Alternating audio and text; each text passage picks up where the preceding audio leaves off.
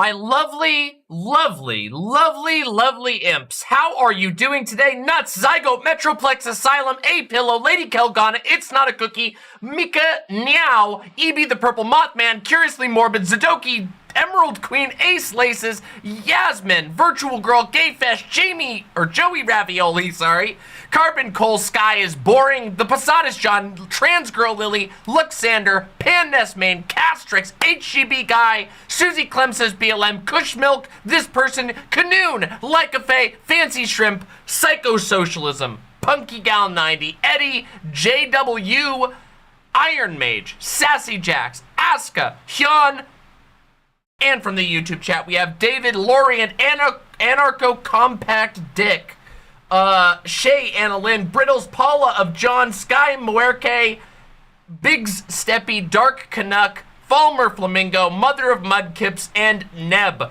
Welcome, my lovely, lovely imps. I hope the audio is fine today.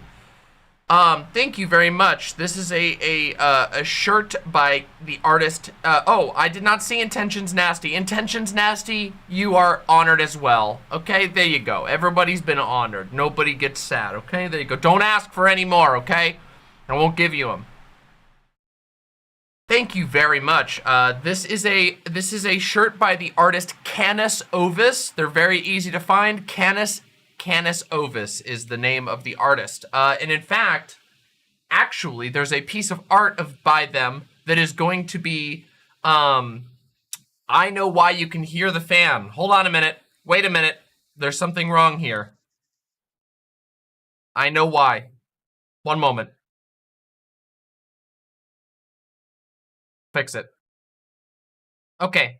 That should have fixed it. That should have, like, instantaneously fixed it. Right? Let's see. Yep, that should have fixed it. There we go. Boom! Yeah, Canis Ovis is amazing. I've met them. No. It's because I forgot to turn on my noise canceling thing. Yeah, that should have killed it. We're still doing some work on the audio. I'm still tinkering it a little bit, but don't worry. It's all good. Thank you all for being here today. If you are here, please click on the YouTube video and press the like button on the YouTube page. And also, of course, consider joining my Discord, discord.gg/Demon Mama. Our Discord is awesome. You will always know when I'm going live, even when I do little secret streams, etc., etc., etc. It is actually quite warm today, though I am rather comfortable at the moment. Well, JW, that sounds like something you shouldn't do. Shining in a laser in your eyes is generally considered to be a bad idea. Generally. Why is my hair got a little bit fucked up. Oh well. We have a lot to talk about today, and it's going to be rather intense. We're not going to jump right into the intense stuff. We're still going to have our usual sort of welcome, and then we're going to get into it. Don't worry.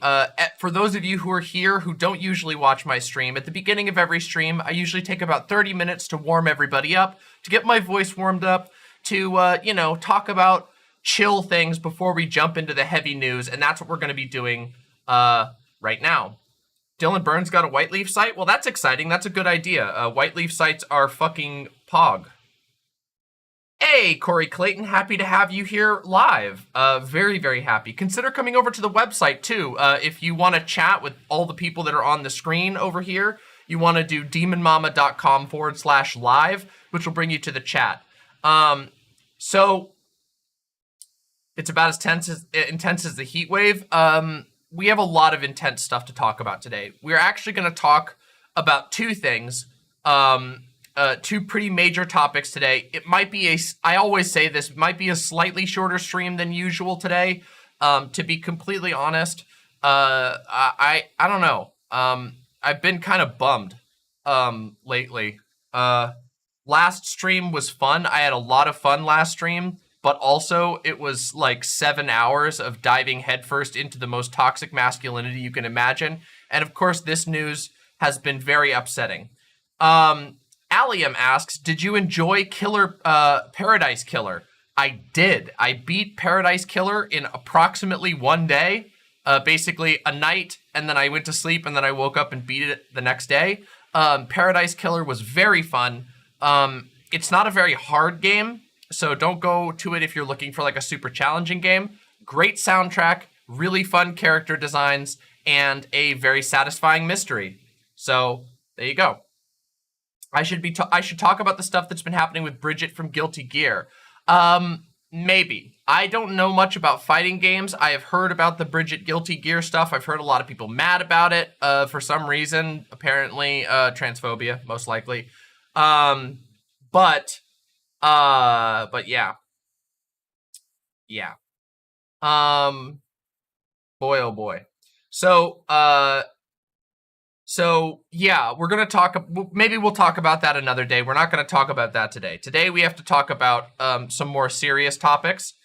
It's anger is femboy erasure, but that's not femboy erasure. It's not femboy erasure when you have a character that's pretty obviously trans, have a trans storyline. That's not femboy erasure. There's still lots of femboys in anime and games. People are, whatever. Look.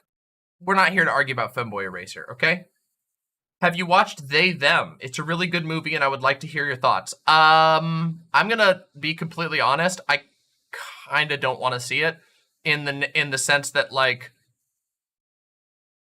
it just sounds like it's gonna be cringe and make me cringe. But maybe I will. I've been watching The Boys. I finished season 2 of The Boys last night, and it was incredible. The Boys is quickly becoming one of my favorite television shows ever. I actually can't believe that I don't know. Well, okay, so you all probably understand this. I find I have a really hard time like accepting any sort of advice on what to watch or like what's good because people have totally wild opinions about things, and also people say everything is really good. People rant and rave about like everything. Also, The Boys, I've learned, is a show that pisses every single person on the planet off, with very few exceptions. Apparently me. I'm not one of the people who gets pissed off at The Boys yet. Maybe they'll piss me off next season. But I waited a long time on watching The Boys, and I really regret it because so far I enjoy it. I've been enjoying it as much as I enjoyed Breaking Bad, which is wild. Is it better or worse than Invincible? Actually, Invincible is fucking amazing, but it's different. They actually handle similar topics very differently. Both of them are fundamentally about fascism and unhealthy human relations and supremacy, but they handle it in very different ways, and I like both of them totally differently. Invincible is way more of like there's much more comic book action in Invincible, even though it's like really, really dark and violent and cynical. Whereas The Boys has like very little comic book action, very, very sparing comic book action, but nonetheless, it's incredibly compelling because the characters are amazing. Okay. I highly, highly, highly recommend. Okay. Invincible isn't cynical. Okay, it is at times. It is at times. It's not completely cynical. It's a little cynical. The Boys is crazy cynical, but I love it. I fucking love it. Yeah. Yeah, I've seen that. It is hilarious to me, Atheist Mando. I can't help but think that that was intentional. Thank you for the $5, by the way. Deeply appreciate that. Yeah.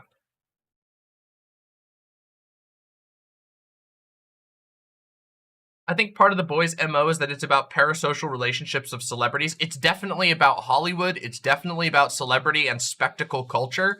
And it is a very intelligent show, even though, and I will say this, I can't give my full review of The Boys yet because I'm not fully caught up. However, the first 2 seasons, something that I actually appreciate about The Boys is the fact that it has certain, it's very in your face. It's very, very loud about its messages and its themes in a way that makes it almost unmisinterpretable. And that pisses people off a lot.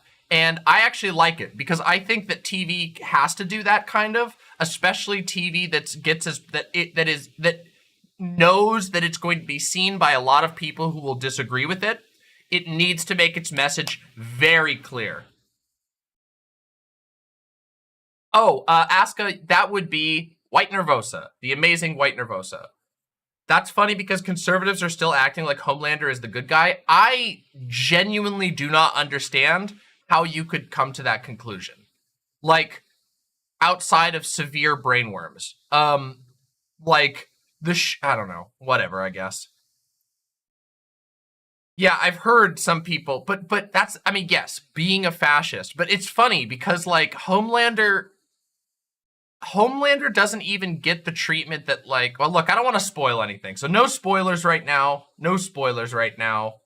Yes, that is the only, what Pan Main said, even though you're spoiling right now, Pan Main, I can understand if people think that, like, if somehow people conclude that Becca and Billy Butcher are lying in their allegations against Homelander, then I guess I could understand where people could come to the conclusion that Homelander is, like, misunderstood. But I can see no world in which you interpret him as the hero unless you're struggling to think.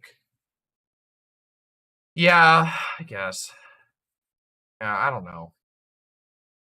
Okay, John Doyle, though, but John Doyle is made of brainworms and also is a coward who can never say anything seriously. Yeah, I don't know, whatever.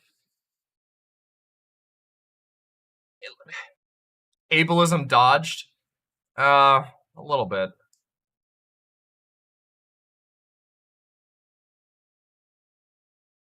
They think he represents America? I mean, he does represent America, but the point is that America sucks.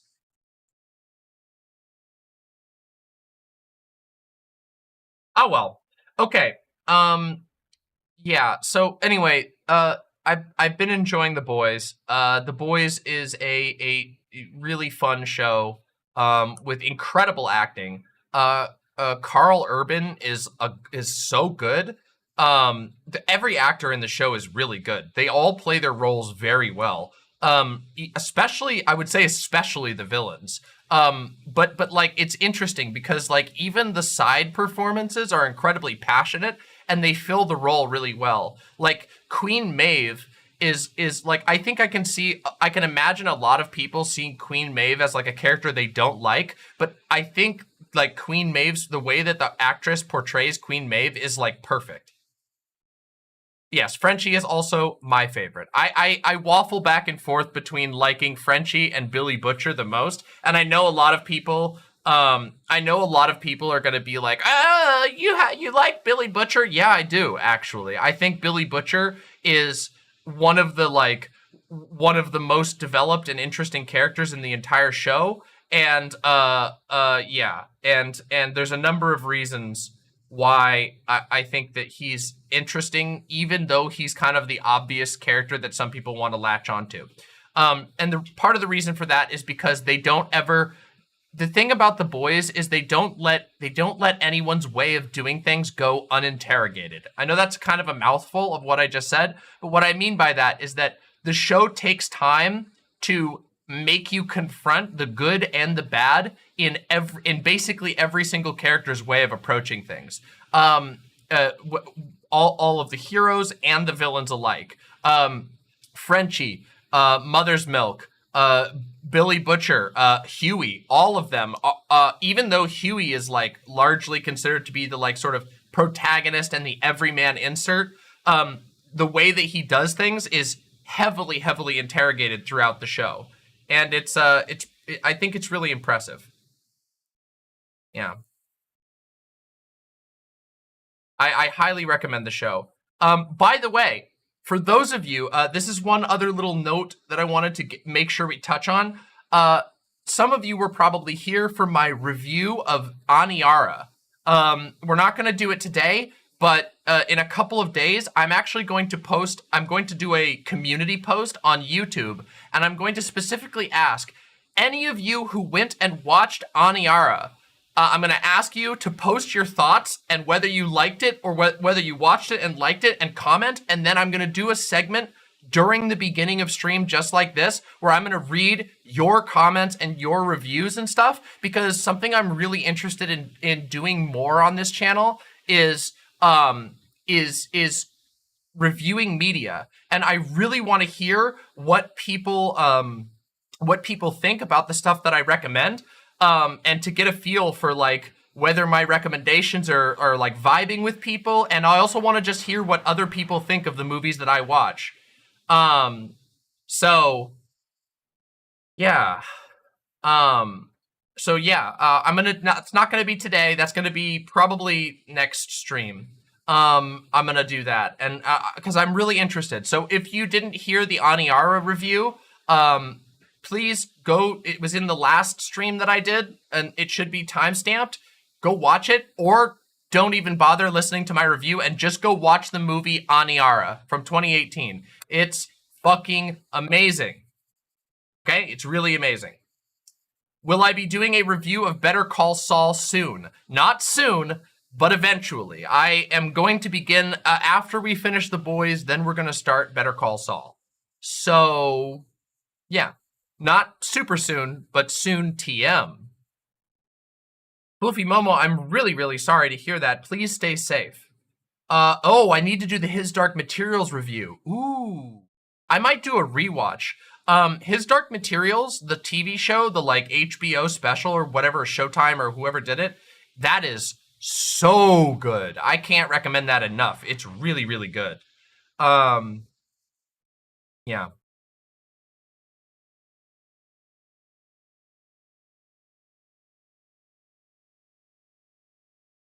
Have I read the books? Yes, I have. I've read the books, I've seen the shitty movie, and now I've seen the TV show, and the TV show does such a good job of living up to the spirit of the books. Am I willing to play Minecraft? What kind of a question is that?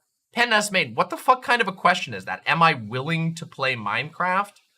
Like, as in ever, or like right now? Like, what are you talking about? Oh, hey, Freems. You watched The Endless? Yes! I'm so happy to hear you like The Endless. The Endless is so good. That's another movie I cannot recommend enough. So many people missed seeing the movie The Endless. It's a genuinely awesome movie. Such a good movie. Oh my God. It's like a little indie movie that is so ambitious for what it is, and it nails it.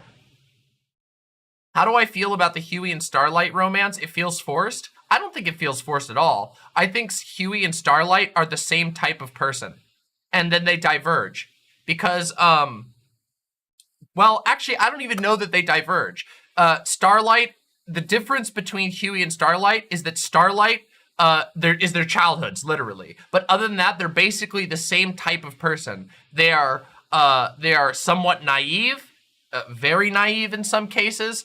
They are hopeful. They want to believe that they want to see the good in everyone. They want to see the good in every system, and they're willing to undergo personal sacrifice in order to live a like more moral life.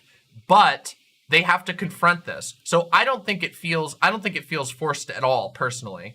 I think it's like, you know, I think it's pretty I think it makes sense. Oh, I don't know about season 3. I haven't seen season 3, so maybe it gets bad in season 3. For those of you who are asking about the title, we will be getting into the mainstream content here very shortly. I just like to warm up my voice, get comfortable with everybody for about 30 minutes or so before we get into the heavy stuff. So yeah. Maybe it's the actor's chemistry. Maybe. We'll see. I will share my thoughts when I get to the end of season 3. I'm very excited to watch season 3. Yeah. You heard it, folks. We're going mainstream. Are we going mainstream? I hope so. I would love it if. Wouldn't it be amazing if Demon Mama was the face that you saw when you logged on the internet instead of stupid other wasteful bullshit? Wouldn't it be better if you saw me talking about stuff instead of like, I don't know, fucking CNN or something? It'd be so much cooler. Holy shit, it'd be so much cooler. Plus, I'd have a nicer house and a nicer studio and more employees. That would be demon. That would be fucking demon poggers. We need a demon poggers emote. I would love to have a billboard. Oh, listen, it could be cool. Socialist Potato 123, thank you very much for the $5. I'm excited for Sonic Movie 3 being announced this year. It will be announced or will be released in December of 2024. Well, if the world still exists by then, I am excited for you. Can we get a Wiggler? Honestly, we could have a temporary Wiggler, but I don't know how... Oh, I should have probably done that. It would have been good for us to have a Solidarity Wiggler, wouldn't it?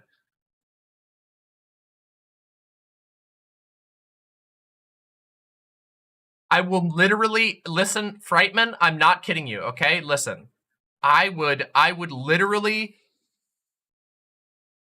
Actually, I don't know if that's true. I would do terrible things to prevent a future in which I have a Funko Pop. Please don't ever make me think about myself being depicted. Do you know how cruel that is? Can we just take a second? You guys, sometimes you chatters are such assholes. Can you, why would you subject me to that level of psychic torture? The idea that I have to think about a future in which somebody would, in which I made such horrible decisions with my life that there's a Funko Pop made of me? Ah.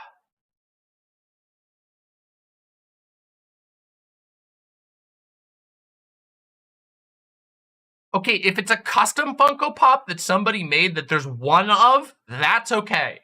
If Capo, if you make a custom Funko Pop just to piss me off, that's funny. It will piss me off, but it's at least funny and acceptable. It's one. It's not like I don't have to think about the horrible idea of going outside and seeing like GameStop stocking like 18 deep wasteful vinyl things. I will. Oh my god. I need to not TOS. I need to not say something that's gonna get me in trouble. Okay.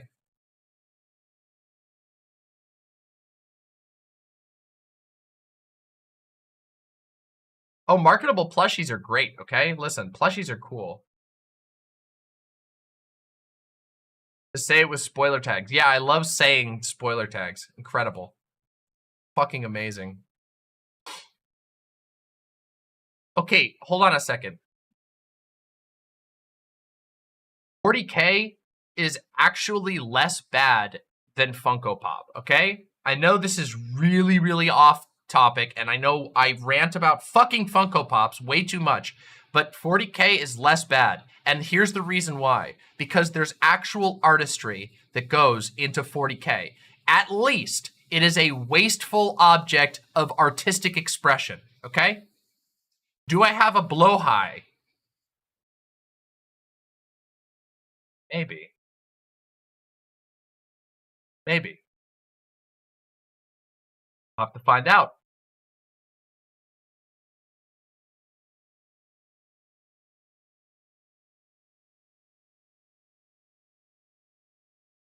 Is online dating a bad thing? I ask because my crush and I just started openly having a relationship past friends. No, of course not. Just it's dating online is different than dating in person. So just, you know, balance. What's a blow high? It's what people say you're supposed to say. I'm just goofing around. I don't actually know if that's how it's said. I have no idea. I saw people memeing about calling it that, so I just decided I was going to start saying that. I don't actually know if that's the real name or anything.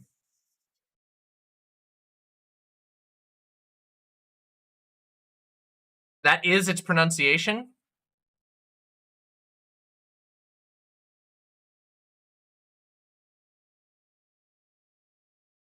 You mean meatball? Meatball. Oh, it's meatball. I'm meatball.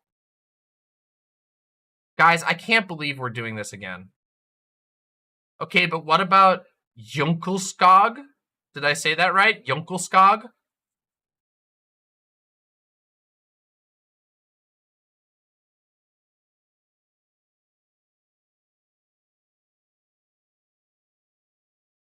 Yeah, it's blue shark. Did you know that the thing used to be gray, apparently? The originals were gray. And you might not know this, but you can get identical pirate versions of them, knockoffs, bootlegs that are of the exact same quality online in different colors. It's kind of cool. Some foam, huh? I don't know if I need foam right now, but thank you. All right, everybody. Okay. Second, something's wrong here. This camera is not. There we go. That's a little better. There we go. Now I'm a little more like, whew, there we go. There we go.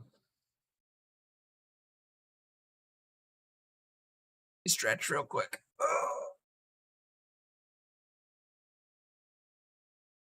I don't think there. Oh yeah, there was one more thing I wanted to say before we get into the meat of the content. Okay. The meat of today's discussion. It sounds bad to call anything content, but everything is content. That's how we live, unfortunately. It sucks. We live in a cynical and dark world. Get used to it. Thursday, I will be having a conversation with the one, the only, the amazing atheist. TJ, the amazing atheist, will be coming on for an extended conversation this Thursday. So, you know, be ready, be there. The conversation will happen at 5 o'clock. Stream will start at 4 o'clock as usual. It's going to be fun as fuck. We're going to talk about all kinds of topics, I'm sure. We're going to talk about, I'm sure we'll talk about some of the things that came up in the debate that TJ had. We're probably going to talk about some philosophy, some politics. It should be very interesting and really fun. Yeah, we'll probably talk about atheism a lot.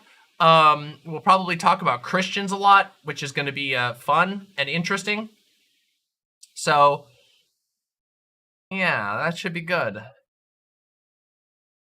All right. Hey, Chronic Cine, thank you so much. First time catching a stream since you came back. Love the nails and the new setup. Thanks for always being groovy. Thank you for supporting me. Seriously, all the support we can get is always helpful. You know, this new place is a little more expensive than my old one. I was gone for a long time, so all the donos really help. This show is 100% viewer supported, so thank you. Oh, just you wait, Spiral Gal. I have some really big aesthetic plans coming up for the near future, so it should be a lot of fun. I'll make sure that I keep delivering for y'all, okay? That's okay. You never have to apologize if you can't subscribe. Remember, this show is, to its core, always free to the public. My show will always be free. I want everything that I make to be free to the public and available for everyone. And yeah, it will always be that way. So do I have really wacky contrast? There's a little bit weird contrast right now. I haven't worked out all of the tweaks. There's some post-processing applied, so I apologize if the contrast is a little weird. It's kind of meh.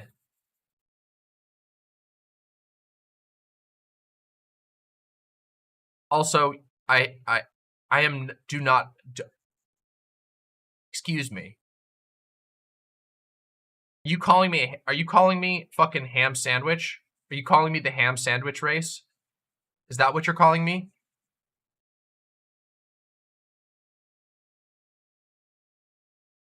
All right, everybody. Okay. It's time. Oh, okay. I will take a look at this right now. Thank you.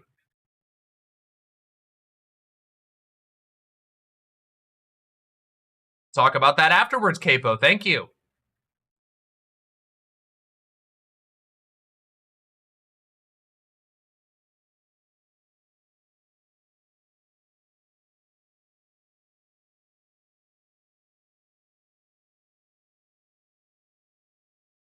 Okay. All right. Sorry.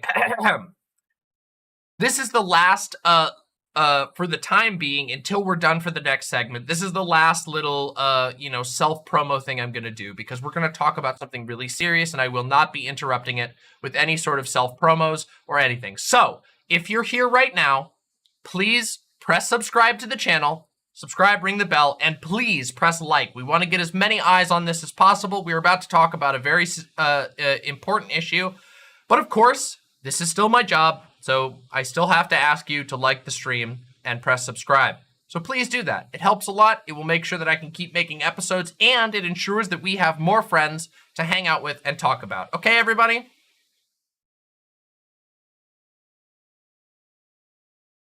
All right.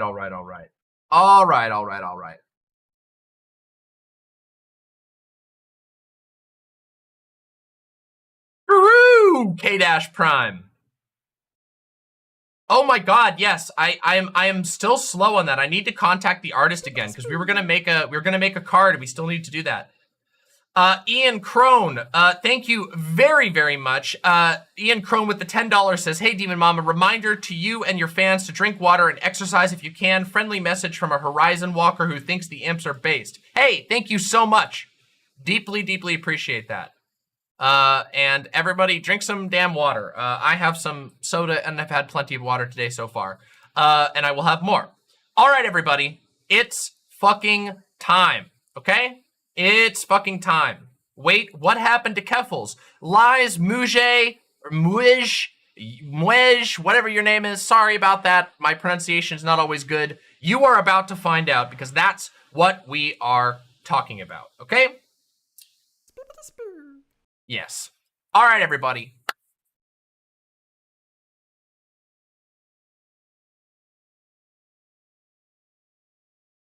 My lovely, lovely imps. For those of you who are not watching live and will be watching this in the future, what we are going to be talking about in this particular segment is the live streamer known by the name Keffals, also known by the name Clara Sorrenti, a public figure and a wonderful human being who has done a nothing short of miracle work for raising money for extremely good trans charities and other such organizations, and also direct funding of people's GoFundMes. It's pretty incredible. Keffals has put in a lot of work over the last couple of years, but specifically the last couple of months, really highlighting the absolutely atrocious conditions for trans streamers, trans content creators online. And unfortunately, Keffals has had to pay a pretty severe personal price for such things. What we are going to be talking about today is a very intense experience that Keffals had to go through very recently. You may have seen the title of this stream already is as follows: Keffals arrested after false allegations. London, Ontario police helped commit crime. And that is all true. This has been extensively reported on already. The information only came out to the public this morning, and we are going to discuss it in totality today. And we're going to have some pretty serious follow-up discussion. Just be aware that this is a pretty scary incident that a lot of people have, unfortunately, in my position, have had experiences with. Public figures, but specifically trans public figures, have come under a lot of attention and a lot of scrutiny, and unfortunately have also been the target of things like swatting. If you're not familiar with what swatting is utilizing the rapid response units of the police, essentially calling in a dangerous crime at someone's home or studio or workplace and saying there's a hostage situation, someone has a gun. And this provokes the police into mobilizing rapid response units like the SWAT team, hence the term swatting. This is an incredibly dangerous thing to do. This is an incredibly dangerous thing to have to go through. Generally, it involves heavily armed police officers coming to your location, sometimes doing damage to your property, sometimes harming you physically, all on a false pretense. And unfortunately, something even worse, but similar in character, happened to Keffals. So what we're going to do first is we are going to watch Keffals' official statement about it, and we are going to go through all of the attached evidence. We're going to go look through the press kit that they've prepared because Keffals is preparing to mount a legal defense, or rather a legal lawsuit against the Ontario police. We'll get into all the details of that as we go on. Without any further ado, let us watch Keffals' video on this subject. This video was posted this morning to Keffals' Twitter and Keffals' YouTube. All right? Yes, I did. I did see that the GoFundMe got mass reported. We're going to talk about that. Let's watch the video first. On August 5th, I was woken up by London Police Services pointing an assault rifle in my face at my home. I was told later that at 6 a.m. that morning, an email impersonating me was sent to every city councillor in the City of London, Ontario, stating that I have an illegal firearm, that I killed my mother, and that I plan to go to City Hall and shoot every cisgender person I see. I was shown the email while I was being interrogated in police custody. While the emails were riddled with grammatical errors and read more like something a troll would say than something I would sincerely say, the police took it seriously. Not only that, the email said my name was Clara Sorrenti, but also stated what my dead name was. It was an obvious attempt to make the police humiliate me. During the arrest, the police officer referred to me by my dead name. I was booked in the station under my dead name. The police, when talking to my mother, referred to me as her son. This is despite the fact that I have run as both a member of parliament and a member of provincial parliament under my name, Clara Sorrenti. The fact that a fake email led to London Police Services booking me under my dead name reveals the prejudice that many police have towards transgender people. This is despite the fact that the email contained my real name before ever even mentioning my dead name. This is one of the property bags returned to me after I was released from custody. All of the property bags returned to me have Roberts written on them. Roberts was my last name until I legally changed my name first to Kaylee Sorrenti on January 25th, 2012, and then later to Clara Sorrenti on March 7th, 2018. When I changed my name, I took my mother's maiden name. My last name has not been Roberts in over 10 years.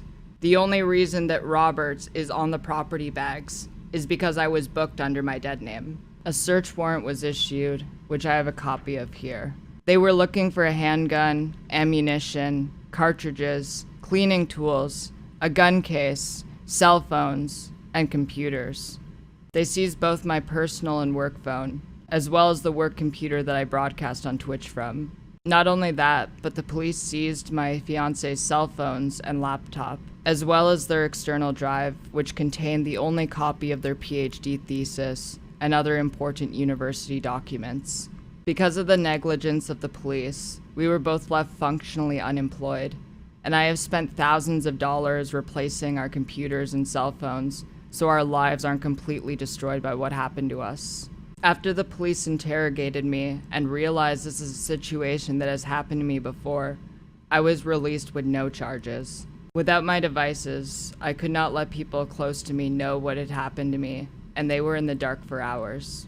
Even after acquiring a new phone, I still cannot log into some of my accounts because the London Police Service holds the phone that my two-factor authentication goes to. This same situation happened just over a week ago, on Sunday, July 31st, in a city I don't live in, Toronto. On that day, I talked to Sergeant Nathan Gibson after someone impersonating me made similar threats to Toronto politicians. Sergeant Gibson chalked it up to a swatting attempt. I was not charged with a crime, nor was I named as a suspect in an investigation by the Toronto Police. London Police Services should have been aware that this could happen. In fact, my brother called London Police Services on March 27th in a conversation lasting 9 minutes and 16 seconds to see if my family could be put on a no-swatting list, only to be treated like we were wearing tinfoil hats and completely dismissed. They told my brother things would be fine. They were wrong. Despite getting a search warrant to search my home and finding no guns, as well as my mother alive and well, I am still a suspect in the investigation by London Police Services. My devices, including my fiance's hard drive that contains all of their important PhD-related documents, will not be returned to us before digital forensics analyzes them. This is a process my lawyer advised me could take months. Swatting is a crime. Identity theft is a crime. And because it was a crime that was motivated by hatred against transgender people, it was a hate crime perpetrated against me. Instead of the police helping me, they terrorized me and my loved ones, traumatizing me and leaving my fiance and I on the verge of losing everything. They victimized me for being the victim of a hate crime. I need your help because I can't do this alone. I started a GoFundMe to move immediately, recoup my losses, and build a legal fund to protect my rights. I have been subject to emotional damages, financial damages, blatant violations of the Human Rights Act, and discrimination on the basis of gender identity and expression. I was also subject to unjust seizures, which not only affected my livelihood, but has severely disrupted the work that my fiancé is doing in their doctorate program, and has the potential to impact whether or not my fiancé finishes their doctorate. Because there is no policy in my city against swatting, there is no guarantee this will not happen again, and my home is not safe. If you are a journalist or someone who works in media and you want to reach out to me for comment, you can reach me at inquiries@keffals.info. I'll leave all additional information and links in the description. I do not yet know when I'm going to be returning to broadcasting on Twitch. When I was woken up by police officers and saw the assault rifle pointed at me, I thought I was going to die. I feel traumatized. I just want everyone to know what happened and to ask for help so I can seek justice for what happened to me.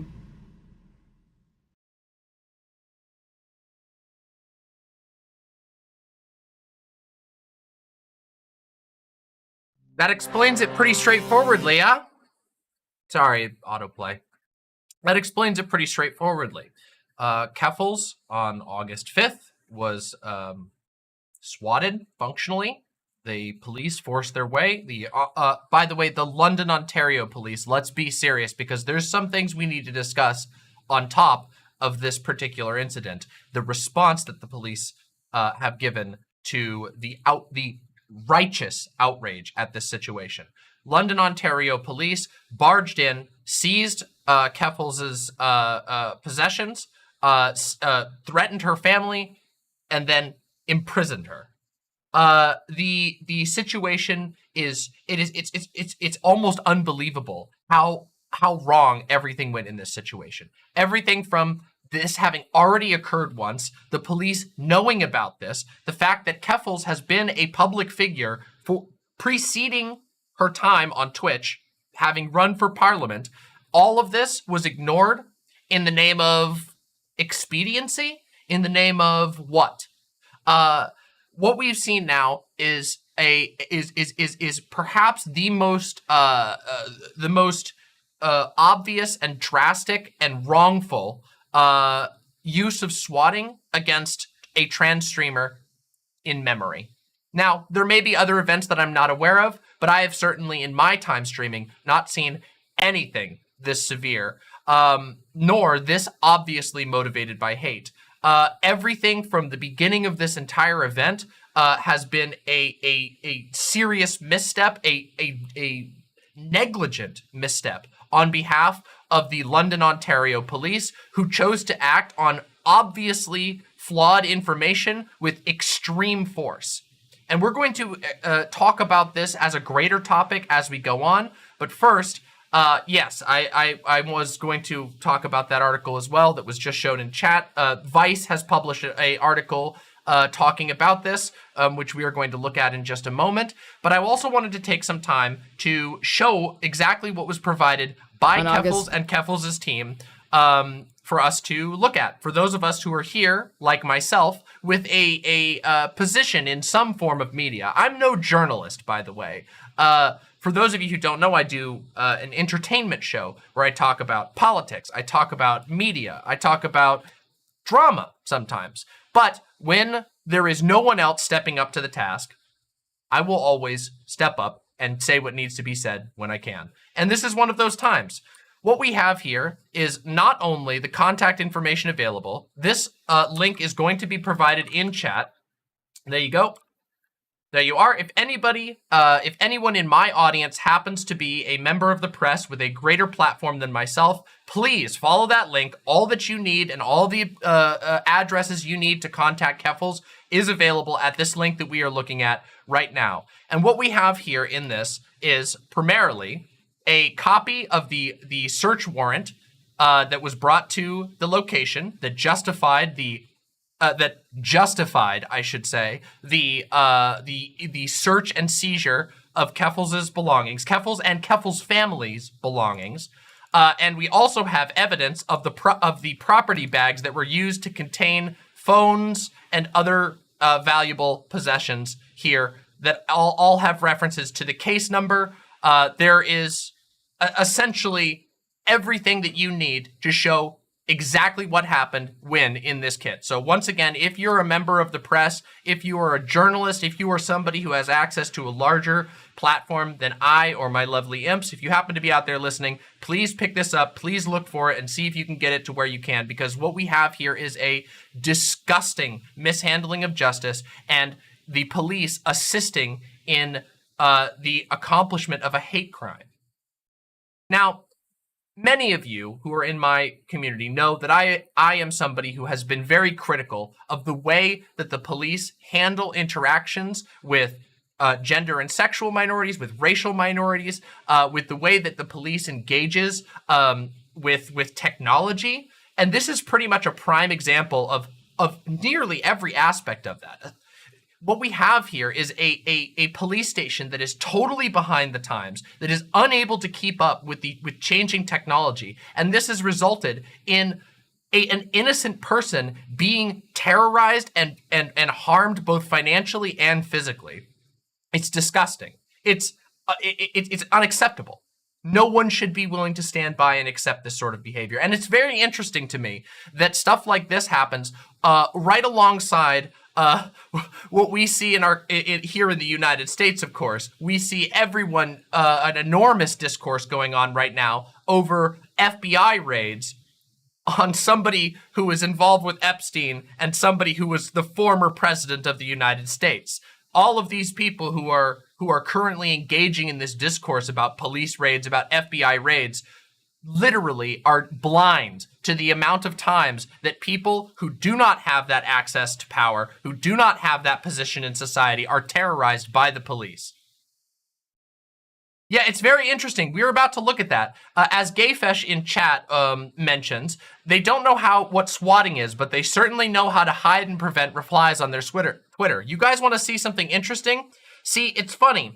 A lot of people found a post that was assumed to be referencing to the situation involving Keffals. And I'm not sure if this tweet by the London, Ontario police is actually referencing Keffals' situation, but nonetheless, it became the flashpoint of a conflict between Twitter users and the police department. Let me just show you this. This is a little fascinating, okay? Watch. I want you guys to watch this together. Ready? Here we go. I'm going to show you my screen. Here we go. We're going to open this up. This is by the way, this is the official London, Ontario police account. This is their official response to this situation.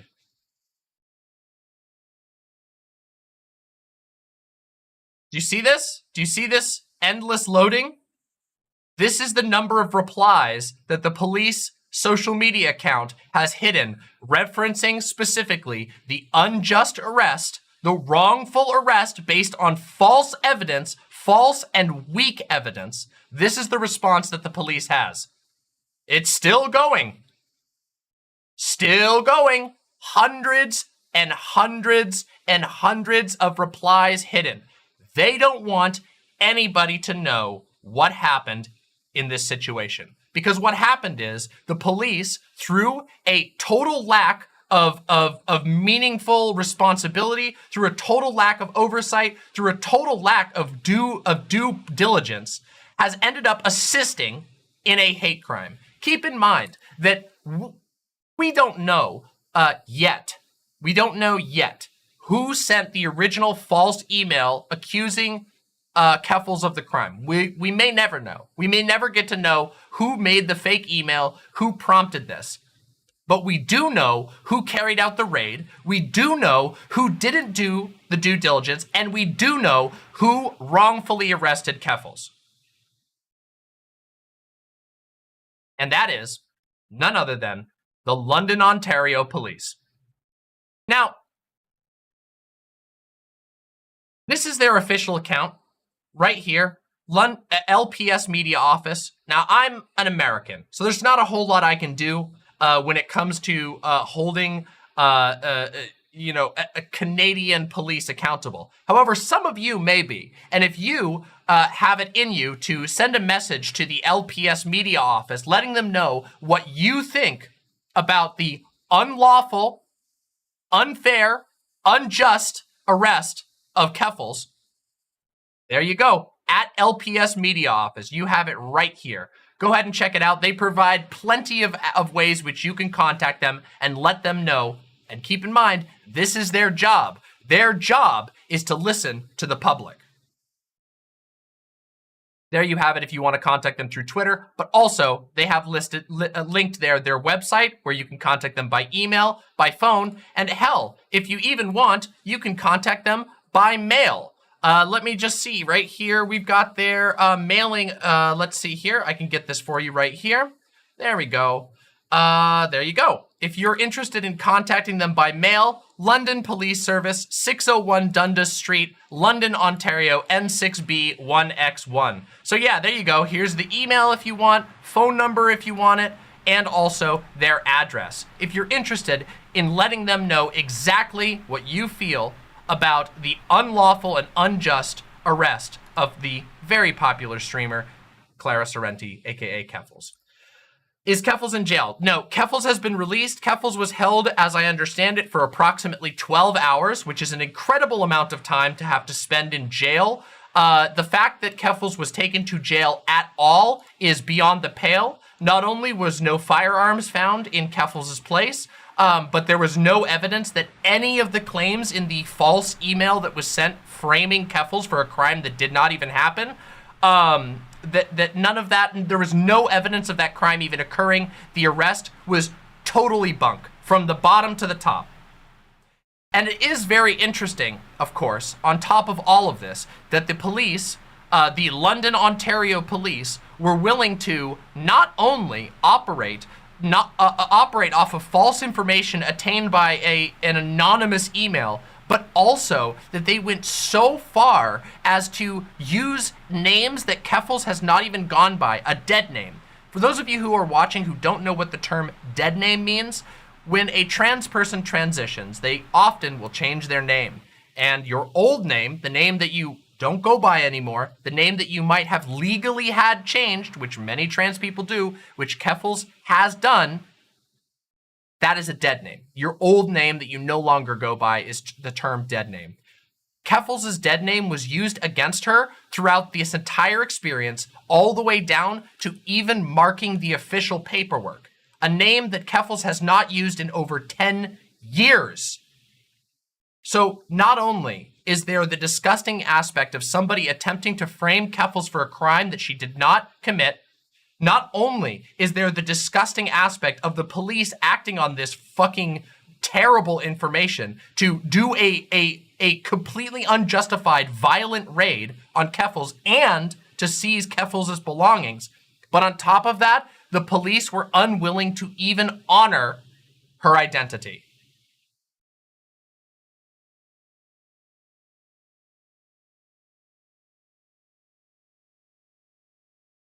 Now, of course, there has been, the prevalence of things like swatting has been around for some time. We know that swattings have happened for well over a decade at this point. Swattings are a thing that has existed on the internet and in the common parlance for, like I said, well over a decade.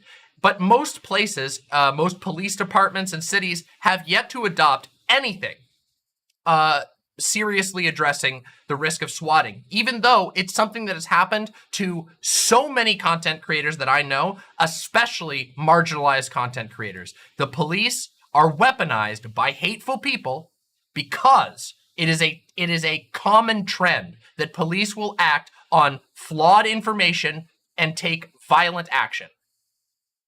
And yes, we know that there have been people killed. There have been dogs killed. There has been permanent damage done to people's bodies. There has been permanent damage done to people's possessions. In this case, we don't even know if Keffals is ever going to get her things back. We don't know if Keffals' partner is ever going to get their things back. The political aspects of this simply cannot be ignored. Now, before we talk about the broader issue and before we talk about some of the things plugging into this, before we jump into that portion of it, before we talk about that sort of analysis, there's another thing I want to talk about, and that is this right here. What you probably have seen, those of you who are watching the chat over on the side over here, well, in this case, right above me, are probably seeing a link to Keffals' GoFundMe. Thankfully, so far, Keffals has raised 26.743 thousand Canadian dollars since this morning. This is a moving and legal fund. So I'm just gonna read the description here so that everybody can hear what the official description is, and then I'm gonna talk about it a little bit. I need your help because I can't do this alone. I started a GoFundMe after being victimized by the London Police Services for being the victim of a hate crime. I need to move immediately, recoup my losses, and build a legal fund to protect my rights. I have been subject to emotional damages, financial damages, blatant violations of the Human Rights Act, and discrimination against me on the basis of gender identity and expression. I was also subject to unjust seizures that not only affected my livelihood, but has severely disrupted the work my fiancé is doing in their doctorate program, which has the potential to impact whether or not my fiancé finishes their doctorate. Because there is no policy in my city against swatting, there is no guarantee this will not happen again, so my home is not safe.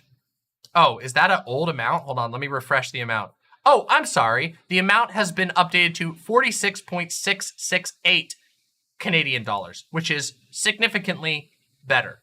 That's amazing. If the goal is met, I will have raised enough to recoup my losses and move immediately to a safer location. If the goal is exceeded, the funds will be allocated to a legal fund to protect myself against ongoing and future threats to my safety.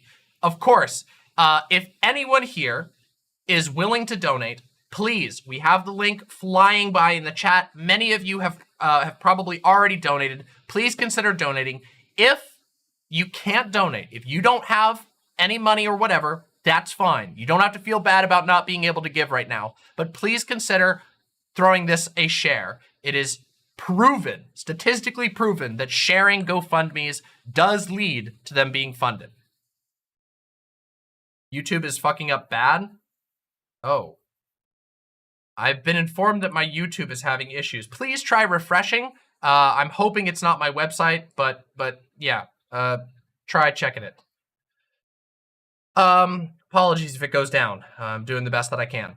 All right. So, and just so that you all know, I want you to know, I am not just asking you to give. I myself have donated to this. You can see my donation right fucking there. There's my name, Demon Mama, and there's my donation. So you won't be alone in throwing some money towards it. Always put my money where my mouth is. And if you could as well, that would be fucking amazing, because we have the opportunity to really, really help Keffals not suffer any more than she already has. You can still make donations. You do not have to have Canadian dollars. It automatically converts it through GoFundMe. That's perfectly fine. Any amount helps. $1, $5, it doesn't matter. Any amount is going to help here. From what I understand, Keffals' goal is to appropriately sue the London Police Services, which I believe is well within Keffals' rights. But obviously, I'm not a lawyer or anything like that. But the goal is to not only do that, but to set up legal protection so that this will not happen again in the future. For those of you who have never had to move on short notice, moving on short notice is incredibly, incredibly expensive. It is very easy if you have to move on short notice to burn through tens of thousands of dollars in a move. So please keep in mind that that Keffals really, really needs the help right now, especially given that apparently some of her streaming equipment was also claimed. So she's operating off of loaned or recently repurchased streaming equipment, as the police is still holding still holding a lot of her devices in custody, which is unbelievable and horrible. Yes, this was a wrongful imprisonment. There was no substantial evidence of any sort. They found nothing when they searched her place. Let me just show you that we have a little bit more, because thankfully there has been some people. There has been a couple of media figures who've been willing to write about this. So real quick, we're going to read an article together that's going to give us a little bit more details from a Vice journalist by the name of Gita Jackson. Okay, Twitch streamer Keffals arrested after transphobic swatting. Clara Sorrenti, also known as Keffals, was arrested on August 5th in what she says was a targeted attack on her.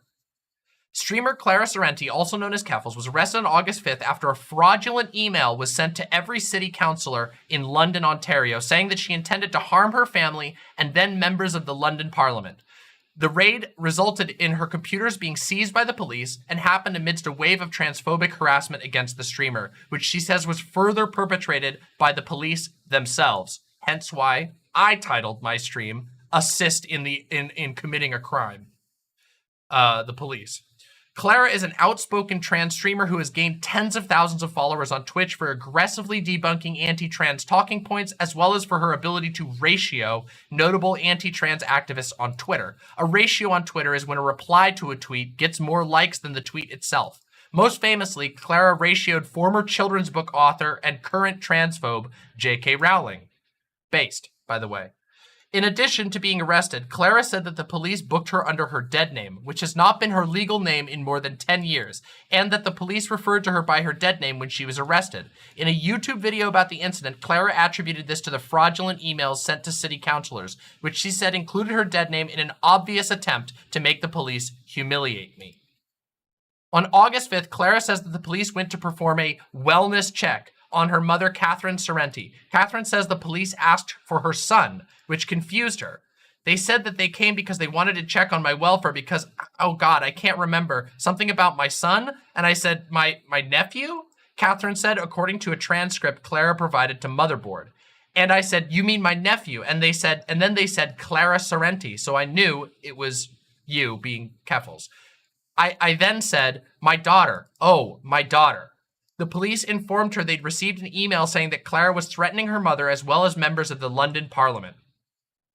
I just kept telling them, no, no, no, God, she didn't do it, Catherine said. Clara's brother, Brandon Roberts, said that in the same transcript that he had previously gotten in touch with the police to warn them specifically, by the way, that Clara's address had been leaked. He says the police told them that there was nothing that they could do.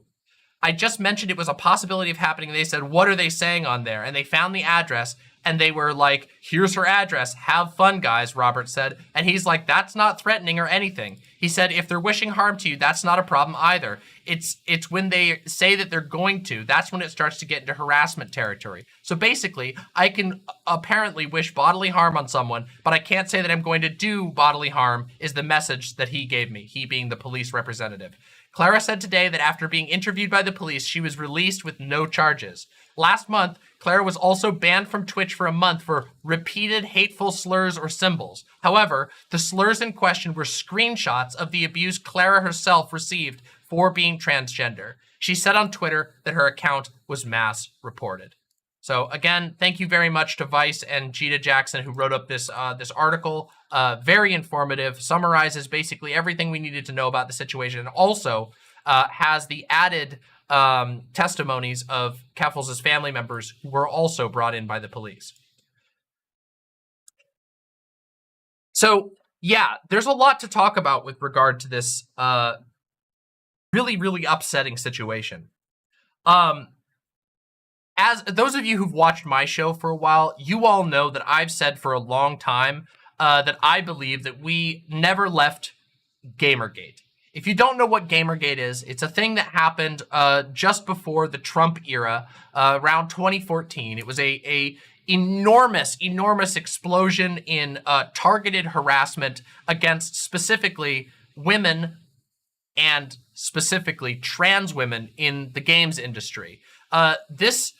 It sounds very silly at first explanation. You might think, oh, in video games, like what the hell?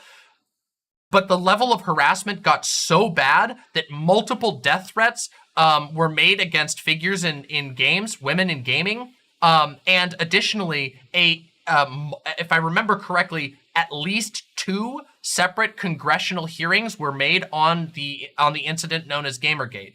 Many people took it to have been over, but I don't believe that's the case. I believe that we were permanently launched into a world in which this is the norm. And what we have seen is that from time to time, every couple of months or so, an uptick in this exact same behavior that we saw during Gamergate reappears. Almost always focusing on trans women and women and cis women in generally gaming adjacent or politics adjacent fields. Streaming is one such example. What we see is use of things like doxing. Doxing being when someone's personal information is released on the internet. Generally, that refers to your real name, your social security information, or your physical address. This is used constantly to bully and silence people who are generally women, who are deemed who are sort of deemed as untouchables or unclean or bad for whatever reason, generally on completely frivolous grounds. And when I say generally on completely frivolous grounds, I mean generally with literally nothing. Some of these harassment campaigns have been predicated on something happening, never anything that justifies the unbelievable response that we see happening online. This has become a passive part of our culture. The idea that if a marginalized person on the internet disagrees or brings critique against video games, against media, against politics or politicians in general, that makes it okay to target that person, swat them, dox them, ruin their lives, take away their income, take away their livelihood, and force them into the shadows. And quite frankly, that's a disgusting state of affairs. I don't think that anybody should be okay with a status quo that in which this level of harassment is the expected. But unfortunately, that's what it's become. Like I said, nearly every content creator I know has at some point been swatted. Every single content creator that I know has been doxxed, including multiple attempts on myself, which is very, very frustrating and terrifying. The idea that just because you make a video on the internet that criticizes a video game or a movie or another public figure, that makes it okay for you to become the target of the riot police is unbelievable. Of course, there are a number of individuals and also communities that tend to be at the heart of this. But as is the case so frequently with digital crimes, there's very rarely a definitive paper trail. We know, everyone here knows where the docs were published. Everybody here should know who was spreading and promoting the docs, and also who stood in the way.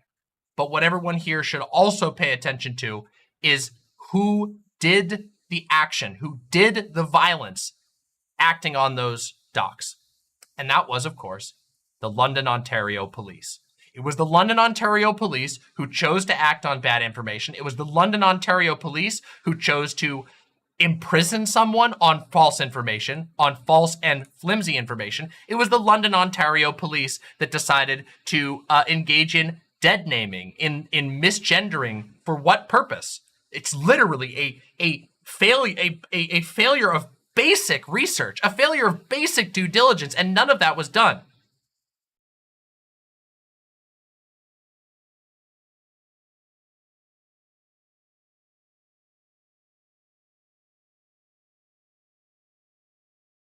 Unfortunately, this has become something that myself and many other content creators expect. Unfortunately, in this particular case, it seems like the bigots, the genuine transphobic bigots who have a target on the back of every single trans person who steps into the public eye, was able to take advantage of extremely faulty systems of so-called justice in order to do physical terroristic harm to an individual who did nothing wrong, who provably did nothing wrong.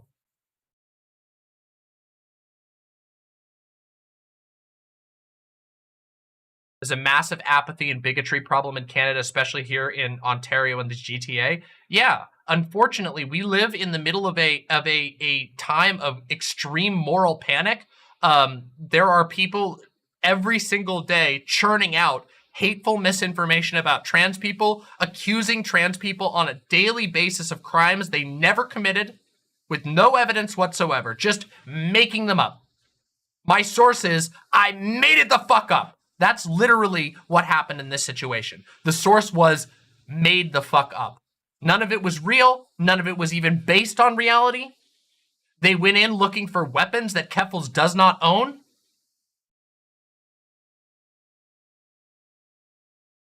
It's incredibly frustrating. It's incredibly frustrating and disheartening to see this shit, but you want to know what it is more than disheartening and frustrating? It's disgusting. And it's infuriating. And you should be mad.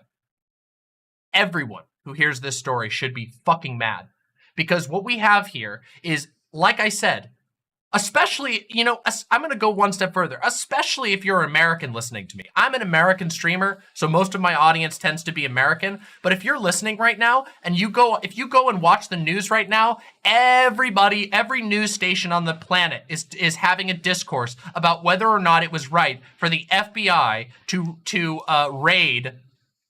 raid Donald Trump's resort at Mar-a-Lago, which we're going to talk about interestingly later in this stream. Isn't it interesting that there is a nationwide discourse about whether or not somebody who has been now involved in and adjacent to an uncountable number of crimes, including perpetuating a literal hoax about the government from the seat of the presidency, that is the point of discussion when every single day we have marginalized people being unjustly, with not even a shred of evidence, no involvement in any criminal activity, just pure bigotry. That is sickening.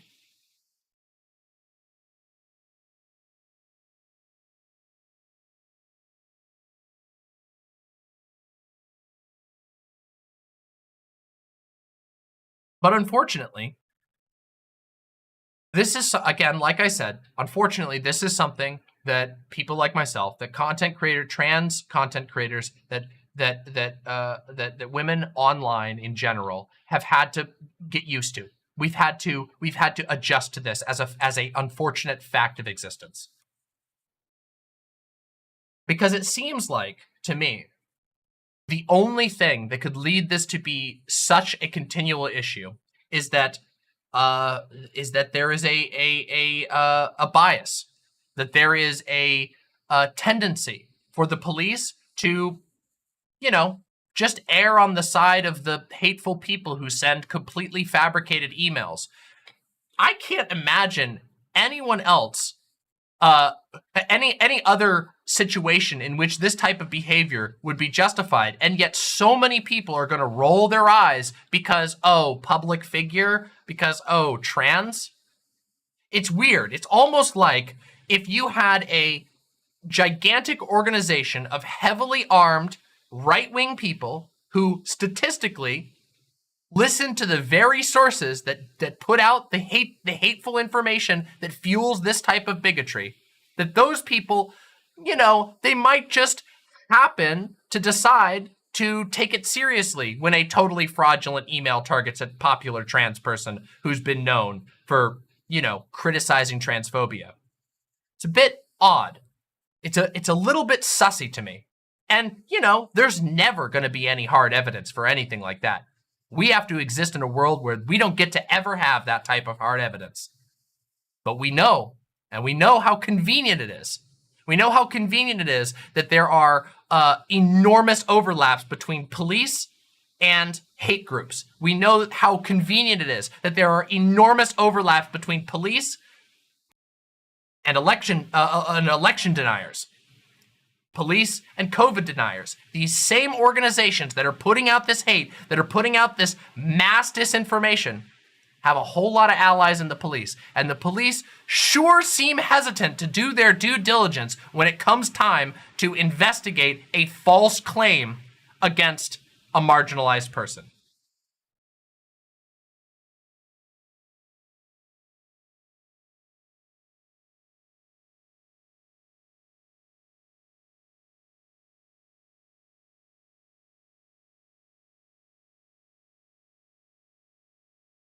Suppressing. But most of all, it's infuriating. What I've been today is angry all day. Ever since I heard the slightest bit of news about this, which was a couple of days ago, I have been fucking pissed off. Because when I look back on the state of trans rights, the state of public opinion on trans people, and also the way that things are done socially online, I see a trail of destruction that has come predominantly at the cost of the lives and livelihoods of trans people and other marginalized people.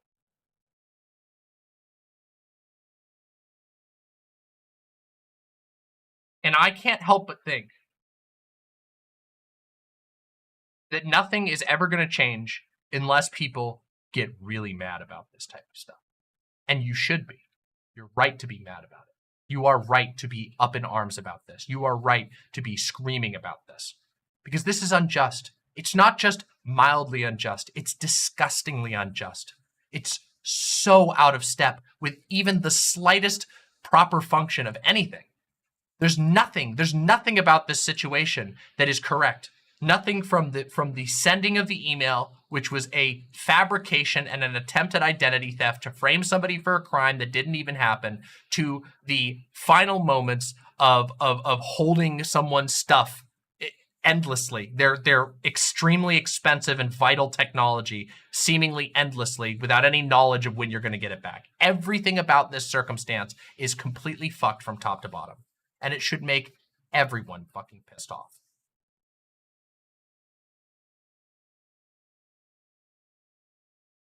And the rage should also be directed at those who build these harassment campaigns in the first place. Because we know where they are. We know the forums where these docs get circulated. We know the forums where these hate campaigns get built up, where the false information spreads, where they sit there and justify to one another why it's okay to hurt an innocent person just because they don't like them.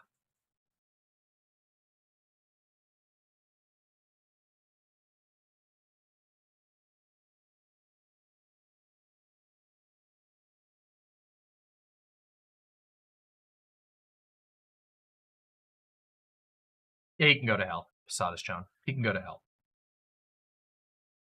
You know it costs $5 per minute to call someone in jail? Sorry, $10? Yeah, I did know that. As it turns out, our justice system is absolutely riddled with all kinds of profiteering, manipulation, mistreatment. It is disgusting.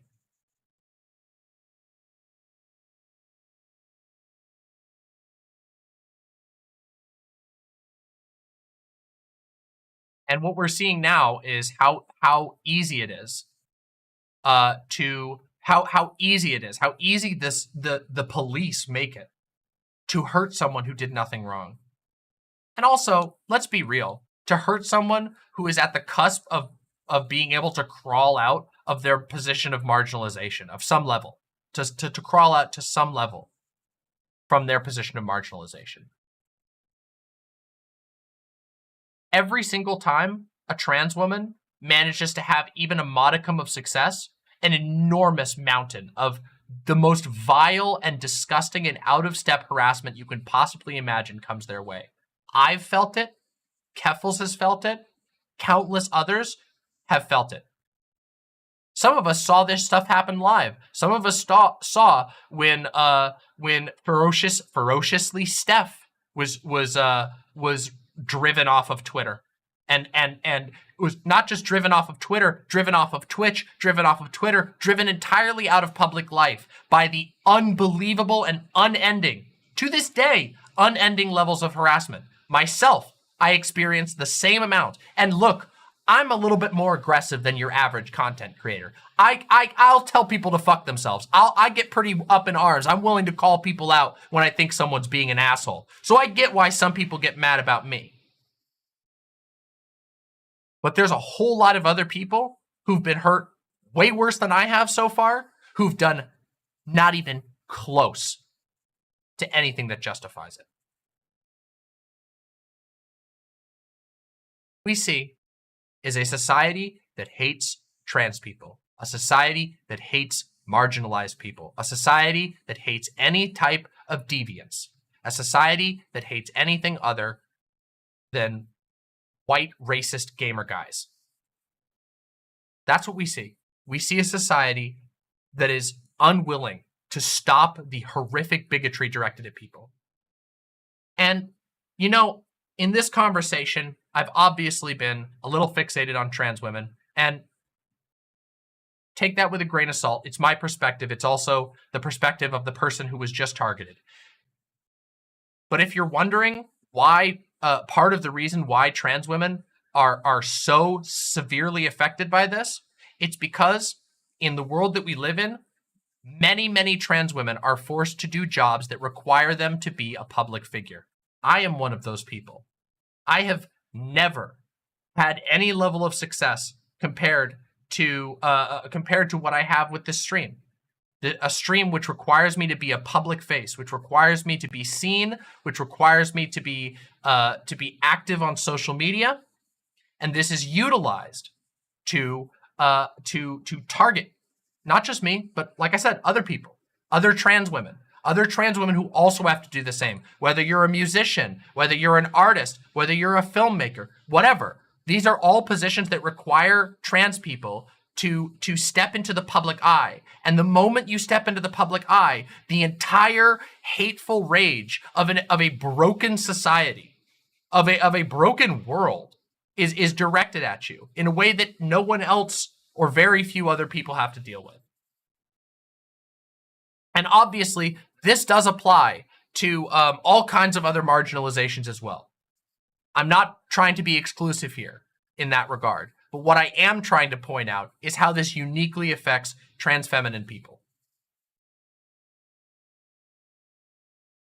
Trans feminine people who experience both transphobia and misogyny, who are simultaneously not taken seriously and are also treated as the perpetrators of crimes they could have never even dreamed of, with no evidence, just invented at a moment's notice and then directed at them. And what it does is it means that that trans women disappear off of the internet very frequently. They come, they make incredible art, and then they disappear because they can't live in the public eye because of this type of shit, because of this type of hate. This is just one of the most clear-cut examples. But just keep in mind that this type of harassment, this has been building to this. This has been something that Keffals has been experiencing endlessly for fucking months. Harassment, doxing, false allegations, harassment, doxing, false allegations, harassment, doxing, false allegations. And guess what? There's a whole bunch of motherfuckers out there. Some of you know who you are. There's a whole bunch of motherfuckers out there who not only downplay what has happened to Keffals, but who also blame Keffals for bringing it on herself because she chose to speak about it. Which, isn't that just the most fucked up shit you can possibly imagine? Can't you? Isn't it just so fucked up to imagine that you could go through months and months and months of extreme harassment only to be told that when you finally respond to it, when you finally hit back, that you're the one who's wrong, that you did it to yourself? Yeah, it's amazing, isn't it? PewDiePie said evil shit about Jewish people and then said the N-word and didn't even receive half of this type of hate, despite fueling hatred online like coal to the flame. Yeah, I wonder what the difference could be there.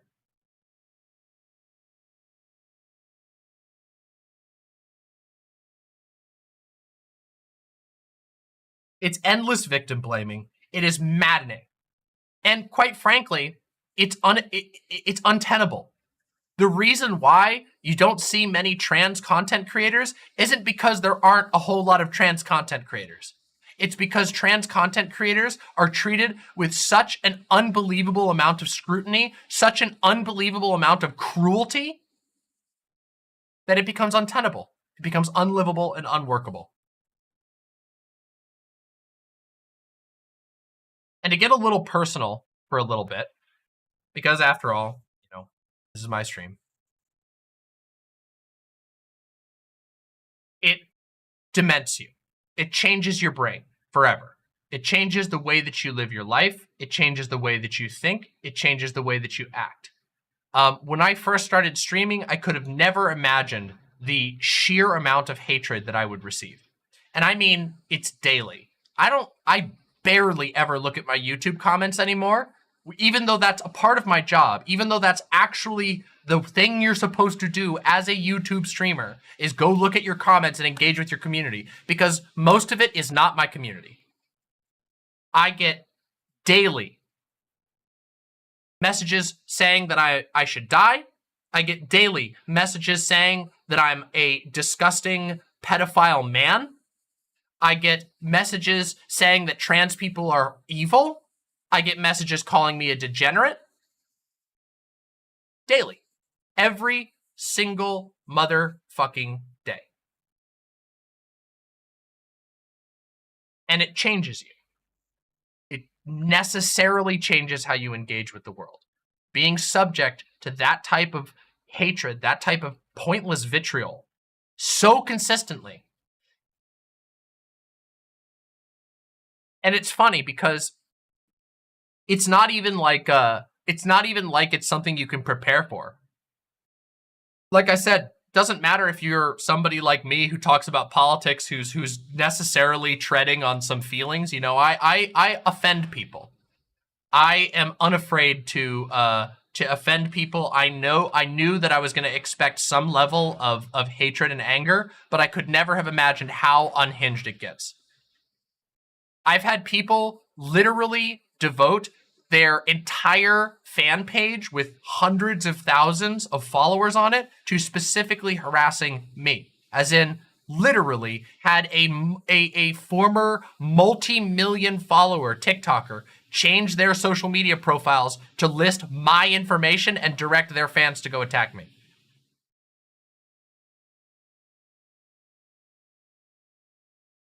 I've had manifestos written about me, as in, like manifestos, multiple. People make jokes about the demon mama question. And it's not just me. My partner, who hasn't even streamed in almost in like more than half a year, still gets harassment to this day for disagreeing on Twitter. It is off the rails. It's horrible. And it makes the world worse. It makes your life worse. It makes everyone's existence worse. No one thrives in a world like this. No one thrives from this. And it is weaponized, most assuredly, to aid in the cultural erasure of an entire group of innocent people. And I mean that. This is a part of genocide. I mean that, and I mean that 100%, and I would be willing to defend that any day. This is a part of what we call genocide. When it is impossible for someone, because of who they are, because of a part of their identity that does not harm anybody else, when it is impossible for that person to exist safely, publicly, when they are barred from things that other people are not barred from, that is a enormous piece of what we call genocide. That is what we're seeing on all sides right now. We are seeing a demonization of trans women, specifically, demonization of trans people in general, but there's a lot of focus on trans women because of the men in a dress, all that shit. We are seeing laws being passed specifically targeting and damaging trans people. We are seeing a increase in violent rhetoric all around the board. And we are seeing an increase in stochastic terrorist attacks against trans people, like the one that just happened to Keffals. And that's what it was. This was an attempt to terrorize someone because of their identity. That's what it was.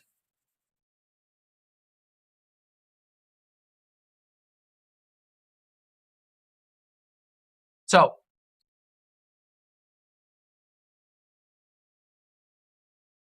real quick, one last thing about this. I want to promote this one more time. Let's see what the amount is. We are at 48.703 thousand. 1,216 people have contributed to this.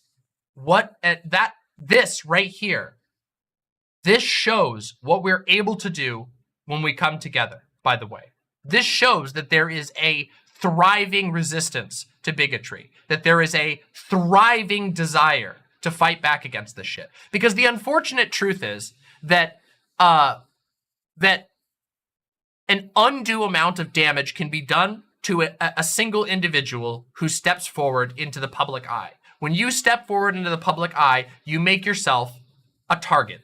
Unfortunately, that should not be the case. But when you're trans and you step forward, you become a target. You become a target for the worst, most heinous shit you can imagine, like false allegations of crimes leading to false arrests and false impounding of your equipment, leading to severe physical and mental damage, and of course, incredible financial damage. However, that does not represent the genuine feelings or power of the people as a whole. Because what we do know is that our communities are strong. Our communities can take care of people. We can react. We can't always prevent every bad thing. You can't always prevent every bad thing from happening, but we can react. We can react very strongly. We can help people. We can make sure it doesn't happen again, and we can shore up our defenses, I should say, against future actions. And that's what we should do. And I hope that everyone here will consider throwing a couple of bucks again over to the Keffals Moving and Legal Fund. It does look like Keffals is going to be able to have the money needed. Although I will say I have not been able to confirm this as of yet, but I have received information from multiple people connected to Keffals that there is a hold. Unfortunately, the GoFundMe was mass reported, and there appears to be a temporary hold on accessing the funds, which is, of course, unfortunately to be expected in something like this. Once again, using mass reporting, mass harassment tactics to target an individual. Thankfully, GoFundMe tends to be, to their credit, GoFundMe tends to be pretty good about unlocking fundraisers. So I doubt it will be lost permanently. I hope. I can't say for sure, but I do happen to know from a lot of other people who've used GoFundMe and unfortunately, it's disgusting to me that I even have to say this, that I literally know people who've had transphobic harassment against I know enough people who've had transphobic harassment against their GoFundMes that I know that GoFundMe tends to do pretty good at eventually unlocking your money.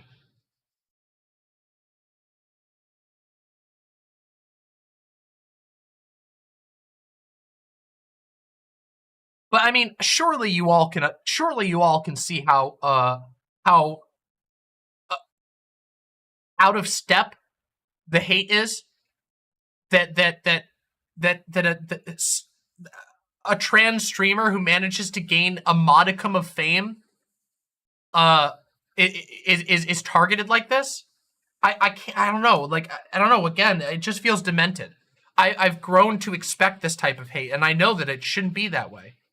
I hate that I go, that this is something that I think about every single day. I do, every single day. That I think about the fact that despite the fact that I've never done anything that would warrant any sort of police response that there could be one unlucky day. It's fucking disgusting. It's fucking disgusting. It's unacceptable. And it will be a mark, a stain on the history of our countries. On the history of our societies.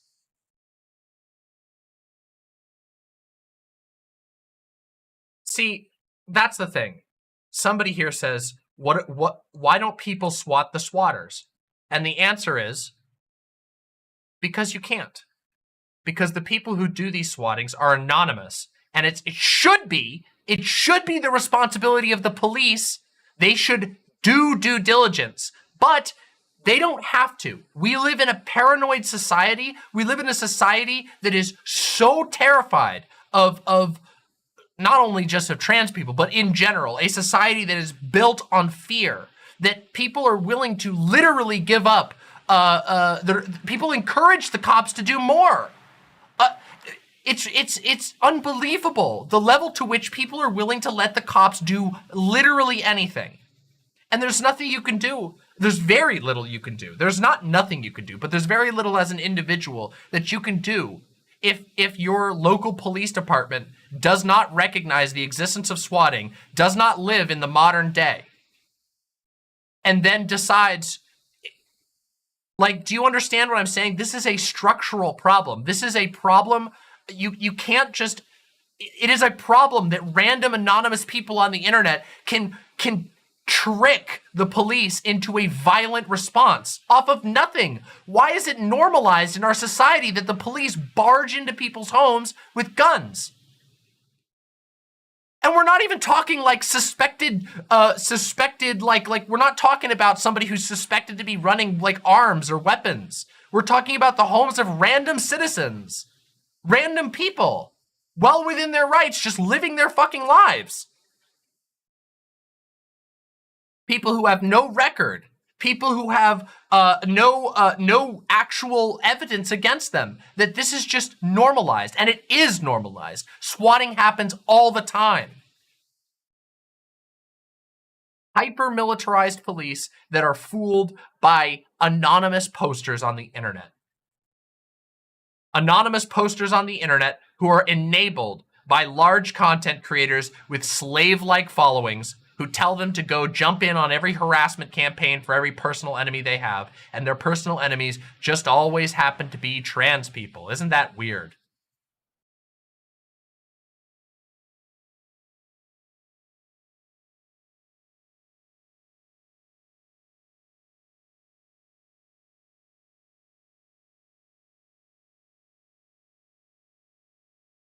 So, before we wrap this segment, I have two requests, okay? The first one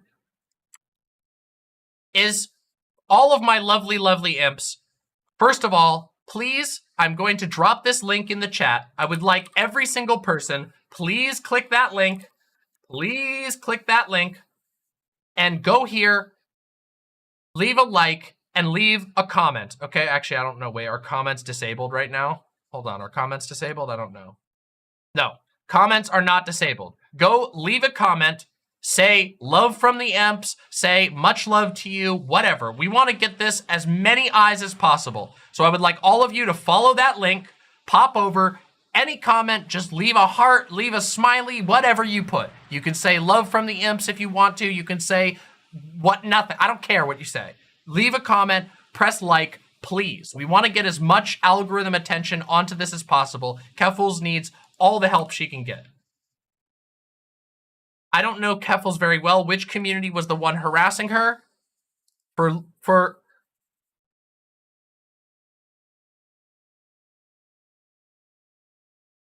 Kiwi Farms.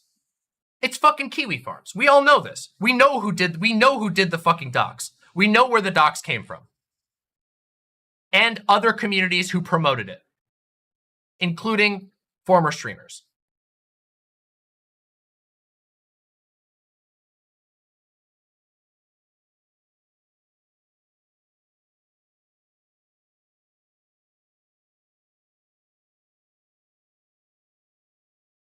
And of course, other people are volunteering some, what I would consider to be accomplices.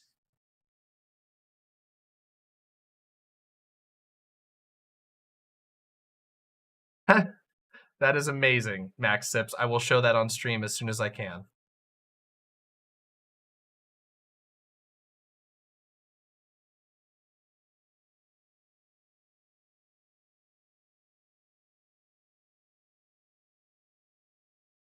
Those of you who don't know, Keffals most recent major video was a video exposing exactly these tactics, literally exactly these tactics, only to have them be weaponized against Keffals. So it's no surprise who did this. It's no surprise what message is attempting to be sent. And it is only by taking these issues very seriously and addressing them at their core that we can even have any hope to push them down. But the unfortunate truth is that in the current state, trans people online are going to continue to be targeted. The current state of affairs, the current status quo, almost guarantees that trans people are going to continue to be targeted in some of the most horrendous ways you can imagine. So all we can do is support. All we can do is form strong, supportive, loving communities and keep an eye out for this shit. Break it down. Challenge it wherever you see it. Break these waves of harassment. Don't participate in them.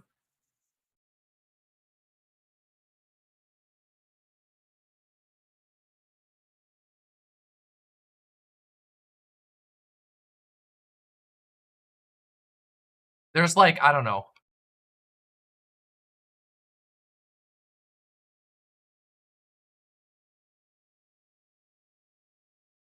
Archive it all, Danny, please. Archive it all.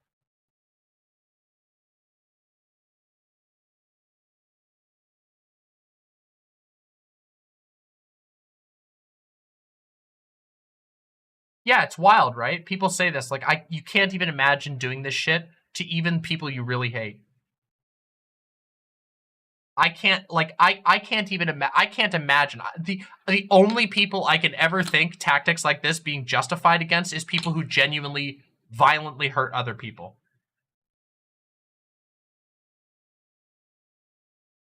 That's not what's happening. What we have here is somebody who makes videos on the internet, good videos, entertaining videos on the internet, who builds a wholesome community, who's being targeted for a hate crime. That's what this is. No ifs, ands, or buts about it.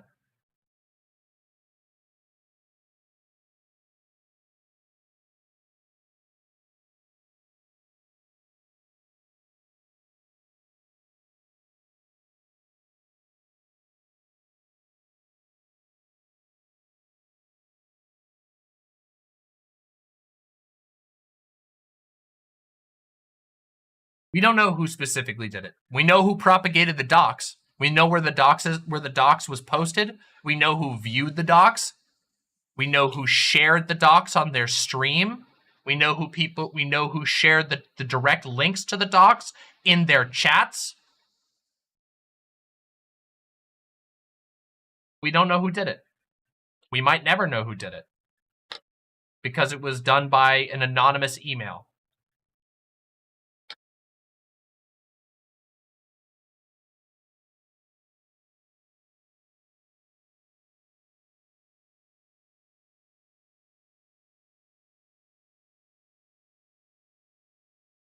By the way, imps, extremely well done. You added about 100 comments. I would really like it if other people would go comment even more. 100 comments is good, but I'd love to see even more comments. I'm gonna post one more time here. Come on, go get your comments over there. Come on, let's get them in there. We all gotta play this stupid algorithm game.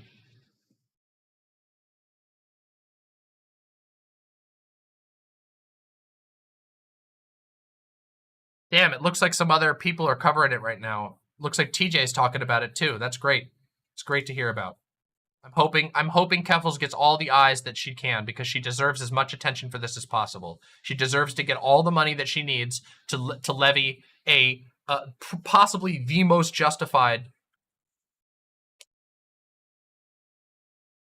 Sorry, I just heard a fucking helicopter really loud.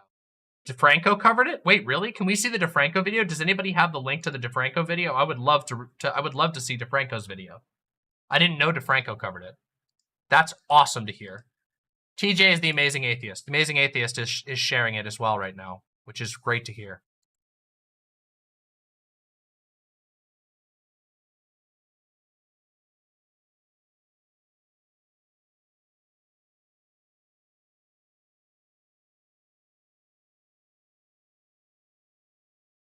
Is Mr. Amazing Atheist based now? He's been based for a while. I mean, I don't know. When he was younger, he had some takes and some things that I would disagree with, but whatever. All right, let's watch this real quick, everybody. We're gonna react to this real quick. This is we're gonna react to, apparently, it looks like this was covered by Phil DeFranco. Is it? This is Aiden Ross and I Show Speed. Where's the Keffals part? Is that on this video? Let's see. Let's watch it. DeFranco Show, buckle up, make sure you're subscribed because I'm going to be giving away $10,000 to 10 lucky subscribed beautiful bastards this month, and let's just jump into it. The first thing that we're going to talk about today is about a problem that I think we all kind of hoped would go away, though realistically we knew that it wouldn't, despite the fact that people have literally gotten killed and people have been sent to jail for doing it, and that is swatting. Where someone often from a disguised number calls 911, they say there's a shooting somewhere, usually at least the ones that we end up seeing, it's someone streaming content on like Twitch or YouTube, and then while that person streaming, law enforcement busts through. And in the past 24 to 36 hours, it's happened to two massively high-profile streamers in Aiden Ross and I Show Speed. And I know for some they are polarizing figures, but whether you love them or hate them, this is not okay. Right, yesterday, Aiden Ross was doing a stream with other people, and all of a sudden you see cops on camera, everyone who was joining the stream shocked by it, wondering what's happening. Though Aiden quickly realizing he was being swatted and eventually coming back to the live stream and saying, "Whatever troll did it, you did it. You officially did it. It's never happening ever again." Not long after that, you had I Show Speed getting handcuffed on camera while the person recording claims that he was also a victim of swatting. Oh, they swatted you, bro. They swatted you. Yeah. Okay. Yeah. Holy shit! Yeah, I got it. You good, bro. Bro, I didn't go, bro, on my time, bro. I swear I didn't do nothing. With one officer seeming to try and get the person that was streaming to step away, at one point even appearing to flip the camera over so it no longer showed I Show Speed, with he then in the back kind of only being able to hear just bits and pieces from the conversation, with him talking about swatting and then what I Show Speed was doing on his stream, until officers eventually say that the camera has to turn off. Now with this instance in particular, online you had some speculating that he had not actually been swatted, with people saying that earlier in his stream that he was prank calling the police and they were simply responding to that. But there you had others saying, no, that's not what was happening. I Show Speed apparently has a friend labeled as 911 in his phone, and he was just calling that friend, not the real police. Right at one point, he calls this number and they respond, yo. It says 911 calling me back. Hello?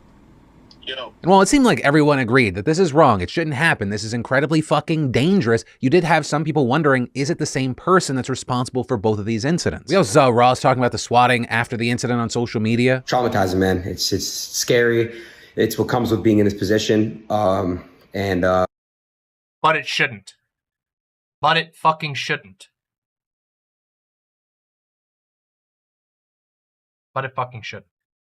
We're still in shock. And the really unfortunate and horrifying thing here is just this happening in general. Yes, it is horrifying and it is traumatizing. But I really don't think it's a question of if a streamer is going to get killed from swatting. It's just when and who. Or because remember, these are just the latest two. With some creators having to deal with this stuff over and over again, right? XQC, for example, one of the biggest streamers in the world, having to move because of constant doxing and swatting issues. And then just this morning, like this one's not getting as much traction because it's a smaller creator, but we learned that on Friday, a notable trans activist and streamer named Clara Sorrenti was actually arrested. And that after someone impersonated her and sent out a fake email saying she killed her mother and was planning to shoot every cisgender person she saw at her local city hall. With Sorrenti obviously just completely fed up saying, During the arrest, the police officer referred to me by my dead name. I was booked in the station under my dead name. The police, when talking to my mother, referred to me as her son. Because there is no policy in my city against swatting, there is no guarantee this will not happen again. And my home is not safe. Not to mention, if you've been a longtime viewer of the show, we've talked about people literally being killed because of swatting. Well, we've seen in the past people responsible for this being convicted, being Very much. Appreciate that. Thank you. Say hi to the stream real quick. Still the Keffals stuff. That's Doe nice. says hi. Hey, everybody. So do you. Oh, thank you. My makeup is very basic. Yours is very pretty. I look Mine's- very pale for some reason. I think it's because I don't know, something about it. I think look you look nice. good. I know. You do. Thanks for coming on. Looks like Phil DeFranco covered Keffals today too. So That's wild. it's good. Yeah, it's It good. is good. It's favorable, you know, obviously. So Yeah. I've seen some crazy stuff. it's been off the chain. Yeah. Yeah. I don't know how long I'm gonna stream today. I'm kinda, I don't know. It's a downer topic. Okay. Probably won't be that fast, but hope you have a good time. Bye. Alright, everybody. Let's get back to this video real quick. Sentenced, it doesn't bring that person back. Yeah, that's ultimately where we are with this story, and we'll have to see what comes from here. Also, while we're talking about scary internet news, we should talk about Belle Delphine. And not because she herself is scary, though there is like 10% of my brain that thinks she would smile while she stabs someone. I don't know how to explain why I think that, but I think... Alright, I don't really care about the Belle Delphine thing. Yeah, I don't really care. I'm really happy that Phil DeFranco brought this up, and he's right. Not only is it traumatizing, but it's incredibly dangerous.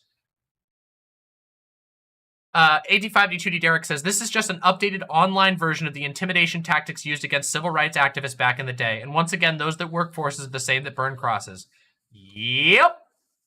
Yep. It is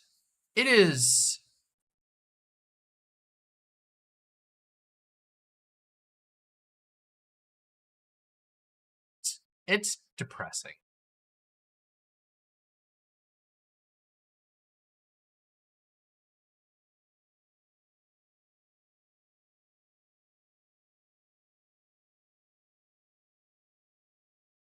It sucks that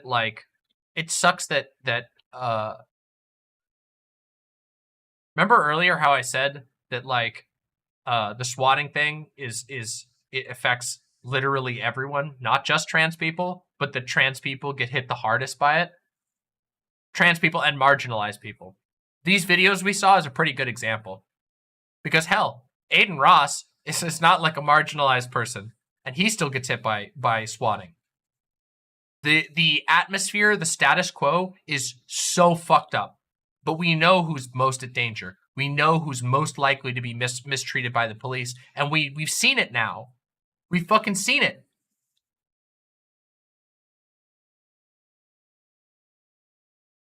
Over fucking content creation.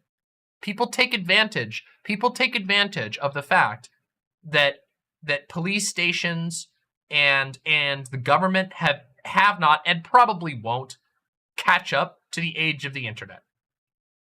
And yes, I do agree that swatting is attempted murder. Because if one thing goes wrong, those fucking heavily armed cops can open fire on your soft, squishy body.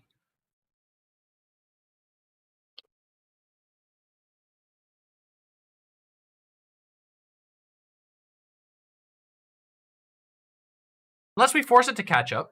Yep. But that's going to take a lot of effort. That's going to take a lot of effort from a lot of people. I don't know. I don't know the Posadas, John. Possibly. I didn't actually catch those shorts. Maybe. Probably.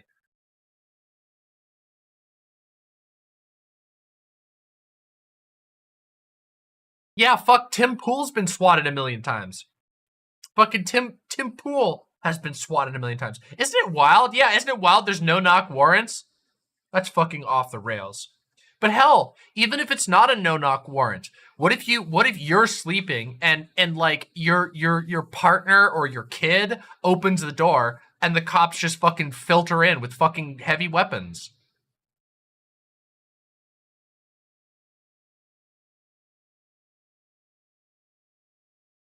He thinks it's time for the kitty gloves to come off when dealing with literal genocide. Oh yes. The kitty gloves should have been off long ago. People need to take this shit seriously. Thankfully, many of us are. Many of us are. And hopefully we can stop this this wave of trans panic, this wave of bigotry before it keeps going further.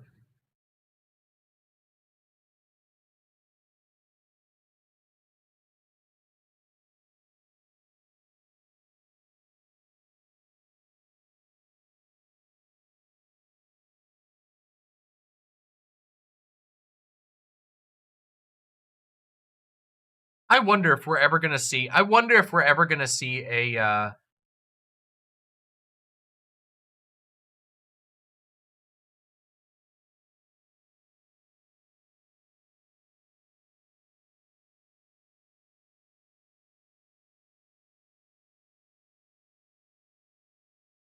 that stream go.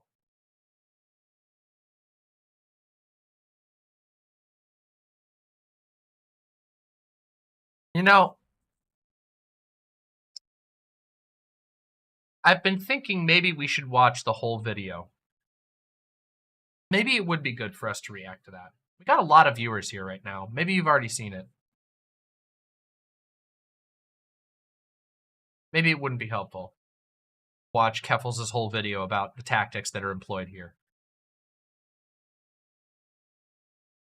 It might be worthwhile because it does outline the build-up to this.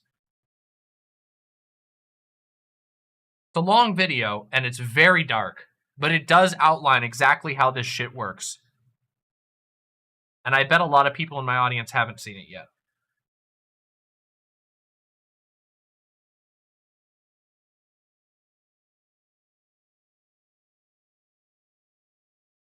Wow, a lot of people haven't seen it.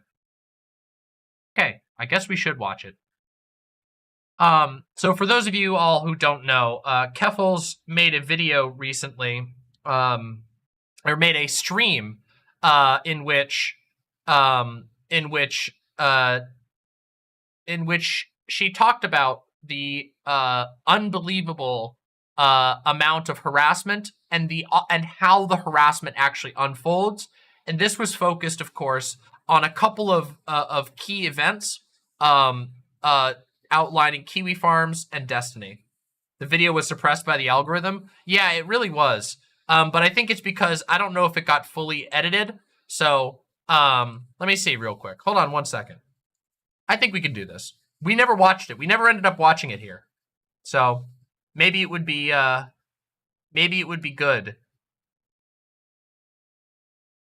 Let's see here.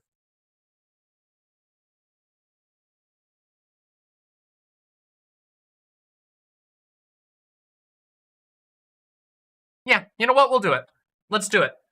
All right, everybody. We're going to watch this. We're going to watch this together, and we're going to react to it, and we're going to talk about it. And I don't know if we'll watch the entire thing, because it is a very long stream.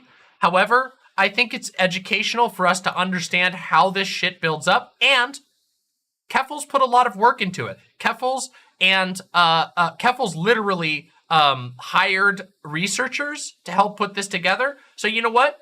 Let's do it. Fuck Donald Trump. I don't need to talk about Donald Trump and his stupid house getting raided. We can talk about that on Thursday. Fuck everything else I had planned, which was nothing, basically. No, that's not true. I did have other things planned, but I don't feel like it. I feel like doubling down on this particular topic and educating everybody who's here on exactly how this shit works. So, you know what? Let's fucking do it. You all ready? Let me get up a little content warning, because it's pretty bad.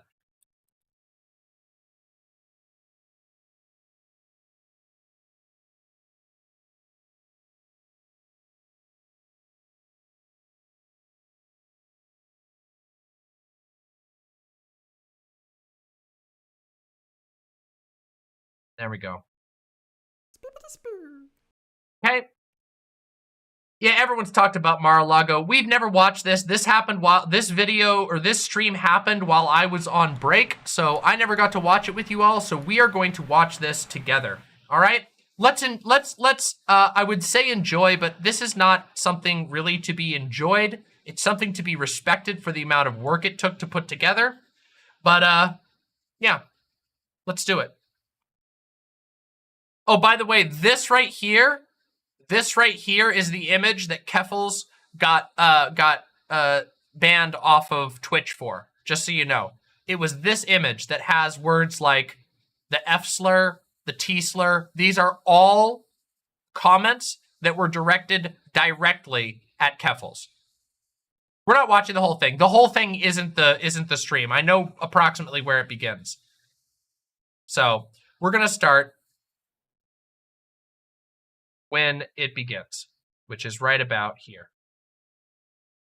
All right, everybody, let's settle in. By the way, for those of you who don't know, myself and my partner are mentioned, I believe, multiple times in this document. So I may stop and add, I'm gonna probably stop this video multiple times and add my own commentary to it.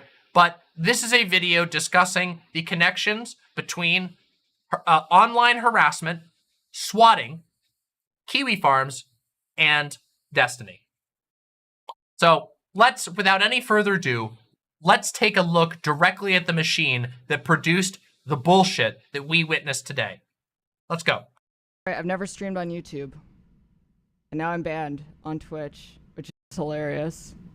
But I can say faggot now, so in the end, I win. True, you can. That's one of the nice things about YouTube.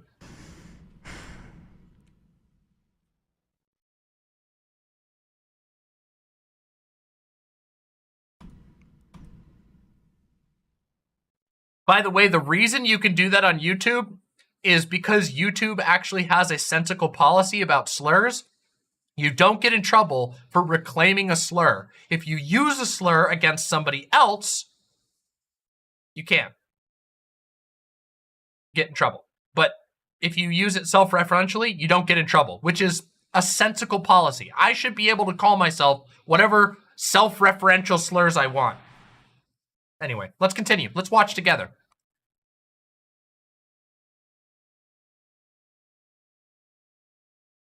Oh, sorry, real quick. You want an example of some slurs I might use against myself? I am a faggot tranny, okay? There you go.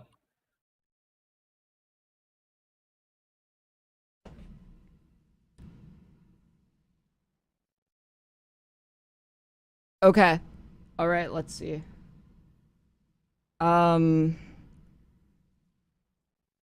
Just trying to make sure that everything is working right. That everything. Most of you know who I am. But for those of you who don't know who I am, I'm a political streamer, formerly on Twitch. I stream about a lot of issues. However, I began to focus on trans rights after Texas Governor Greg Abbott decided to attack and undermine the rights of trans youth in Texas to be able to transition. If you don't know who I am, I just put this article on stream. Go look at it. It was from the Washington Post last month. It was a really good piece.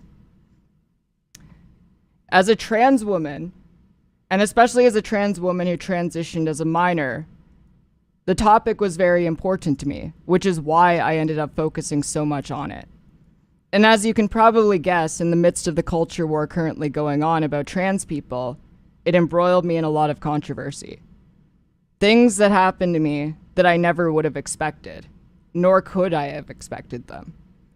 So today I'm going to be talking about Destiny, the popular live streamer who spread lies about me over a period of several months and weaponized a hate forum that's implicated in the suicides of multiple people in an attempt to ruin my life.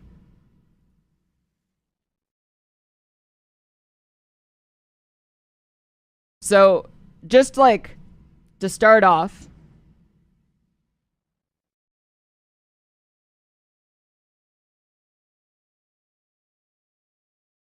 HK, thank you very hold much on for a the dono. second. Deeply appreciate that. Are there Thank enough you. mods in the YouTube chat? Thank you.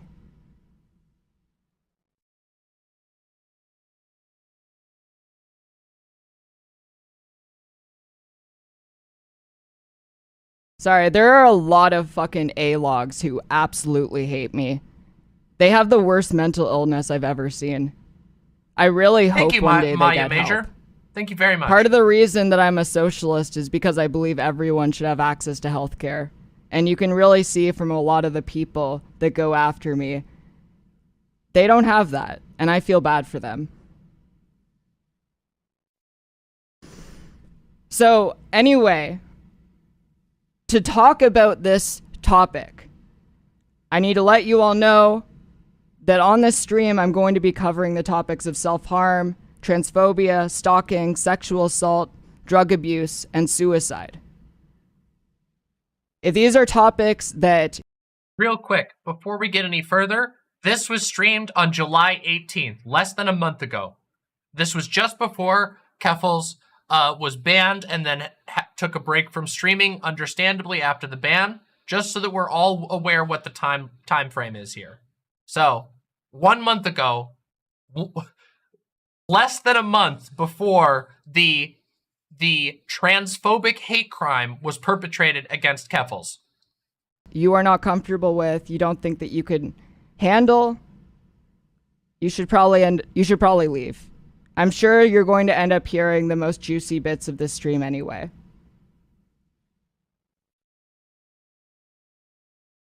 They don't like me, must be mentally ill, very nice. Where was I wrong?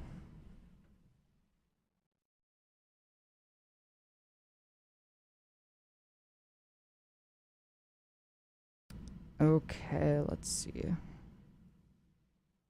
You think streamers are more susceptible to getting swatted or raided than video essayists? I think the risk is about the same, but I will say that with streamers, streamers are often targeted because it's a live format. You never know. You don't know when a video essayist is going to be in their studio, but you know when a live streamer is in their studio. Yes, and streamers do often more show their faces, yes.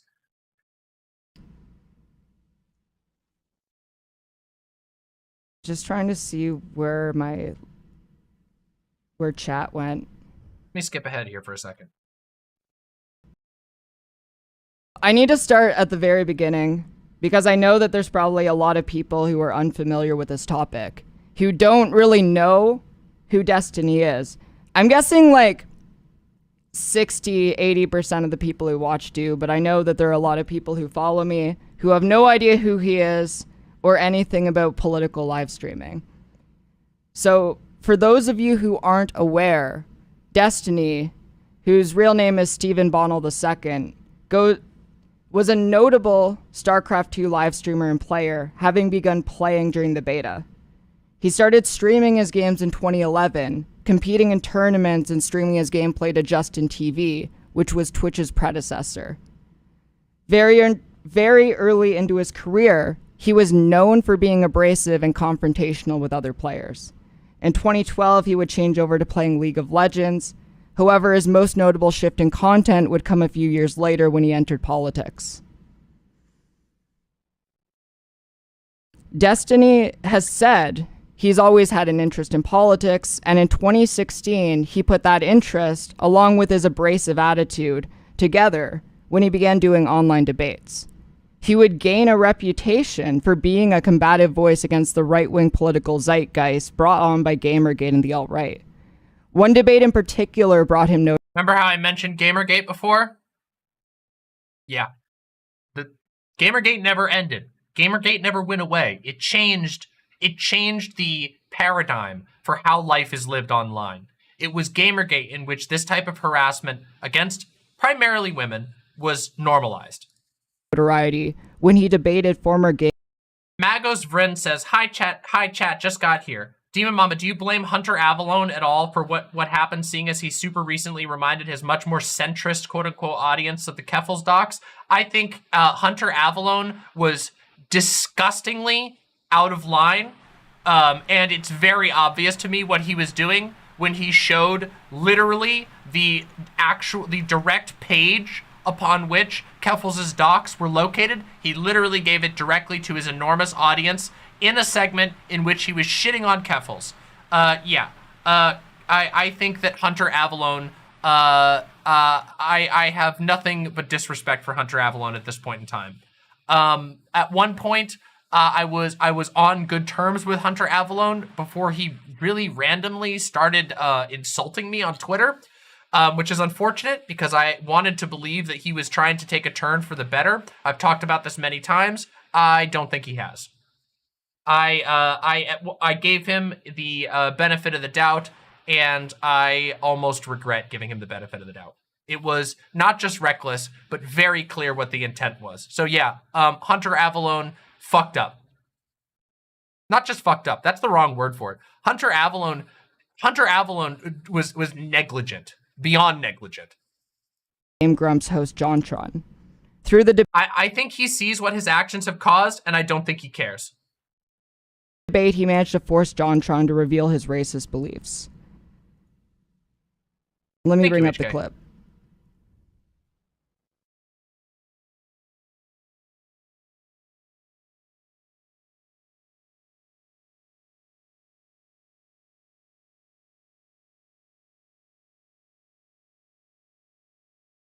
Yeah, hold on. I think I have a clip of this. Hold on. I think I've got a clip of this.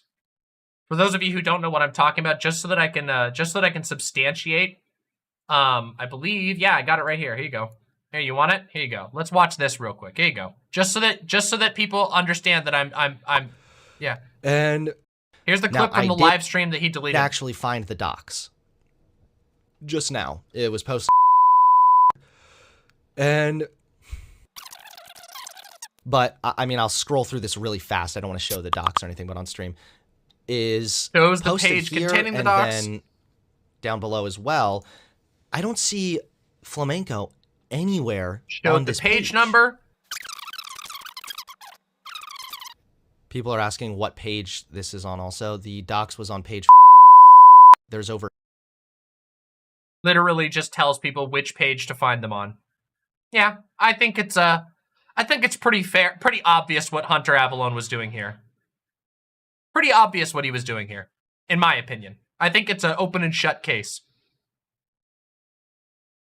Know that you, I feel like these are words you're putting in my mouth. I never said. Well, no, I'm trying to understand. There is, like, where is it coming absolute, from? There is an absolute disproportionate amount of crime. Just so you have the full story, Hunter Avallone donated to Keffals GoFundMe. Good for him, but I don't think that throwing some money in the direction of somebody that you harmed makes it better. It's pretty obvious what he was doing, in my opinion. Going and showing the literal page, showing the date and time, but going, oh, I don't want to show the docs. Hunter Avallone has lots and lots of money. Let's just put it that way. It cost him nothing to do a little PR effort to try and to create some plausible deniability. It's not a fuck up. That's not a fuck up. Saying the literal time, date, position, and page number, but then pretending that you don't want to show it in a segment where you're defending the people targeting Keffals, it's very obvious what that is.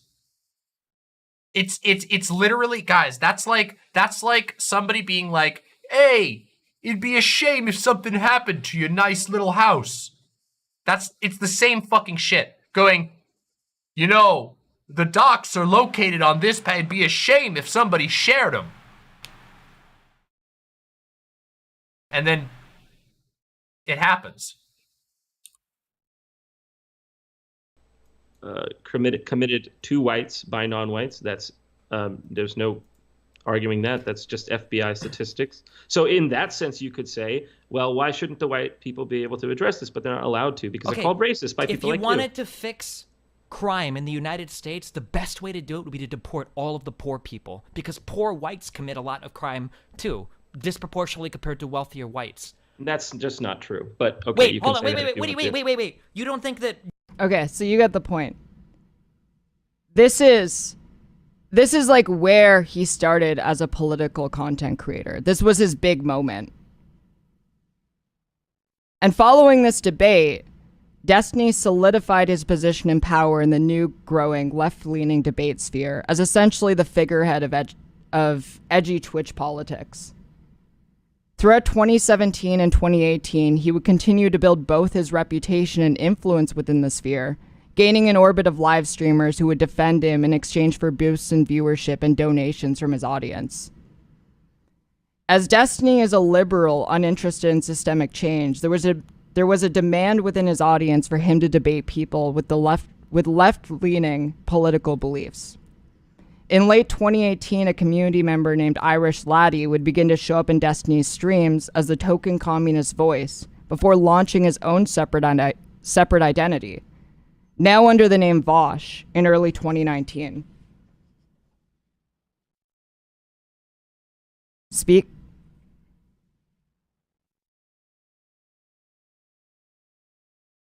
He's always, yes.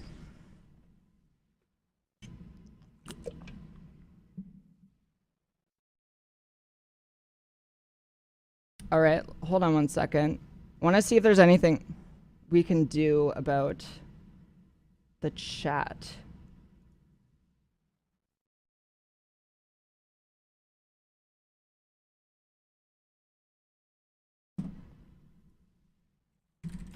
Trying to get a good feed for the DGG chat. Not GGG, KGG. Thank you very Damn, much, what a slip Sanji. up. Thank you.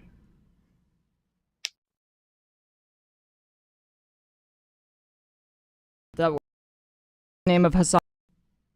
Let's, one sec. Didn't have that on hand. I think really exemplifies that. Nothing I do is performative. So I'm not going to, for instance, I'll use Hassan as an example. I'm not going to talk to a black person like Trihex and say, hey, the N-word, it's always What do you think black people... What a fucking liar, dude. What a fucking Weasley little liar, dude. What a fucking Weasley little liar, dude. Holy shit, dude. Excuse me. Holy Sorry. fucking I'm out of shit, control. I dude. apologize for that. Literally lying. Still lying to his audience. Can someone at least fucking enlighten Destiny that he's literally lying to his audience? What a fucking piece of shit, dude. Holy fucking shit. While both Hassan and Vosh were friendly with Destiny at first, they would each come to have different controversies with him, resulting in both of them falling out with him in 2019 and 2021. While Destiny's overall career was no stranger to controversy, these past couple years have caused him the most of it, and Destiny would regularly release angry screeds he would call manifestos to address them. This past week, he released his newest one entitled The End of All Things, in which he addresses... By the way, this manifesto that Keffals is currently mentioning, The End of All Things, mentions myself at least 23 times. We do not know how many times it mentions my partner who has not talked about or to Destiny in over a year, I think. But yeah, just so you know, this manifesto written by Destiny it's unhinged. Many things, including his friendly relationships with far-right figures Lauren Southern and Nick Fuentes, his stance on trans issues, and picking the scabs of past conflicts with every streamer he has ever gone into a fight with, particularly Vosh and myself. He titles them, yeah. Yes, we're going to get into that. Secular Socialist says Destiny also defends himself mocking Doe's suicide. That man is pure evil. Yes, undeniably.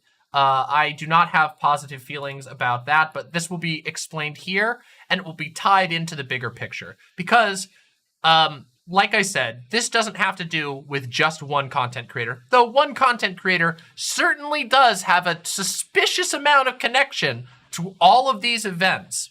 It actually has to do with the communities and the spaces that permit this type of behavior. The enablers, the people who enable this environment, and an environment where doxing and swatting is the norm. Do you understand? Thank you. So let me get a copy of the manifesto. Because in order to get onto the main topic, I need to get to the point of why I'm talking about it in the first place. Even though I don't really think I'll hold my opinion. Thank you for the link.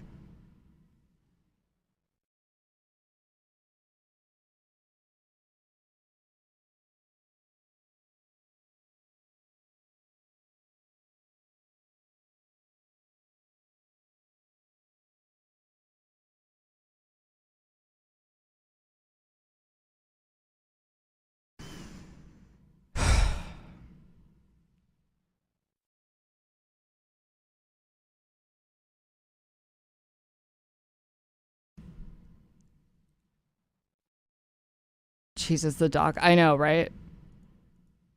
But I don't want to get into petty discussions because that's not what this is about. You can get into petty shit all you want, but it's not useful. So before getting into the actual topic that I wanted to talk about, I need to talk about what was said about me in his manifesto. So I need people to know that I've obviously always been critical of Destiny. But for years, I kept it to myself. His actions worried me, but it wasn't until his feud with my friend Doe, who uses its pronoun. Doe is my partner. For those of you who don't know, you all saw Doe earlier. Many of you do know this. Doe is my partner. Doe lives with me. I was with Doe throughout all of this harassment. Yeah. Doe is an incredible sweetheart. Doe is an incredible sweetheart who has never so much as said a mean word about any of these people. It's absurd. And if you want, just so you know, if you want to know what justified the absolutely insane harassment, literally all the way up until the day of this fucking manifesto dropping, in which the streamer Destiny tweeted a joke about stripping my partner for meat. Not kidding. Just so you know, let me show you myself what he claimed justified this. And I'm just going to show you here real quick. This is, by the way, okay, ready? We're going to do a little dump here. Ready? Watch this. Look at this. I'm going to show you real quick, okay? This is my DMs with Destiny. This is the real Destiny account, okay? There you go. This is what he sent me as evidence, okay? I'm going to show it to you real quick. All right, here we go. If it loads. If Imgur will ever load. Hold on, let me bring it up. There we go. Here it is right here, okay? This is the evidence that justified the harassment against Doe. I didn't expect Destiny. Here, I'm going to move this real quick. I didn't expect Destiny to go full shooters are right to keep shooting if anyone tries to stop them. But I guess 2020 is truly a breaking point for a lot of people. I think it's funny that Destiny and Sargon have identical takes nowadays. These were these were within a month of each other about the same topic. These were within the same week. Why is Destiny bothered that people pointing out property matters more than lives to him when he goes on to prove them right? And then Doe says, property always matters more than lives. These are the tweets that Destiny sent to me to justify his harassment against Doe. Harassment which has continued until this year. Harassment which has included mocking my partner for a suicide attempt that had nothing to do with him. Just so you know. That's the horrible things that Doe said about Destiny. The horrible piece of shit things. Very, very mild. Just so that we're all clear, okay? Because what Keffals is about to discuss is the extent of harassment which was directed against my partner. So, let's get into that then. I just wanted to provide a little context that wasn't able to be provided here. That my issues really began with him. Destiny and his community took issue with Doe and harassed Doe and refused to even entertain an explanation from Doe on its gender identity. And it sparked various conflicts for a very long time and made Doe scared to even stream on Twitch.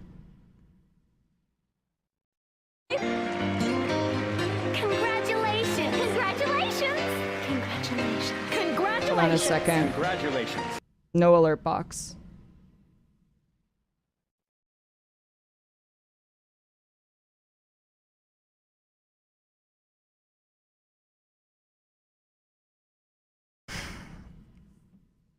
Sorry, I'm a bit off my game, if you can imagine, getting banned from Twitch right before starting this. What a fucking start, huh?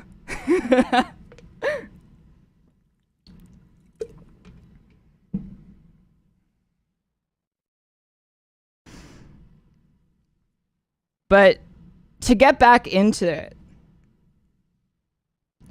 Destiny's audience turned Doe into an ongoing target of harassment, misgendering it, ridiculing its identity, sending it death threats, and accusing it of harming other trans people just by existing.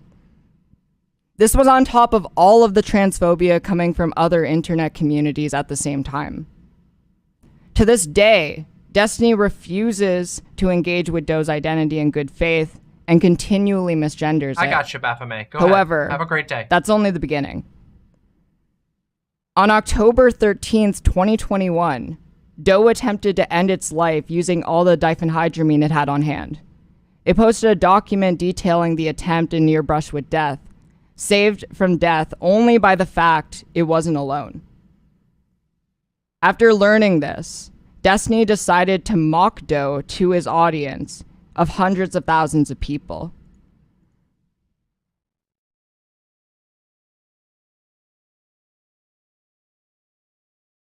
Here's Destiny telling me specifically that there's nothing of value in trans communities. Here he is saying people should be allowed to hunt Doe. Here he is mocking Doe after its suicide attempt. Here he is defending the trans panic defense. And let me just pull all of these up really quick.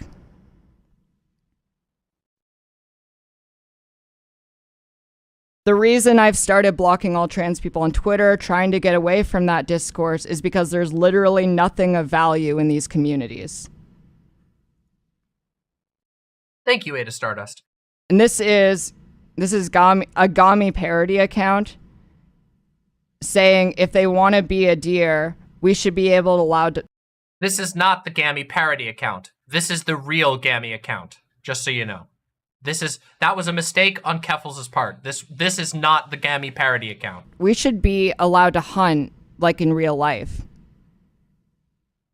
And Destiny's response is that feeling when you get hate for respecting someone's identity, and which was obviously a very crude death threat.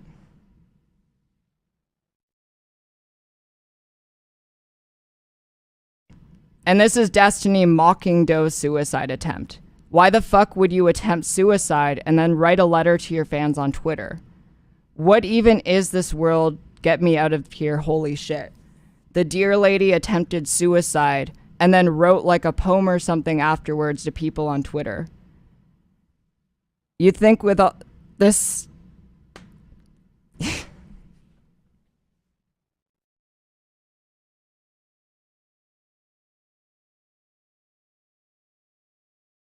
Why is he... This is only the beginning of this shit.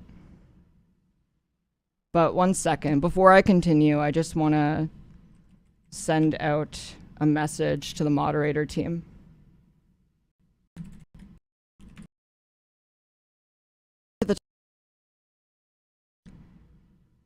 Let me grab...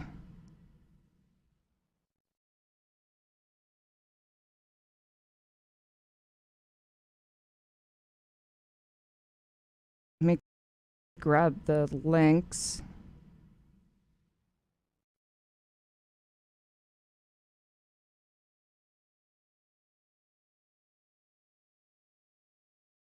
Thank you, Shoe Hash. Appreciate that. So after mocking Doe for Doe's very much. suicide attempt, Destiny doubles down on it and then triples down on it, saying, reality check, the new era of upper middle class white trans women that exist on Twitter today get suicidal when they get too mean DMs about their face. You are absolutely fucking delusional if you think you could have cultivated any space on this platform without someone with way thicker skin leading the way.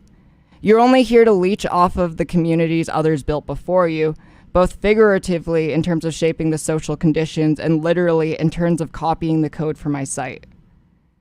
Online trans discourse has become another forum for loser white kids to virtue signal to other loser white kids about how many ratios they get or how many funds they can raise for their degen sex pest communist friends. That's it.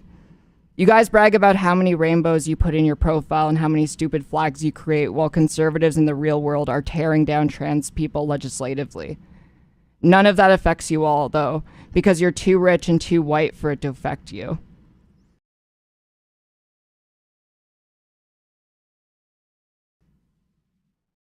Yeah. Known very rich person, Doe. Yeah. known person who never gets negatively affected by unbelievable amounts of transphobic harassment. Yeah. And then the triple down. I joke about suicide attempts that are jokes. The attempts that people plaster all over Twitter for hearts and retweets are a fucking slap in the face to people who are genuinely disconnected from humanity, at the bottom of a pit of depression with no other way out. You're out of your fucking mind if you think I'm going to respect someone who eats a handful of fucking Benadryl and comes onto Twitter with shitty poetry about their ex as a legitimate suicide attempt so they can farm engagement.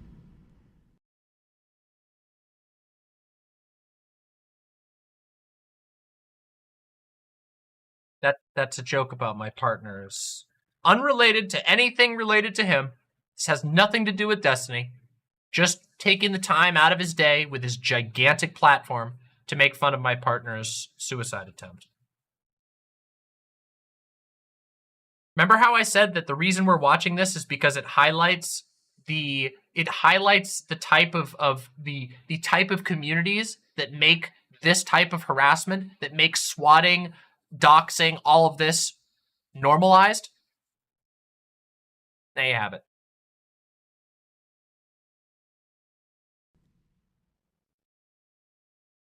So, as you've seen, yes. As somebody says here, psychosocial. The X that he's referring to there is a person who human trafficked Doe.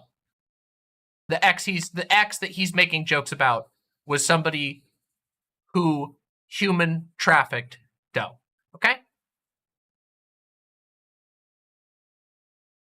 he's been completely unapologetic for this. In his manifesto, he decided to defend himself rather than apologize for his heinous behavior. Destiny is seemingly incapable of apologizing. He doesn't back down from this claim and decided post hoc that it was justified because he looked up the estimated dosage the average person needs to die from diphenhydramine and implied that Doe's attempt wasn't real because of the dosage. By the way, he was wrong about. He was wrong in literally every single way, just so we're clear.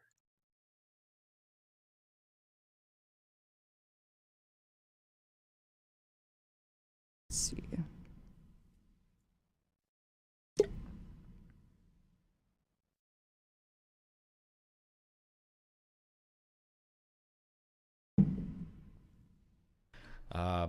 After 700 to 800 milligrams of folks, their attempts aren't real to him. Trans white women expressing suicidality aren't actually suicidal, and that he wants to make 41% jokes about trans women. This claim originates from me being skeptical about a suicide attempt and the afterwards behavior from Doe. She claimed in a published Word doc that she had upwards of 700 to 800 milligrams of diphenhydramine in her system, which is about 15 pills of Benadryl, well under the... By the way, that was a typo, or sorry, that was a miscalculation. We now know that Doe took much closer to between 70, between 70 and 100 pills at the time. So the amount was enough to literally make Doe black out, completely black out, vomit everywhere, and literally not be present. I mean, we're talking Doe was not okay. Doe literally only survived this incident because its roommate was there to induce vomiting. That's the only reason. So Destiny here is making all kinds of stupid claims that he knows nothing about. He's just, for no reason, keep in mind, for no fucking reason whatsoever. He has nothing has been done against him to justify this. He is casting scrutiny on the amount of drugs that it would take to harm Doe and literally trying to prove with studies. It is so off the rails, so unhinged. Just so that we're clear. LD50, the dosage at which 50% of subjects will die, which Diphenhydramine is commonly known as Benadryl. The pills that were taken were maximum strength. They were what was on hand, though at the time was not in a, I hate to use the word not in the right frame of mind, but was extremely suicidal and grabbed the nearest pill. There was also other pills that were ingested, though we do not know the amount, because the only thing that we were able to actually confirm after the fact was the diphenhydramine pills. The bottle was a 250 count bottle, and Doe had eaten between a quarter and a third of the bottle. Just so that we're clear. Okay? When this happened, I did not hear from Doe for 12 hours because Doe was not conscious.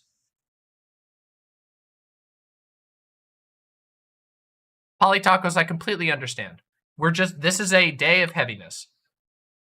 which is about 20 to 40 milligrams per kilogram of body weight. So we could play his game and say that his math is actually not enough to prove his point. An 88-pound person would meet the threshold that Destiny specifies, but it doesn't actually matter. Doe took as much diphenhydramine as it had on hand, and it was told that it would not survive had there not been another person there. And even if Doe miscalculated, was the attempt not legitimate? Was it not legitimate because Doe only had as much as was on hand? If Doe did all it could to end its life, but was not able to, was it not legitimate? Are all people perfect calculators at doing self-harm? Are we expecting people who are in the midst of a mental health crisis to be able to perfectly estimate the amount of medication they need to take in order to kill themselves? And is an act of extreme self-harm not worthy of empathy?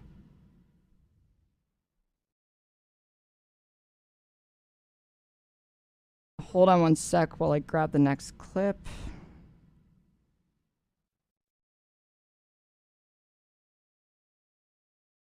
This was the wonderful Word doc that she published with all of her poetry and everything after she attempted to commit suicide.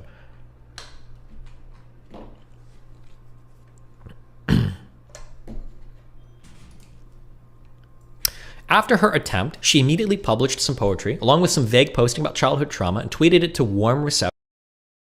Wrong, by the way. Completely wrong. I was the one who published that piece. That letter was sent to me by Doe, and I asked if I could publish it. Because Doe had written it partially before the event and partially afterwards. So, yeah, that's what happened. It sent it to me, and I was the one who published it. You can go find that post on my Twitter. I was the one who published it, not Doe. Doe was not on Twitter for weeks afterwards. I was the one who, I know because I was the one who enforced Doe not being on Twitter. This was before Doe lived with me. This was a couple of months before Doe, this would have been a few months before Doe moved in with me. To all of her Twitter followers. The next day, she was immediately back to valiantly fighting with degenerates on Twitter over political and social causes. She continually made personal attacks against me in regards to my mental health.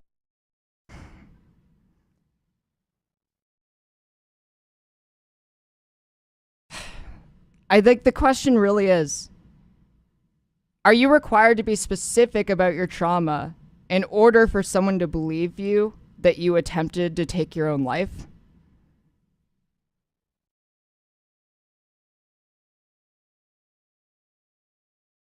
And furthermore, yes, Akira Tanakel says Doe deserves respect either way, whether it posted it or not. That is obviously true.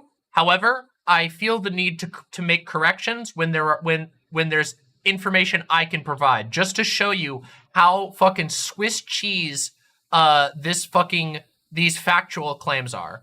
All of this is just lies upon lies upon lies upon lies to justify hurting somebody. That is what the attempt is.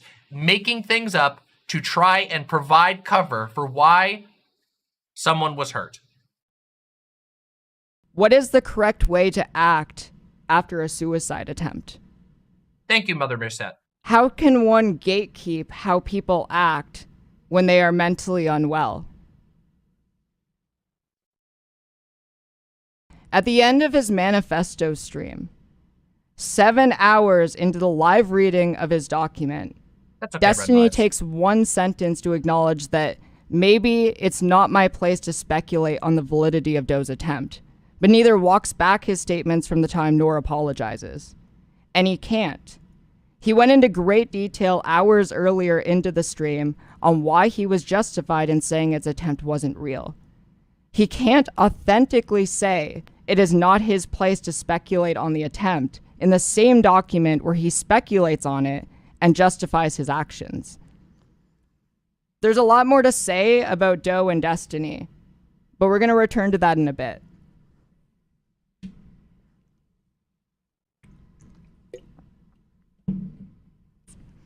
There was another moment that Destiny harassed one of my friends.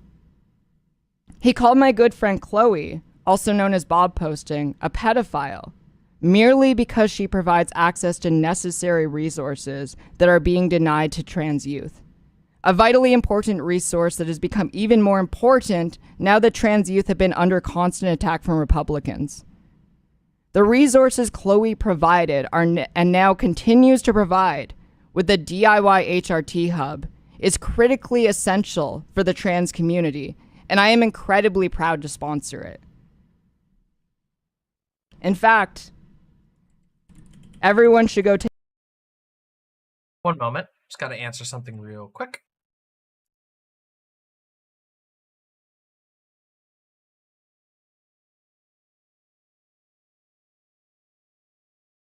Take a look at it. I'm very proud of this site.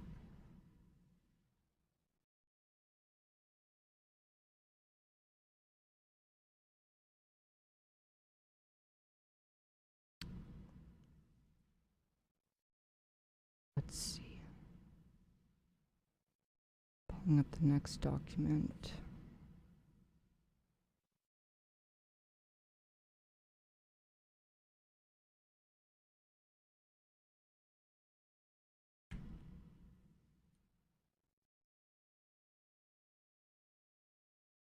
And here's a tweet from January 4th, 2022, where Destiny says that Bob Posting is an actual pedophile.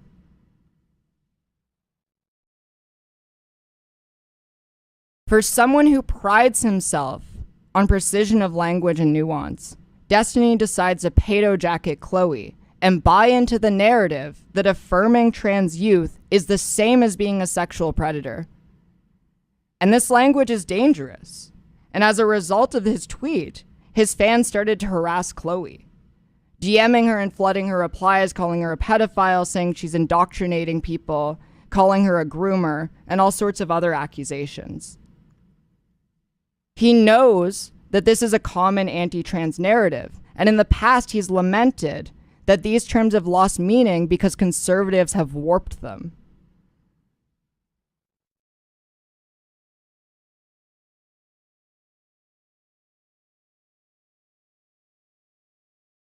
People, yeah, it's been an attack for a long time. They just call all gay people. Let's see. I'd have to think.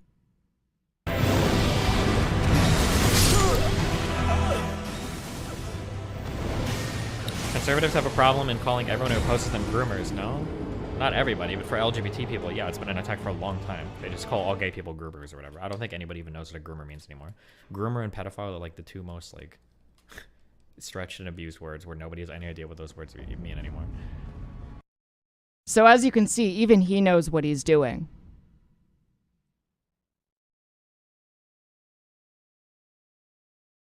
You couldn't hear? I'll play the clip one more time. I think Tucker Carlson. I feel like I would listen to Tucker. Let's see, what was the time frame? We could hear? Slow, quiet. Okay, fuck you.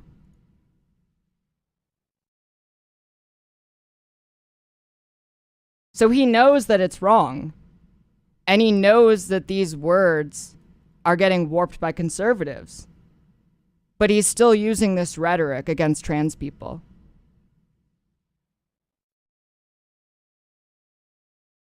Destiny nevertheless perpetuates this anti-trans rhetoric that is incredibly dangerous for the trans community. It's become a common theme for Destiny to reinforce dangerous narratives about trans people while denying there's any connection to transphobia. In Destiny's warped worldview, it's okay to call trans people pedophiles for supporting the youngest and most vulnerable people in our community, but completely acceptable to joke about having sex with 10-year-olds. I'm of course referencing the most recent thing. I'm sure you all saw it. Apparently this was so recent, I didn't even have it in my notes, so let me go grab it.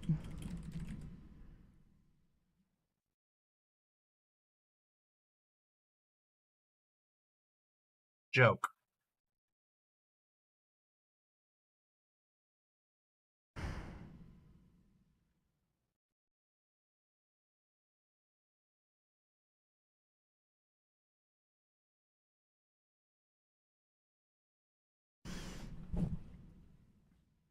Know it's coming. Hold on, let me find it.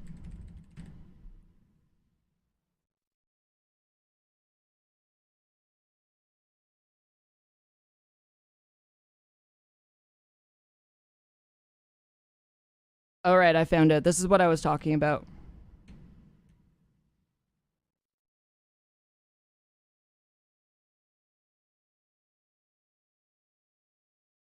At what age did JLS chicken. I just got here. Why was Keffals arrested? Keffals was arrested on false claims after a this was on the 5th of August. Keffals' house was raided by the police, and Keffals was arrested and then released on false charges after an anonymous internet impersonator, sent an email impersonating Keffals and threatening to do a shooting on the Ontario Parliament.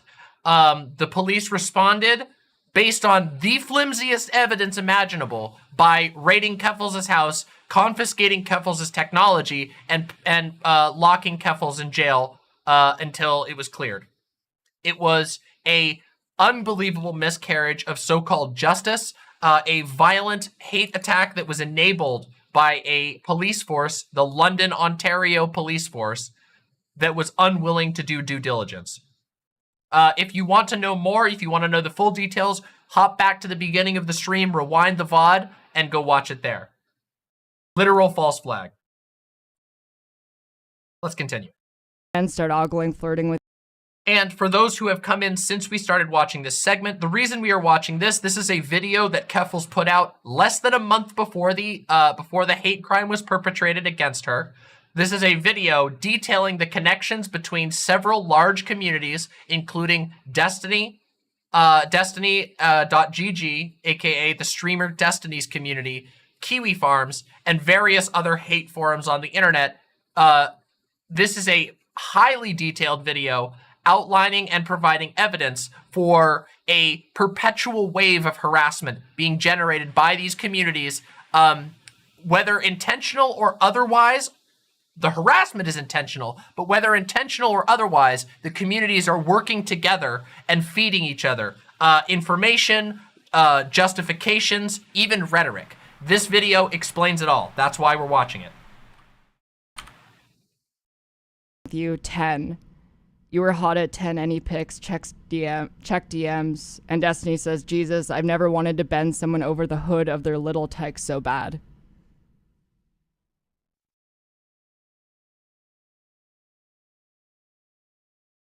By the way, yeah, this is a joke, but yeah, this has been archived by many people. All right, I'm gonna let this play for 1 second. I gotta step to the bathroom. Keep watching. So going back to the manifesto, Destiny does mention that he should not have called Chloe a pedophile. At the same part of the document, he mentions the problems with speculating about Doe's attempt to end its life. But this is also neither an apology nor a complete walkback.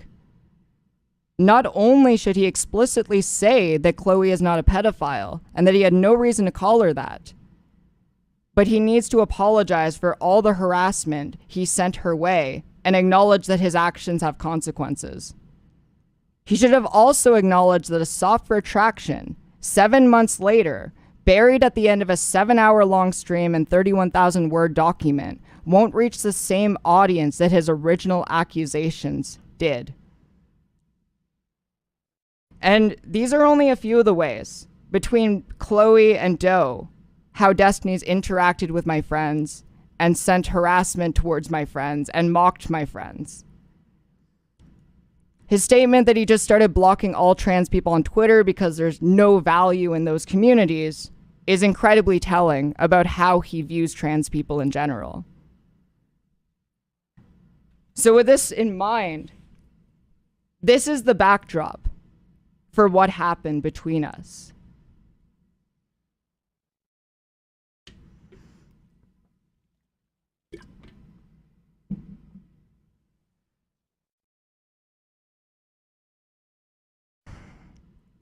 After Leah Thomas's success at the NCAA Division I Swimming National Championship, Ian Miles Chung quote tweeted my friend Capri and sent harassment their way from his alt-right fans and fascist fans.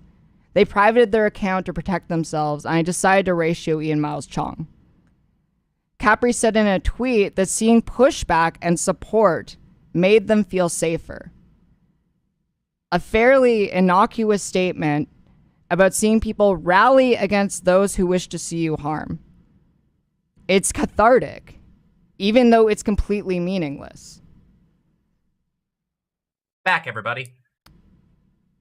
And let me find the clip of Destiny reacting to this on stream.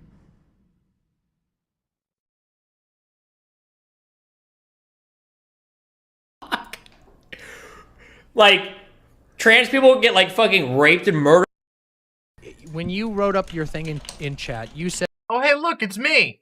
Oh boy, it's fucking me. Said that you felt that I was doing apologia for sexual harassment and abuse. And Let's see, 5 hour and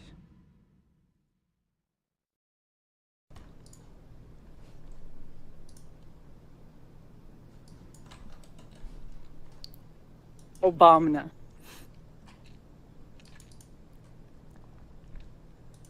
This person tweeted out. Wait, can somebody link me the tweet that was posted earlier? Sorry. It's probably the most cringe shit I've ever seen in my entire life.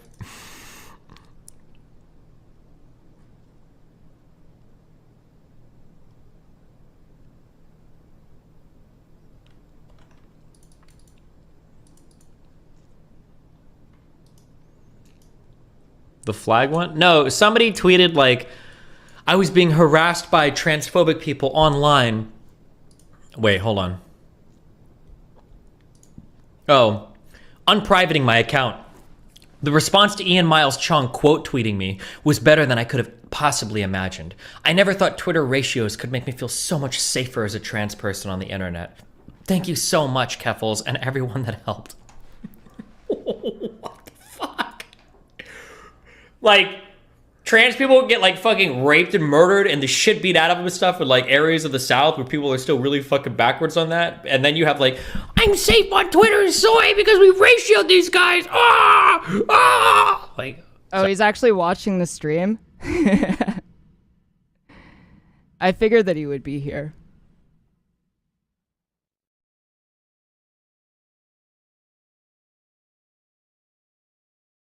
I hope you enjoy your vacation, Steven. You should really take one.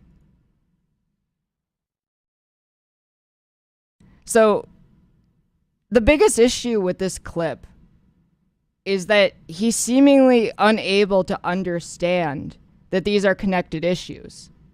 Trans people put a lot of value into online spaces because they get raped and murdered in the streets. That's why The only safe it social means stuff so you can do. much. We talked about this earlier on my stream, didn't we?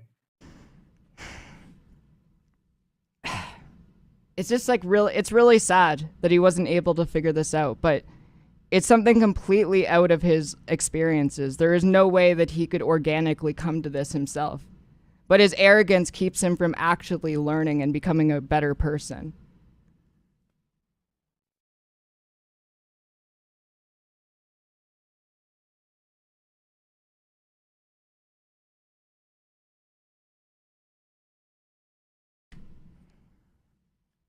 So yeah, Steven said that the tweet Capri made might be one of the cringiest things he'd ever read in his entire life.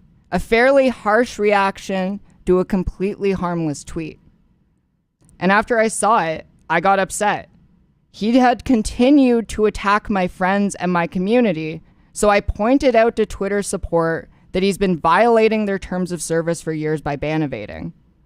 This caused an immediate uproar. Destiny's fans didn't appreciate my tweet. They incessantly tweeted at me, DM'd me, and otherwise found ways to express their anger. I went over all of this on one of my streams, and in that stream I brought up Steven's unusual views on what rape is, and confused Destiny aggressively, repeatedly defending stealthing with him committing the act of stealthing. So, hold on a sec.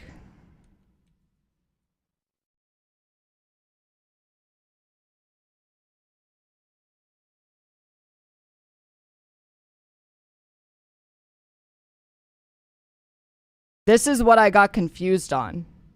That started so much conflict.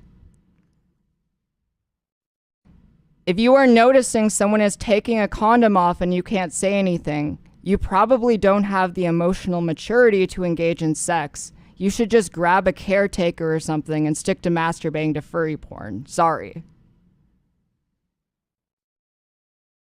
Another example of this is him retweeting Mindwaves, who said, if you knew he took off the condom and you couldn't even bring yourself to say anything, you shouldn't be having casual sex.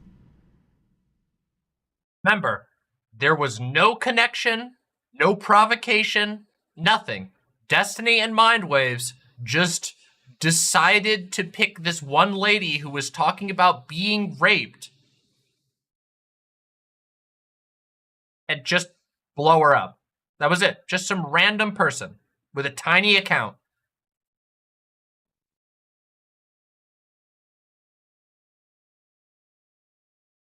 Here's another one. Just so we remember the context of this entire conversation. Sorry, I wanted to apologize for my last tweet. You should treat every single woman you come across like a retarded child who's incapable of voicing an opinion about literally anything. Ideally, you would bring her dad along to every fuck so he can guide her through the process.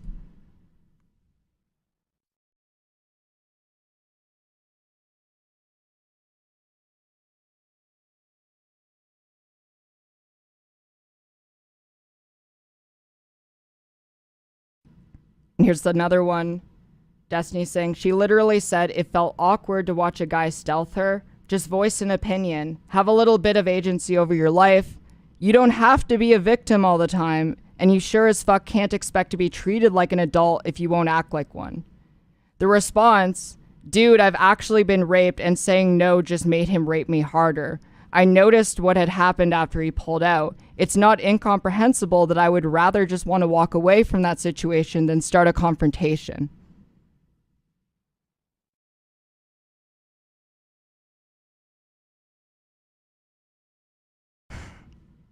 So I got it confused. I got all of the times he has defended rape or mocked rape victims confused with him actually committing the act of rape. However, I think when someone aggressively and repeatedly defends or minimizes rape, you should not be surprised when someone confuses these things and thinks that you're a rapist. For those of you who are unfamiliar, stealthing is an act where two partners who are have sex Well, one has deceived the other into believing they are wearing protection of some kind, usually a condom. This is rape, and unquestionably so. Stephen is not sympathetic to that idea and responds with victim blaming and laughter when directly responded to.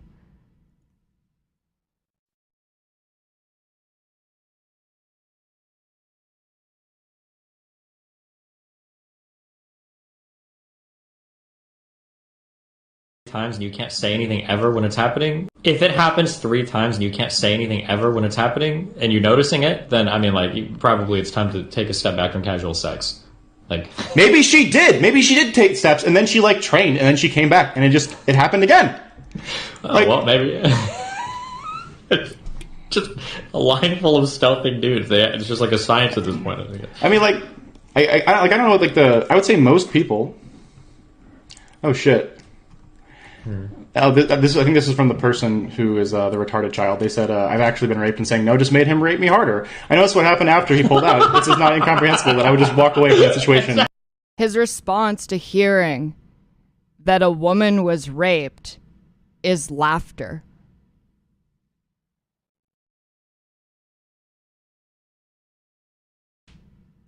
Laughing at someone describing how they got raped. It sounds like she needs to stop having casual sex. I'm sorry, Dude, come on! Don't do that. Don't fucking do that. This shit is fucking ridiculous. I'm sorry. Get the fuck out of here with this stupid fucking shit. Like, every single time I walk anywhere, I'm just getting raped 50 million fucking times. Then it's got, She's not. She's not. Stop fucking the same rapist over and over again. She's not fucking the same rapist. It happened with 3 different people, and like, then stop having. Jesus Christ.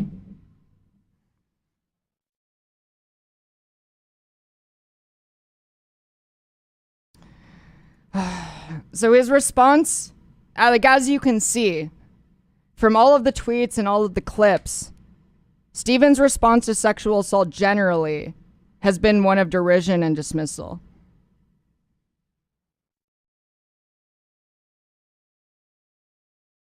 Yesterday. This is like a really common one, right? Say that 2 people go to sleep, say that they're cuddling when they're sleeping. The guy wakes up, he's kind of got a boner, he starts like touching the woman a little bit. She's kind of like touching her back, she rubs her booty against him, and the guy starts fucking her. And then she wakes up more and she's like, I'm not into this, I don't want to do this actually. And they didn't talk about it beforehand. And she says like, hey, can you stop? And the guy's like, oh yeah, shit, sorry, I thought you were into it. And then they stop.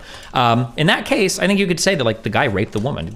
That's what happened. You know? No, he absolutely did. That's rape. Yeah. And but like, is this like shouldn't do that. Yeah, I agree. You shouldn't do that. But is this like he needs to go to prison and this is a horrible, absolute. I think he needs to be punished. Yeah, I think if somebody does that, they need to be punished, and we should teach people not to fucking do that. Like, what? I think that sexual situations are a little bit more complicated than just saying that like that's the example of a person that needs to be punished. I don't think that one is that complex. I don't think that if that's the best hypothetical you can give of like a rape situation that isn't bad, but a woman is asleep and you decide to fuck them, like if you're in a long-term relationship and you've had sex before, it's a bit more nuanced. But even then, like, she probably wouldn't call it rape. She'd be like, hey, don't do that. Like, it depends on the impact on the person. If it's just a girl that you've gone to bed with, but you've... Okay, you get the point. It is a conversation debating rape. Destiny defends the idea with the assertion that there are different levels of rape and that not all rape is created equal. A line of reasoning that with a twisted sort of logic might seem reasonable at first glance, but when you add in the context of him making fun of and belittling a victim of rape just a bit earlier, can lead people to wondering. Compound that with this being in the middle of an intense discourse cycle, and you can create an environment where disinformation can spread. I was wrong when I said that Destiny raped someone, and I admitted it a short time later. I think it's okay. Literally 10 seconds. If you actually watch the clip, by the way, I will come out and defend Keffals here. When this initially happened, I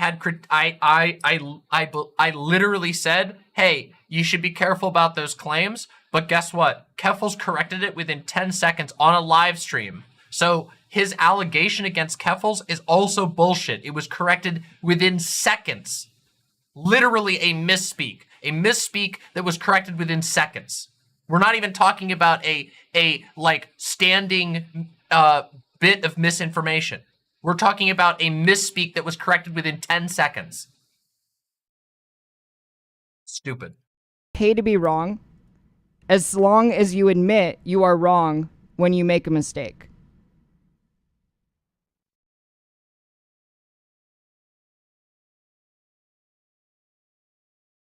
Yeah, you got that clip, Leftist Owl? Somebody's got that clip. If anybody's got that clip, we can play it. This was the clip that ended up getting shown.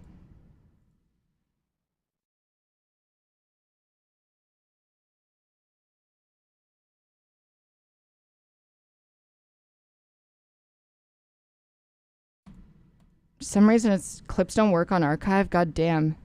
Oh yeah, meanwhile he stealths people, which is legitimately a form of rape.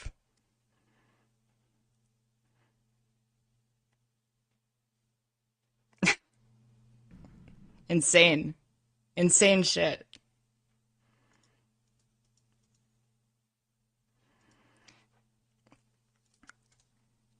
$11, $12, $13, $14, $15. This is a common thing that I would like to address, by the way. She pauses it. Damn if it. you ever see a clip getting 15 posted by seconds? DGGers or other people who hate me, and I'm acting this way where I'm freezing up a lot, it's because I get nervous knowing that I'm getting hate brigaded.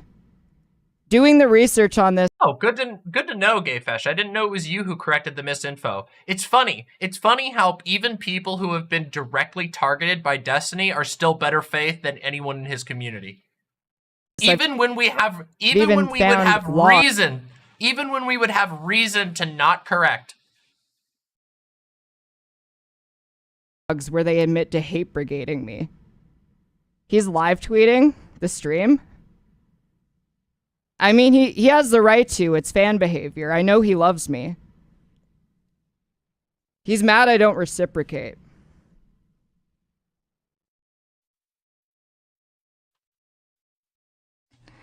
Isn't that what...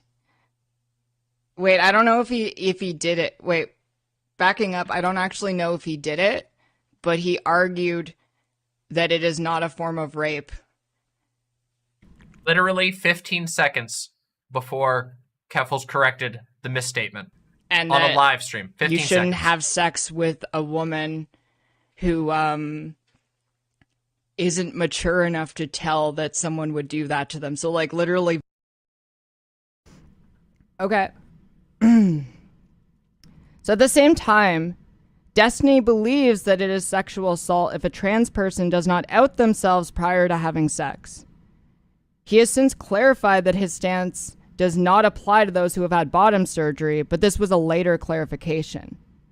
Before that, he took the default as... Here's the video of that claim, by the way. Oh, that's not... Oh, wait, that's not the one. Wait, that's not the one, by the way. Sorry, Capo, that's not the one I was that people were referring to. I think it was posted. I think Vosh actually posted it at one point. I know of that there one. There was an obvious conclusion about the genitals of the person having sex.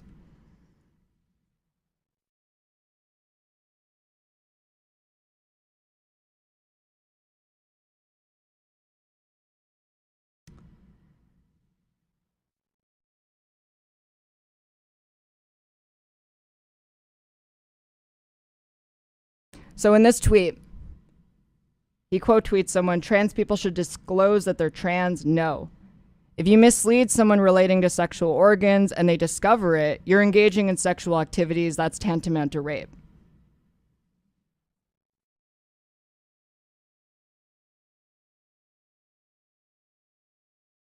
One sec. To him, the conversation about trans disclosure began and ended with the assumption that people were discussing solely genitalia. It wasn't until someone asked him about trans people who've had bottom surgery that he even began to revise his statement, something he admitted to on the Manifesto stream.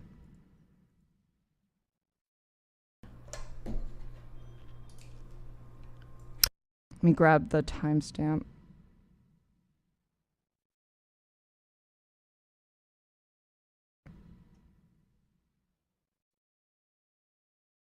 Most people do this, okay?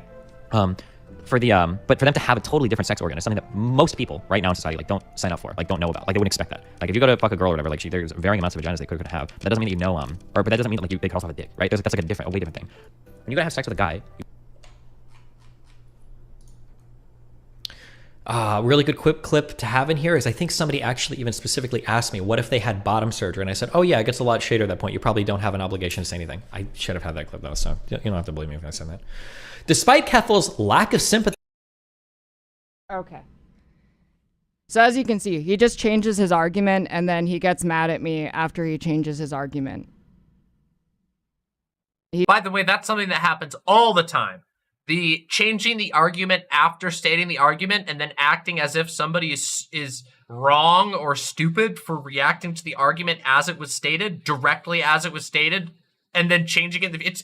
It is a form of like digital internet like gaslighting. It's like I make a statement that's wrong. Somebody challenges me on it, then I change the statement, and then I yell at them because I changed the statement after being pointed out. It's so ridiculous, by the way. He's like shadow boxing. You've been noticed by a demon as well, Alice Sunderland. Welcome to chat. So the person who Destiny argued with, their arguments still hold up today. Stephen conflates non-disclosure of trans status to misleading someone about someone's genitals. But there are obviously different contexts a sexual encounter could occur, and different stages in the process of hooking up that one can end up revealing additional information about oneself. At the end of the day, if genitals are involved, they will be disclosed. And the only important part of the discussion is when and how that disclosure occurs, which is not the type of nuance that Destiny ever approach the topic with, and something trans people think about all the time. When should it happen? By text, at the beginning of a date, at the end, at someone's house, in the bedroom, while undressing, right before undressing? When does it become tantamount to rape? His belligerent approach to this topic without a willingness to discuss the parameters of it is why people call him transphobic for this take. He takes the side that requires the least amount of thought and care that happens to reinforce tropes about trans people being predators. And again, that goes to his audience of hundreds of thousands. It might be the easiest to defend in a debate, but not necessarily the right stance. He then later accuses me of essentializing trans people, saying I am forgetting about those who have had bottom surgery. And let me grab, that was in 3/16/31.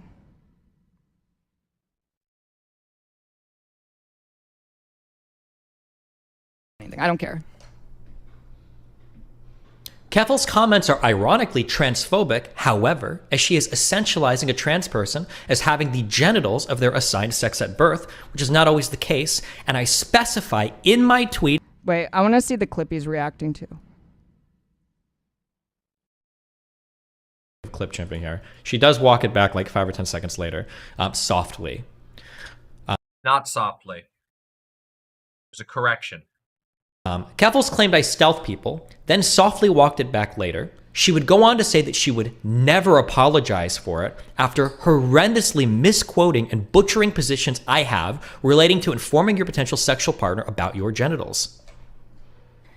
Yes, manipulating the narrative, that is the entire game here. The only reason you ever need to publish a manifesto about everybody you dislike on the internet is if you are trying to create a massive... Let me just be clear. The only reason you ever need to do something like this is when you're trying to create a narrative so that you can justify your fans harassing somebody else. That is why you do, that is the reason, that is the strategic reason why somebody would do something like that.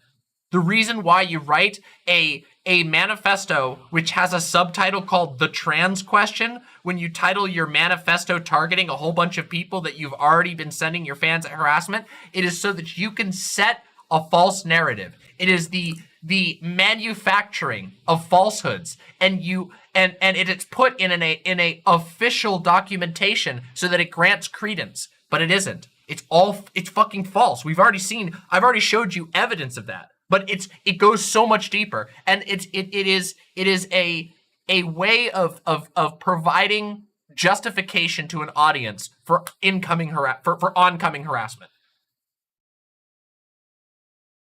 I love that several months ago, he said that if a trans woman does not disclose she's trans before having sex with someone, they are a rapist. I have done this. According to him, I'm a rapist. But he'll never take that back, nor will his like weird fans expect him to take that back. So, why am I? Yes, I do know that the trans question is a direct reference to Nazis and the Jewish question. I know. Yeah, I'm very aware of that. Thank you, though. Not trying to be mean or anything. Yes. I expected to apologize for anything. I don't care. Keffals' comments are ironically transphobic, however, as she is essentializing a trans person as having the genitals of their assigned sex at birth, which is not always the case, and I specify in my tweets... Steven, This is so funny. Oh, wait, she says it. Pussy. Sorry, let me go I was back talking about myself. I have a pussy, Steven. Steven, I have a vagina.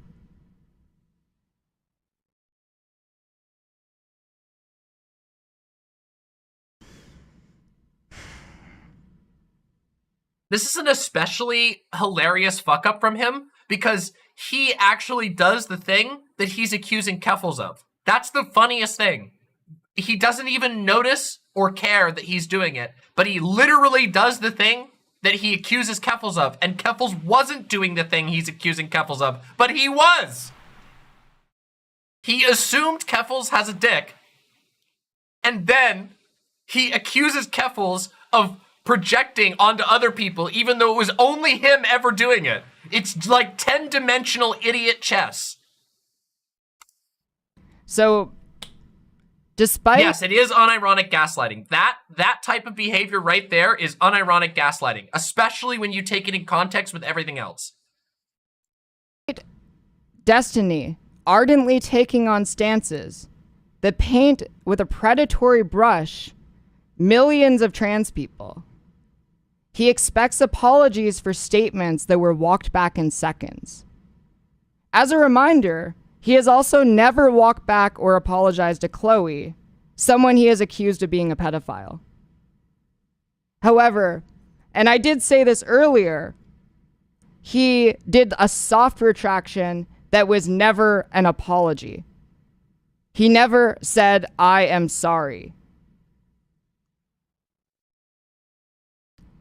And I think it's really rich that a person who refuses to walk back statements he's made, do any internal moral consideration of how he treats others, or even simply apologize, has a community that does not treat a slip up on stream with an immediate retraction as an instance of integrity, but rather an instance of moral failure.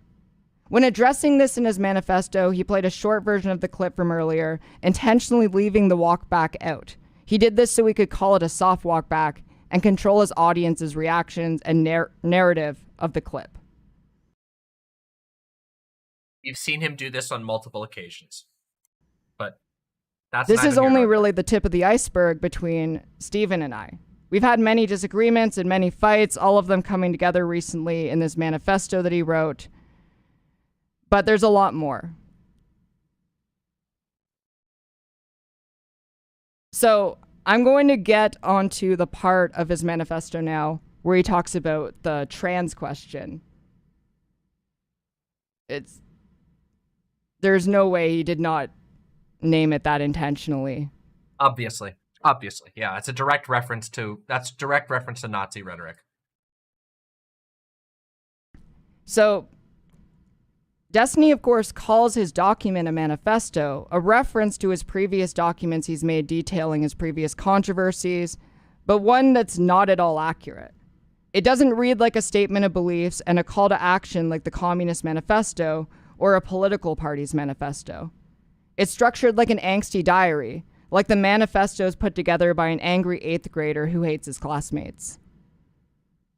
This manifesto contains a lot. However, we're just sticking to the trans question. as it has the bulk of what needs to be talked about. In that manifesto, he calls me a hypocrite and says that I'm harmful to the trans community, while also claiming that me and other people on the left platform oppression Olympics to determine who is safe to attack and who cannot be criticized. We can break it down into the various types of ways he makes these arguments. Let's start with hypocrisy. There are 2 ways he thinks I'm a hypocrite. That I am inconsistent about deplatforming. Let me pull up the clip.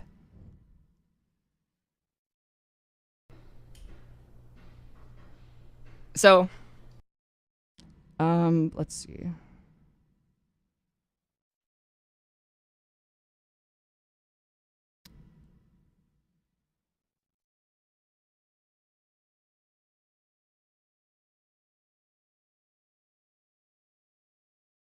Did I go over the Hunter v. Keffals thing? No, because I honestly, like, Hunter is just pathetic at this point. And we actually did show the clip of him showing the docs, but I wanted to get to this because I think this is more important. Hour 2, 43 minutes. Val 9000, I'm sorry that the subject matter today is so fucking depressing and bad. But, you know, do what we can.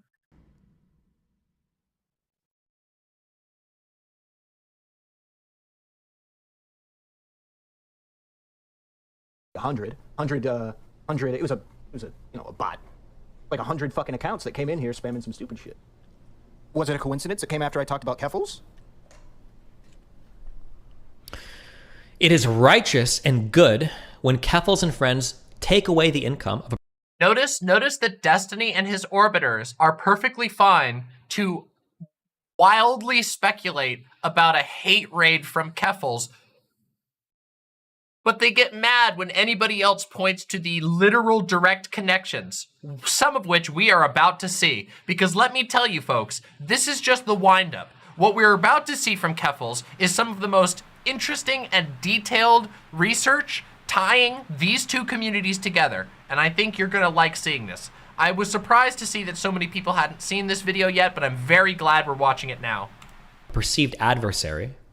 Hey, Steven.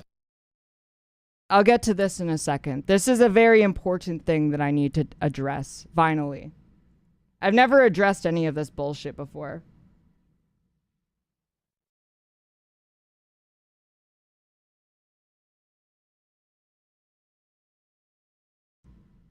But to get into it, Destiny's basic criticisms are that he thinks I'm a hypocrite and he thinks that I'm inconsistent about platforming, and that I accused him of hate raids without evidence while I also engage in hate raids of my own. The hate raid accusation is at hour 4, minute 9. Jess's videos and leave comments would definitely rise to the level of hate raid behavior. Another example, despite being blocked, Keffals will continue to tag people and direct their community to harass them on Twitter in an attempt to speak with them. Keffals has engaged in this behavior multiple times. So this is, Blair White has blocked Keffals literally less than 2 minutes after I replied to her, yet she still tags her. Miss Blair White, you want to prove to me you aren't a coward and a snake? Come on my stream and talk to me. By blocking me, you were just trying to hide in your right-wing echo chamber and are doing everything you claim to be against. A little bit ironic there, but... That's not ironic. There's nothing ironic about that. When right-wingers do the whole, the left is afraid to debate, and then leftists call them out and say, you're lying, I will debate you, and then they immediately block you, that's not ironic. That's literally challenging someone's misinformation. What the fuck are you talking about? That's not a hate raid. That's you calling someone on bullshit. This is the thing. This is why this whole situation gets so mind-bending to everyone who's the victim of it. Everyone who gets targeted by these motherfuckers. Their justifications are always, they're always Pepe posting. They're always the most disingenuous, nonsensical, illogical arguments, and they present them to you with a straight face. It is very Trumpian. It absolutely is very Trumpian. Here's Keffals talking about her harassment of Stone Toss. He blocked 3 of my accounts, so I harassment of Stone Toss. Keep in mind, Stone Toss, the guy who makes comics about trans people killing themselves, about killing trans people. Stone Toss is being harassed by being challenged on Twitter. That's what Destiny and also the communities around Destiny and the connected communities that aren't openly affiliated with Destiny, but certainly are, that's what they consider harassment. They consider harassment when you challenge the guy who literally calls trans people pedophiles. privated my personal account that I had not used in over 2 years to ratio him. Always wanted to ratio Stone Toss. Okay. Literally, hold on a second. This is what I have to say. Nazi tears, okay? If ratioing a literal fucking Nazi, if ratioing a Nazi is harassment, is gonna make them cry, that's all I gotta say.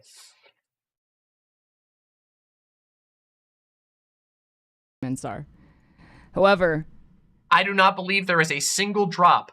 I don't think there is even a single drop of hypocrisy in saying somebody who advocates for and spreads misinformation, hateful bigotry, deserves to be ratioed on Twitter, and harassing random people for no reason at all because they're trans and because you don't like them with your giant platform. Those two things are not the same, and there is no contradiction in saying that one of them, harassing random people who haven't done anything to you with your giant platform, is wrong, whereas ratioing Nazis is good. I don't think there's a single contradiction there, and I will challenge anybody on it.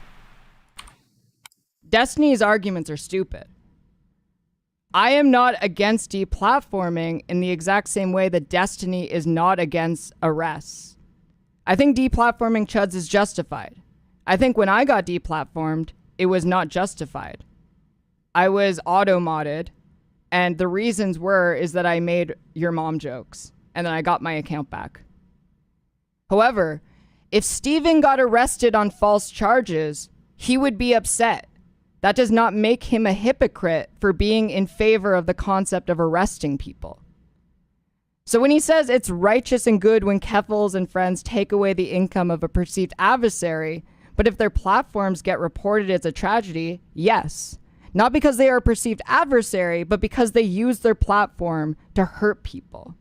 And keep in mind, these people are, even in the worst case scenario, the people that are being talked about, even if everything else was equal, there's a massive difference in that people like Stone Toss, people like Destiny, people like Sargon of Akkad, they regularly violate the TOS of the sites that they're on. In fact, some of them have been banned for it, such as Destiny, who's been repeatedly banned and now perma-banned from Twitch for his constant bad behavior. And it's not as if Destiny is too far away from this himself. He has continually said he hopes that pieces of shit get bullied off Twitter. Oh yeah, Space Case, welcome to the chat. I'm sorry that you came in on such a hot issue, but unfortunately, what can I say? We deal with a lot of bullshit here. A lot of my friends get hurt because of completely stupid bigots on the internet. So, sorry. Let's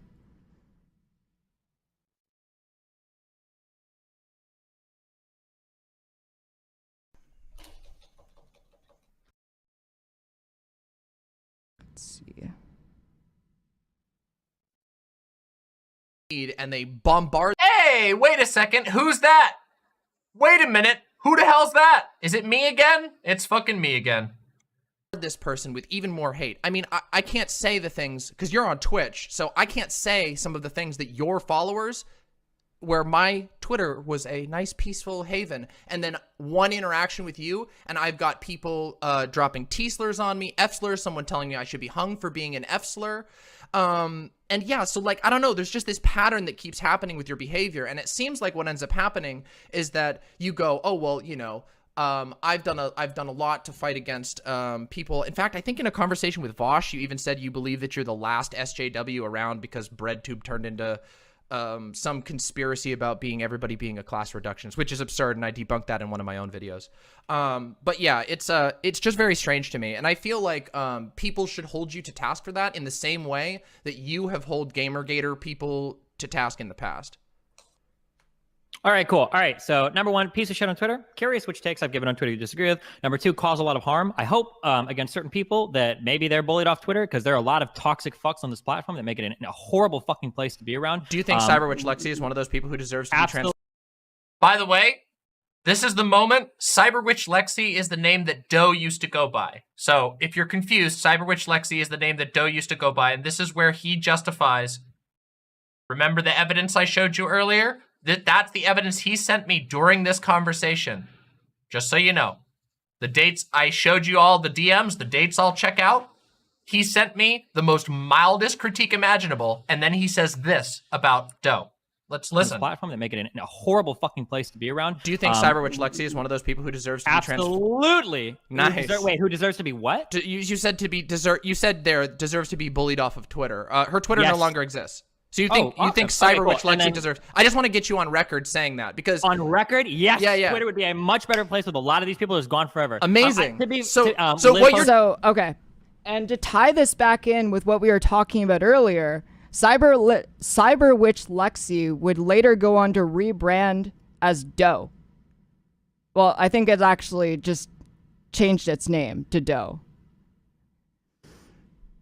So not only did Steven say that Doe deserves to be bullied off of social media, but when Doe got bullied so hard that Doe tried to take its own life, the response by Steven was to mock it for trying to take its own life.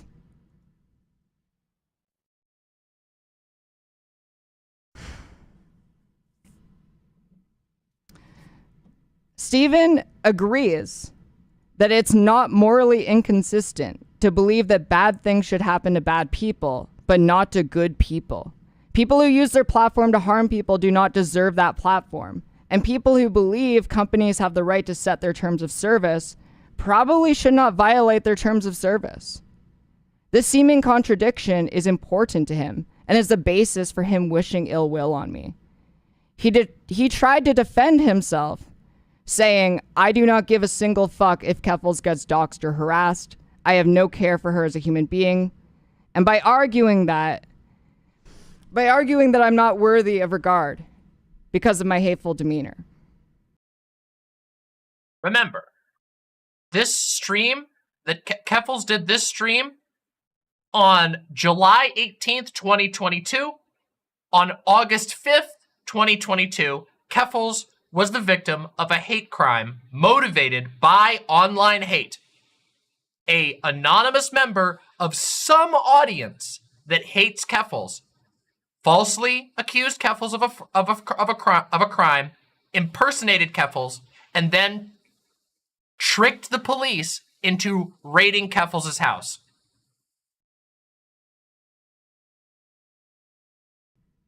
But you know, Destiny doesn't give a shit though, right? That's not a wink, wink, nudge, nudge. That's definitely not a wink, wink, nudge, nudge, is it? Anything you claim to be against.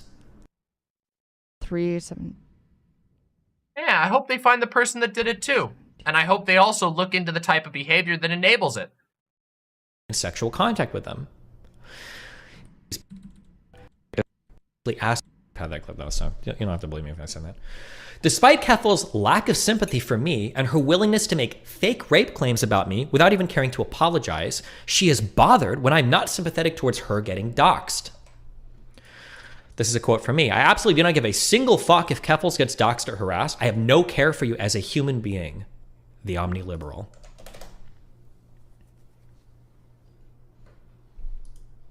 She gets upset when I use a similar evil argument back at her. The difference is I'm not calling her evil because of her beliefs. I lack regard for her because of her aggressive and hateful demeanor towards me, including taking credit for getting me banned from Twitch. Wait, did he literally... I didn't actually look at the clip. I just had someone grab it for me because I don't like listening to his shrill voice. But did he literally just do the Office thing? Help, I have I'm the victim of a hate crime. That's not a hate crime. Well, I hated it. Did he actually just do that? Jesus Christ.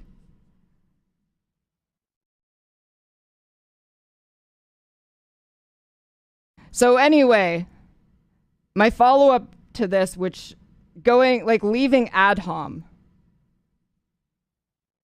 Because it's not useful. It's very easy to fall back into doing ad hominems because obviously I really don't like him. He has caused a tremendous amount of harm to me, my friends, and the trans community in general. But that is not the point of why I'm here today.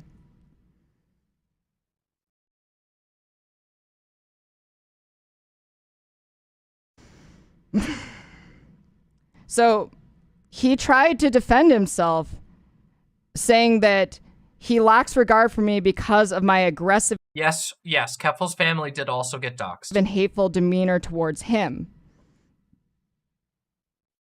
The difference is that before that moment, I never wished Steven harm in any way. The fact that I don't want him to use his platform to harm people doesn't mean I want him to be harassed, doxxed, or starve. Deplatforming is not a call to action that someone should have a miserable life. People who hurt people with their job should not have that job. They should instead be given a life where they can meet their needs without hurting people. But Steven can't convince of that and goes right to publicly claiming that there should be no moral consideration for my health and safety because I jokingly took credit for a ban that he himself earned, one that reduced his income from hundreds of thousands of dollars to still hundreds of thousands of dollars. He thinks my safety is forfeit.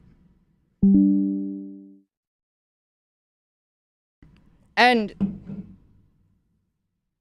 one second as I grab something important to show.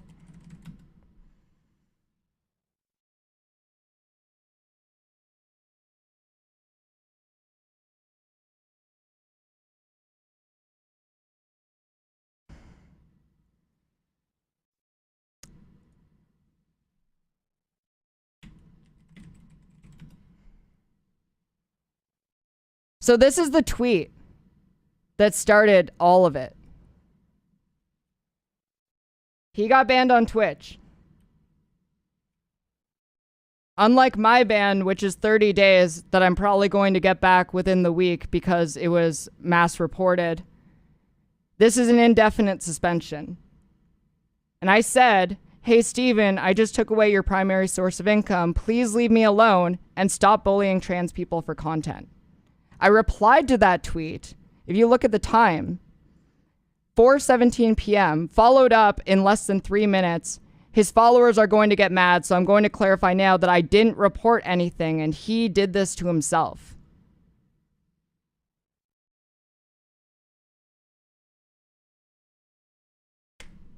He leaves this out, and most people who bring this up leave that out. In the section of the manifesto where he speculates on the reason for his ban, he does not even list me. Because I did not get him banned, neither of us think this. He does, however, state in that section of the manifesto that one of the reasons for his ban, and let me see if I can pull it up. He did, however, in my first debate with Destiny did, however, accuse Vermin, Conyer, and Doe of secretly orchestrating a campaign to get him removed from Twitter for his Kyle Rittenhouse takes with no evidence. No evidence of it. Mixed Dizzy says, Steve wants to run Demon Mom off the internet despite the fact that this stream is how she supports herself and her partners. Yes, that is true. He's been doing that for a long time. This video shows how he's now trying to do this to Keffals.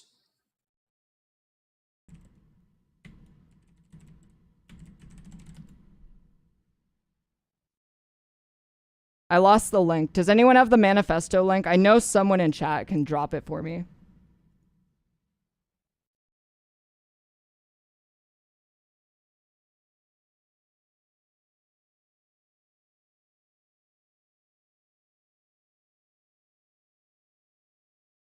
Thank you.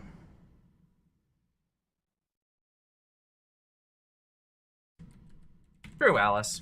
True, Alice. Here it is. Under his official reason, there is nothing about me. And under his speculation, he states that with no direct or clear communication relating to my band, there's not much for me to speculate on.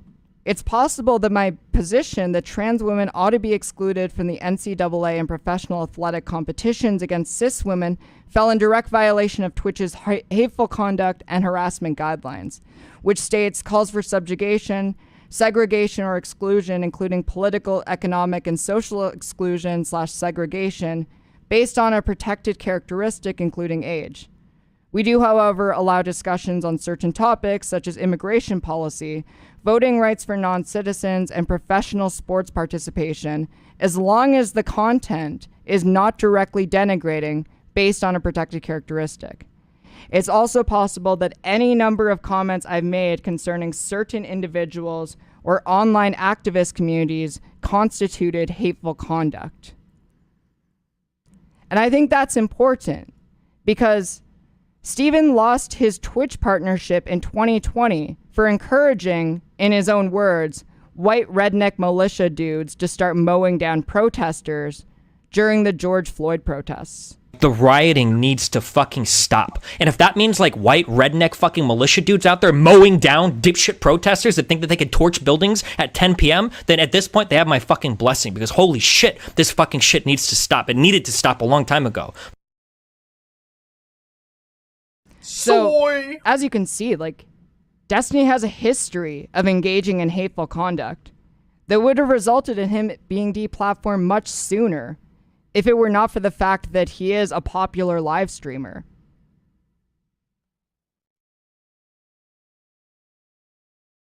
Destiny knows the threats to my safety are very real and has discussed them openly on his stream. It's not a neutral statement. The second way that Destiny thinks I'm a hypocrite is through hate raids, a concept he applies extremely broadly to include tagging people who blocked you, as we showed in, let's see, 409.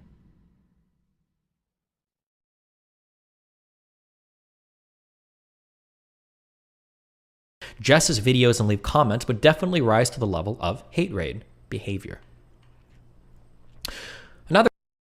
He includes hate raiding as tagging people on Twitter.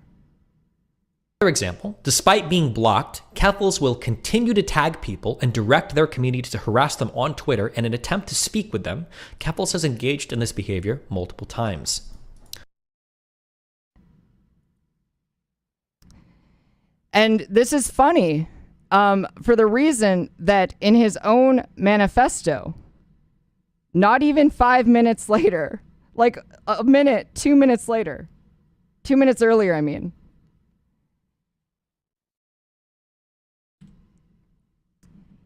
his definition of hate Implicit raid. calls to actions were made. Look at it.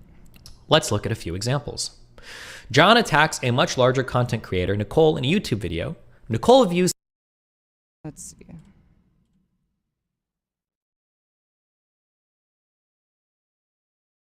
Big fight with one another online, culminating in both exchanging heated words. Once their exchanges are done, Laura retreats back into her server and begins to link social media. Wait a second, did I get this right? Yeah, Hippie Punk. Keffals did a really good job on this video. Keffals worked with like a professional researcher to make sure everything was squared out for this video. So it's a shame that not as many people have seen this as I thought. I think it's because it is currently members only, because Keffals got banned off of Twitch, and so it never got to be properly streamed. So I don't think a lot of people saw it.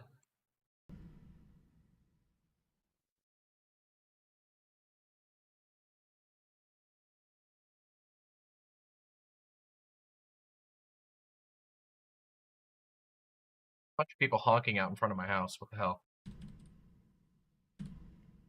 Right here. Let's look at a few examples. John attacks a much larger content creator, Nicole, in YouTube. Right here. In his definition of a hate raid, it says that a hate raid needs to include at least implicit calls to action. So no, tagging someone on Twitter is not a hate raid. Wait, real quick. Hold on. We got to take a quick pause. Hold on. Quick pause, okay? Max is going to bed. Max made some great meme art that I want to share real quick, okay?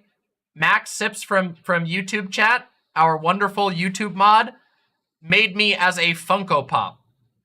So I have to say this is absolutely incredible.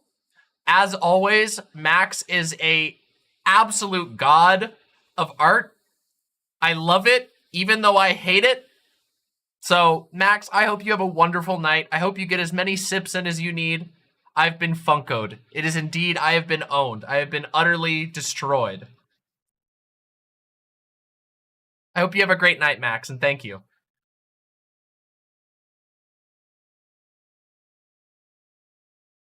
Let's continue, everybody. That is not a call to action. I do hate Funko Pops. I've ranted about them so many times that it's like a meme. But I got owned. I got Funkoed.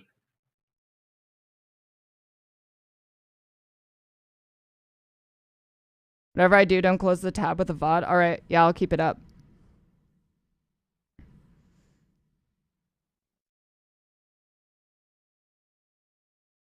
Somebody else, oh my god. Oh no, someone else Funko Popified me. Okay. So, and this is really funny because bullying people that he thinks are pieces of shit off of Twitter sounds much more like what he is describing as hate raiding than tagging people on Twitter. Yeah, it's funny because Destiny is on video in the debate with me, in a debate that's uploaded and still on my channel, not on his channel conveniently, but on my channel. You can find it. He's on video doing exactly what he considers to be a hate raid. Again, just full of shit. Just a totally full of shit. He further defines hate raids as a way to spam either hateful or derogatory messages, something he takes great steps to point out in his examples. He even seems to define the ratios as hate raids. Liking tweets is not hate raiding. For instance, when Steven's wife Melina liked Lauren Southern's tweets about a banger Lauren had to delete, where Lauren said, "I would never be a woman," Melina did not harass me. She merely just revealed her true colors.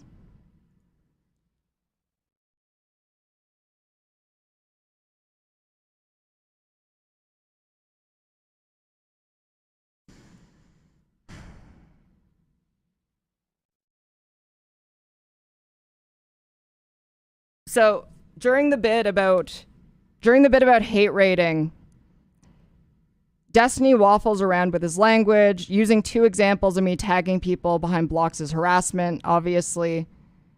By proxy of this being in the hate raid section, he seems... They're restreaming this on Destiny's site. Hello. That's really funny. Incredible fan behavior here. He seems to imply that tagging people behind a block is also a hate raid. Whatever it is, the two examples he uses are Blair White and Stone Toss. And to be honest, I think it's morally okay to harass fascists. I literally do not give a shit.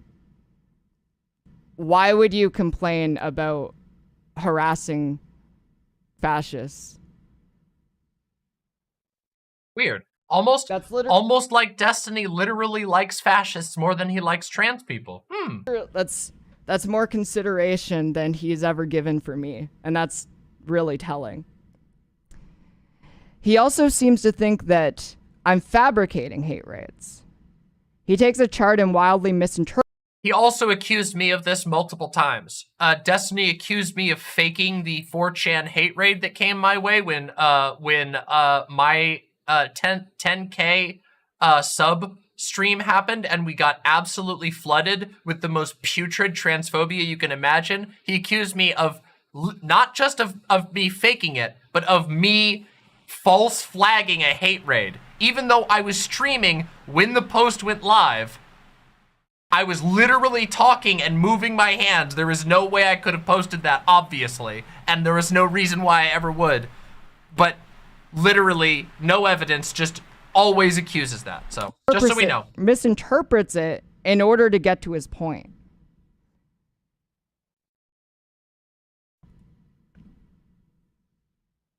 $410.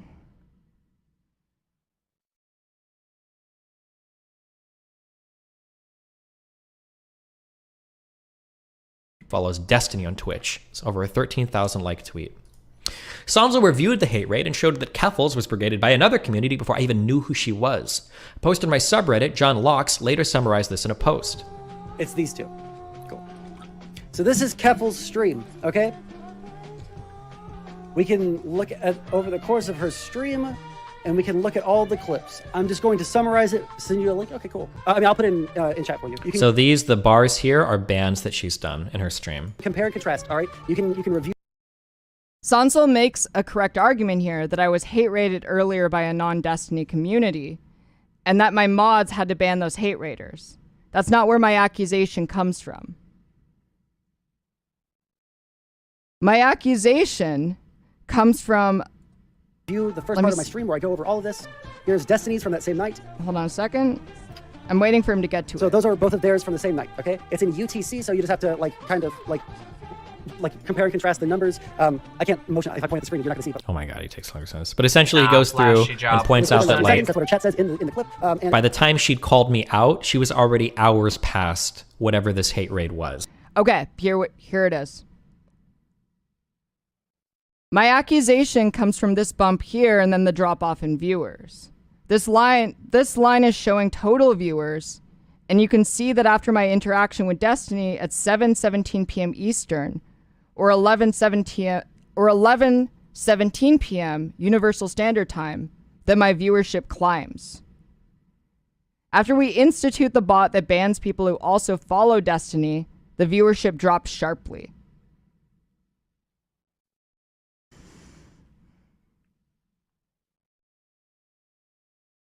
Yes, Stephen. Stefan Lai, we discussed Keffals getting wrongfully arrested. Keffals was not charged with any crime because there was no crime. A harasser made a fake email with a fake crime, accused Keffals of it, and the police swatted Keffals in response to completely fabricated information. Keffals was held in custody, though no crime was brought against Keffals. Keffals lost her digital devices, which are still being held by the police, and Keffals has had to buy new devices in order to even respond. So if you want to see all of the details, please rewind the stream. It's the first thing that we talk about on stream. We talked about that earlier. She accused my community of being the one that did this hate raid, but the timelines don't. Why was she held? For questioning, quote unquote. Don't line up for it at all. Until 11:50. Despite the fact that none of the things that were in the email were true, Keffals was still held for questioning. At 8:40, she didn't interact with Destiny until 11:50. So she interacted with me down here. She'd already banned this many people from a hate raid earlier, but then she accused my community of doing this hate raid. Oh, I'm sorry. I'm sorry. I misworded that. She had interacted with Destiny earlier. They put the bot for the I don't know, capital secular BGGs socialist. at 11:50. All right. So 11:50. That's when the bot started. They didn't end the first Not a hate raid lawyer. with the bot. All right, because that happened. Sunsol has the timeline mostly correct, but makes a mistake where he times the implementation of the bot to the timing of my tweet about the bot. The bot was instituted earlier than the tweet because of course it was. My tweet fits the timeline here, and my follow count increases. I see another viewership bump when I tweet about the bot, but it drops off sharply afterwards as people realize they cannot interact.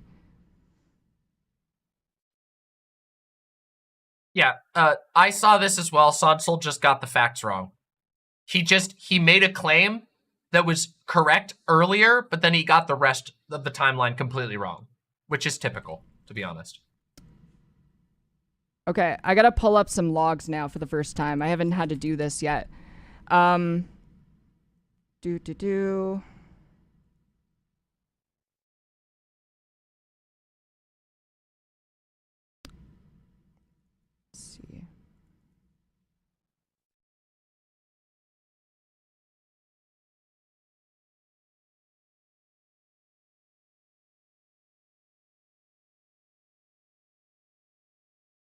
They don't, Seska. No one listens to him.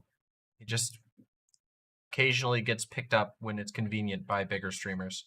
Hold on a second. I have to find the exact log.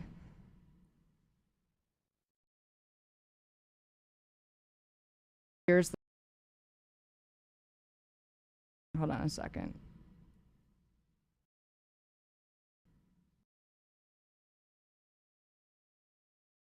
Sorry, I'm jumping forward for the Hey, to this stream skip was the dead planned space. to be a video essay. Yes. Keffals Twitch chat, or is this going to be another exception like with Vouch? Yeah, notice that, by the way. This right here is pretty fucking important. Keep in mind, and this is something important to note, because remember, this whole video is about establishing the environment and culture of these communities. It is a unspoken exception that nobody gets banned for jumping in and harassing other content creators. Very interesting that, isn't it? Bit of a piece in how this all comes together. If you are going into Keffals chat to psyop, Rest well, Alice. Hopefully we'll see you around here again. Don't forget to subscribe. change your pronouns to she/they. Rip Bozo Keffals. They're Keffals chatters reading this chat right now. If you are going into Keffals chat to psyop, change your pronouns. Oh my god. So it's like, not only is brigading me a regular thing and brigading my chat, but pretending to be my viewers.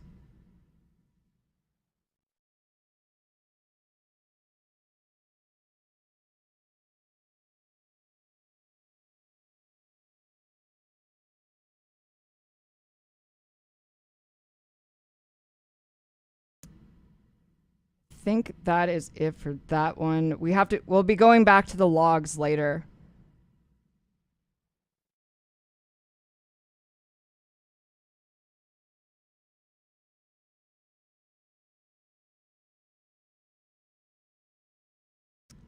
So Destiny seems to think I'm harmful to the trans community, and he says that in a bunch of different parts of his document in a few different ways. Sometimes isolating me specifically, and sometimes putting me in a group of people he considers to be bad actors. One of his arguments about how I'm harmful has very little to do with any harm I cause, but who I am. That I somehow don't represent the mainstream trans community. I don't know how he gets a barometer of what the mainstream trans community is. He admits that the feedback he gets are people who are already fans of his, so he has a biased sample. But my feedback does tell me I represent the mainstream trans community. Let me pull up where he says this. It's in hour 1.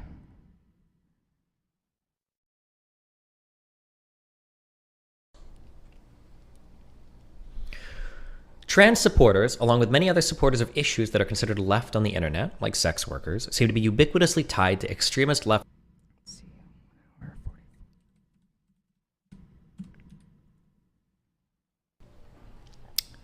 From those in the back. Okay, this is the most controversial section, and you'll see why in a second. I don't know how I'm going to do this. The nature of political and social discourse lends itself to conversations that involve a wide breadth of experiences foreign to myself. One of the most valuable tools available to me is soliciting others for feedback to ensure that my opinions are tracking with the lived realities of many of those I speak for. Trans experiences are no different. Before I get into any detailed accounting of my social and legal positions on trans issues, I'd like to cite 31 excerpts from the hundreds of emails I've gotten from my trans viewers over the past few months. I understand there may be a selection bias due to the types of people who are more likely to watch me, but all I can do is ask for experiences from my audience and listen. I believe that will better lay the groundwork for the He is reading an ad for himself. Yes, he is. development of my perspective and why I have the positions I do on these topics. Do I want to read every single one of these emails? I'm not sure. We'll start going and I'll see how I feel after a few of them. But I got hundreds of emails from different types of trans people when we had this whole debacle a few months ago to see how we felt or to see how they felt about things, what their positions were on things. Yeah. Binders full of trans women.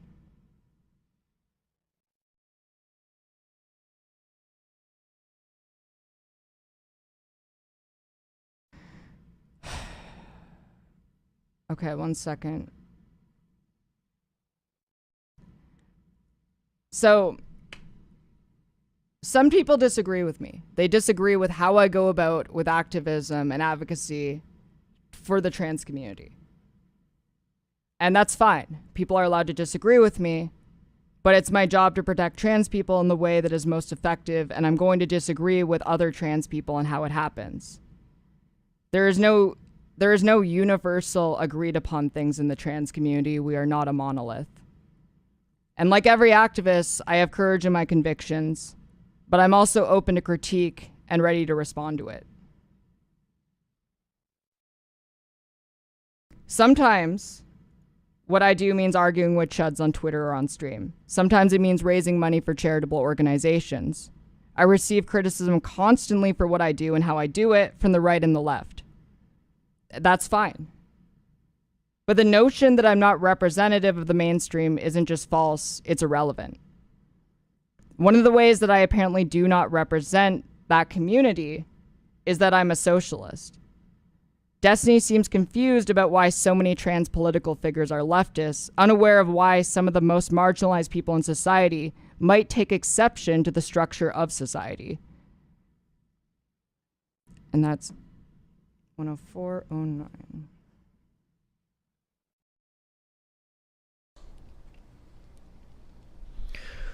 Trans supporters, along with many other supporters of issues that are considered left on the internet, like sex workers, seem to be ubiquitously tied to extremist leftist economic and political ideologies. Almost any trans-supporting public figure you find on the internet seems to identify as a socialist, communist, or some type of anarchist.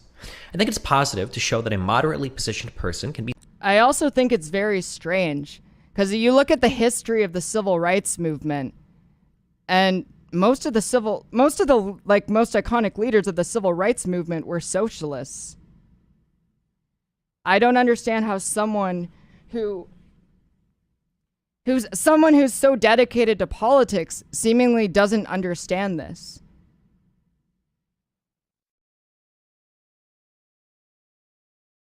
You hope I get my Twitch account. My Twitch ban's only for 30 days. It's not permanent. To be honest, I don't want my Twitch account back. I was planning on moving to YouTube anyway.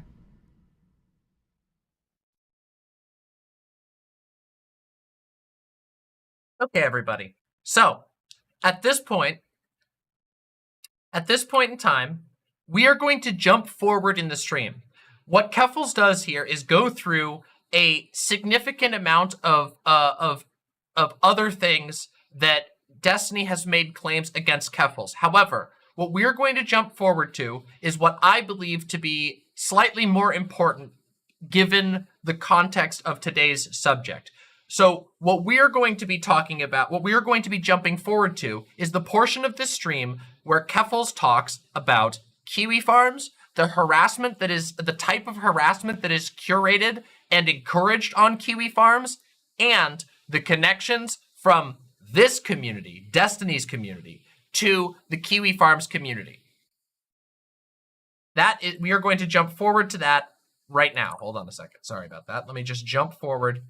Warning, what we are jumping forward into is extremely dark, okay? What is going to be discussed here is a series of lethal bullying campaigns. So I want you to understand that the people who are being discussed on this stream, at least 2 of them who are discussed here are no longer alive. As a direct result of the harassment and torment that they received at the hands of sites like Kiwi Farms. And what you are also going to see here is some, what I would consider to be very obvious connections between the types of communities that have been doing, between types of communities like Destiny's and the Kiwi Farms community. Saw them doxing a 5-year-old boy and creating a gallery of images of the child using family photos. All of this is an attempt to isolate their target, drive those close to the target away from them, and create an environment of loneliness and desperation. This serves the final purpose of Kiwi Farms, the death of their targets. To this day, there have been 3 confirmed suicides as a result of kiwi farms. They are keenly aware of this, and some users have kill counts in their profile descriptions because participating in the threat of someone who has actively taken their own life is seen as a badge of honor on the site.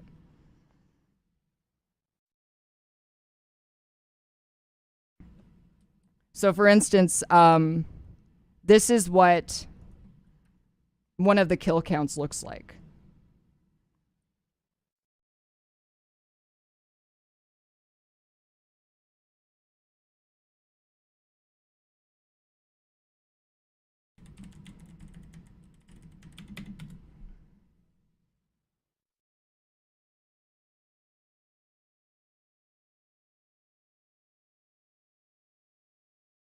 Hold on one second while I just open something up.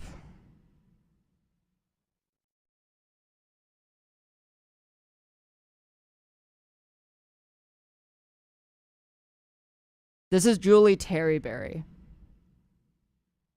She took her own life in 2016. Julie was an 18-year-old autistic girl who also had ADHD. Upon Kiwi Farm's discovery of her via her eccentric Facebook and OkCupid rants, it was obvious she was a victim of domestic abuse and grooming. Having been in a long-term relationship with her 28-year-old boyfriend, and with visible signs of physical and mental abuse, Kiwi Farms took it upon themselves to bully, stalk, and harass Julie for almost a year.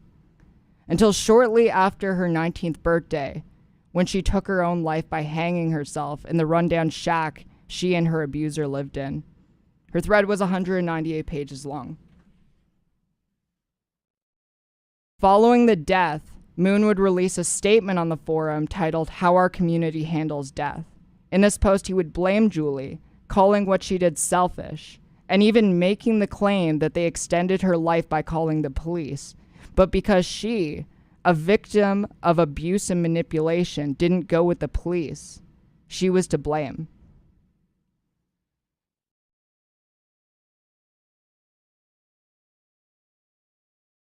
So, one sec as I pull this up.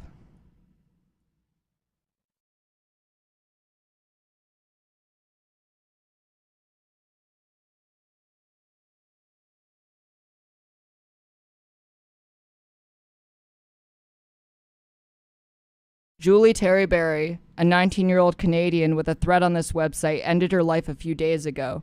She hanged herself with a belt in her bedroom. As far as I know, she did not leave a note. Her life was wrought with difficulties, financial disparity on top of emotional and physical abuse. She had no people in her life she could rely on, and despite blatantly telegraphed cries for help, these problems were allowed to compound until it manifested in her death. This is an entertainment forum and we like to be entertained, which is why we actively discourage people from becoming emotionally involved.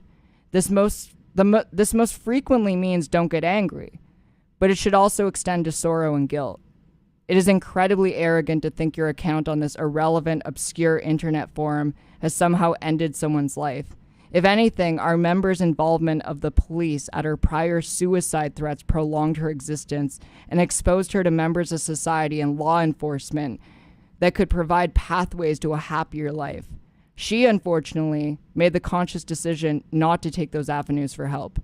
Suicide is a markedly selfish thing which is characterized by extending prolonged suffering to everyone except the person who dies. It is not an end, it's not a fix, it's a retaliation, and imbibing the notion that anyone besides Julie Terryberry could have prevented her death is impertinent and outright wrong. You are free to shift blame in whatever direction you please, but she is the one who made and carried out her final decision. So the rest of it is basically all just blaming her for her own suicide. But, and hold on one second, I have more to show you on this. I need to show you exactly how deranged the people on this website are.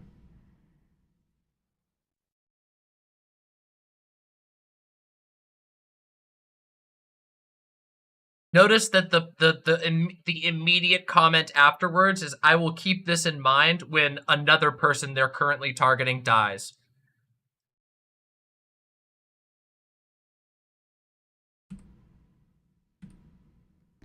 Here's all of the responses to Julie Terryberry. Attention, Julie is gone. Why is this doing this? Attention, Julie is gone. She hung/choked herself at 3 a.m. this morning. So no, it's not just Julie writing on this wall. I have 100% confirmation from a family member.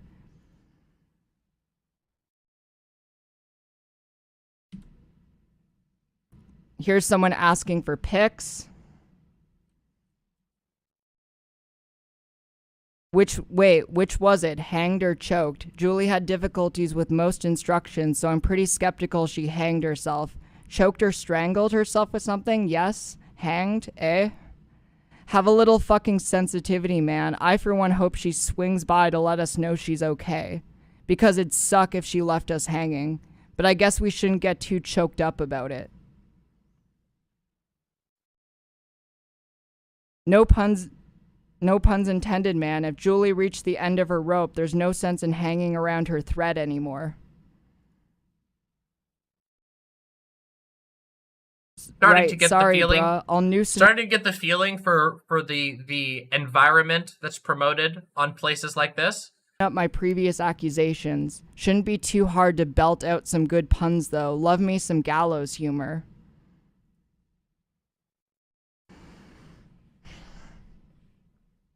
Doesn't matter if you are saying the truth, then the confirmation will appear eventually. There's no need to rush.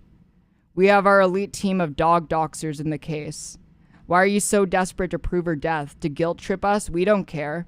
She could have been burned by the Inquisition for all the fucks we give. I hope we see her hanging from the ceiling. I hope it's real. By the way, the person saying that is a staff of that forum.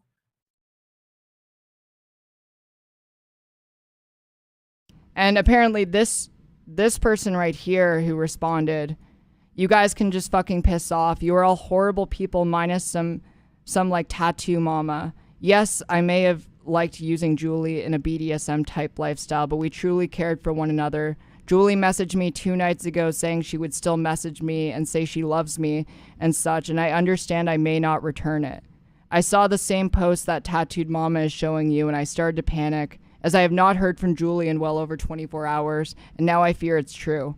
I'm sitting here in tears because I never wanted Julie to harm herself. She was getting so much better when I was with her, and now she's gone. You guys are clowns and should be ashamed of yourself. That is all I'm saying on this subject. I have to go pay my respects. I will not be giving the decency of responding to any fucking bullshit responses like this. Here's someone laughing. Here's someone saying, oh, don't be pissy. Your girlfriend just learned to swing dance. People saying good riddance. I felt nothing, not an edgy thing. I just felt nothing. So, I think we're getting an idea of this particular incident. Now what we are going to jump forward to, Keffals here outlines just more and more and more information about this particular individual, just documenting just how much horrific, obvious, blatant bigotry is going on in here, how much blatant, obvious attempt to get someone to kill themselves is going on here. What we're going to jump ahead to is an example, a situation in which one of the victims of this website explicitly reached out to try and talk to the owner and operator of the website by the name of Null. What we're going to listen to is Keffals reading the email from a victim of this website pleading for mercy. And I will say, this one is really hard to listen to.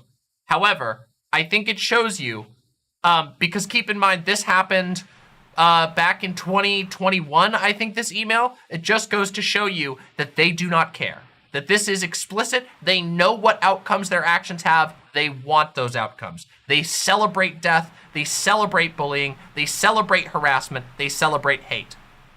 And they also encourage swatting, doxing, all of these other things. So let's listen to this real quick. And I'll read it to you so you understand. This is a email to Null, the owner and operator of Kiwi Farms, from a user named Bew. This user was known by other names online, for example, by the name Near. They were a big part of a number of gaming and software communities. Many people knew them. They dealt with a seemingly unending amount of harassment, and this is them writing out and reaching out themselves. Okay, let's listen. The desperation that Near felt, basically trying to haggle for their own life. Dated June 26, 2021. I can't do this anymore.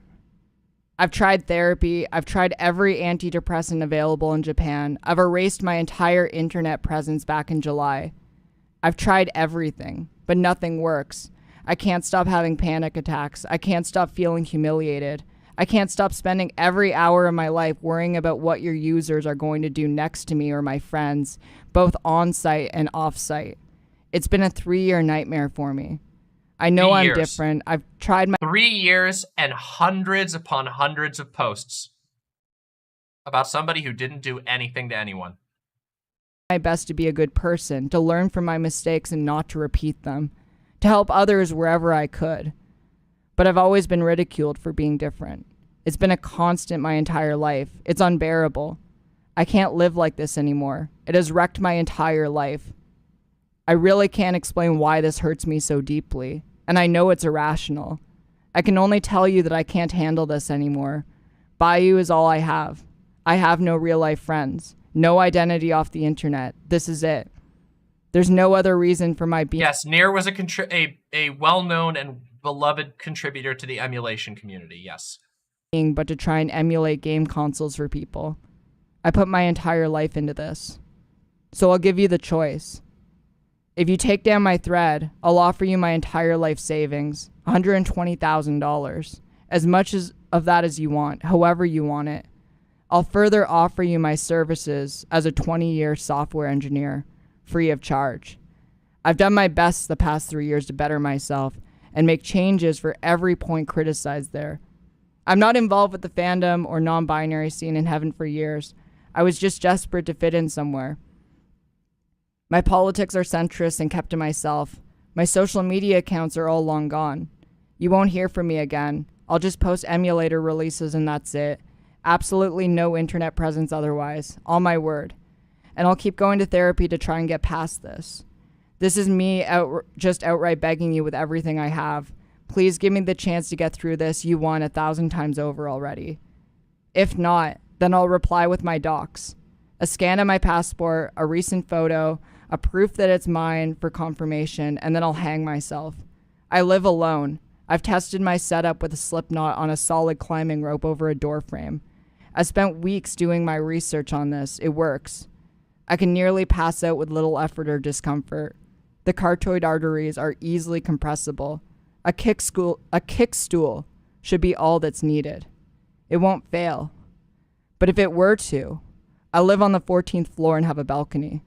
On my reputation and honor, having had no history of ever threatening this nor of being untruthful in my 20 plus years online, I give you my word that I'm serious. You can post this email if you choose. I won't make a big fuss about it online though, don't worry. It doesn't matter anymore.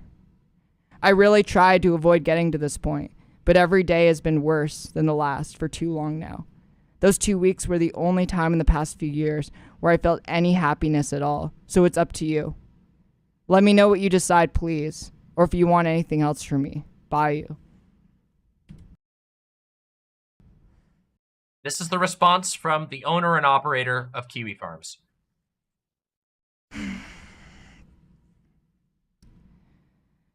This is Null's response. You're putting me in a very uncomfortable position.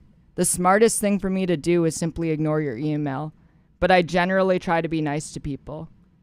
Every word I say in reply to you will eventually be used against me. If I help you, I've censored my website and my users will be upset.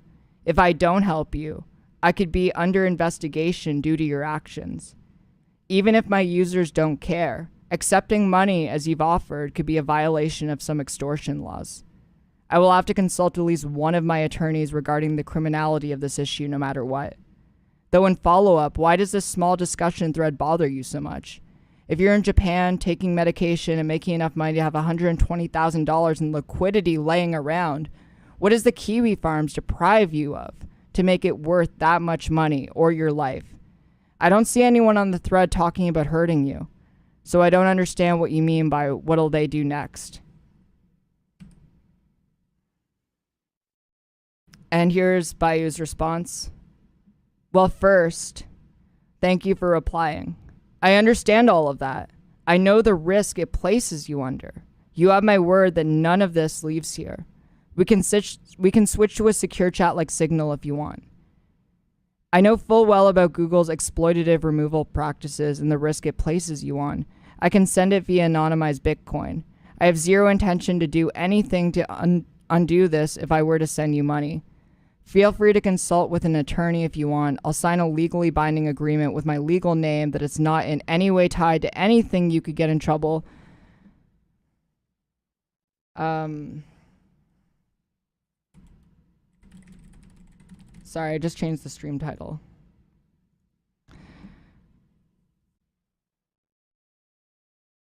It's not in any way tied to anything that could get you in trouble. I'm a US citizen as well.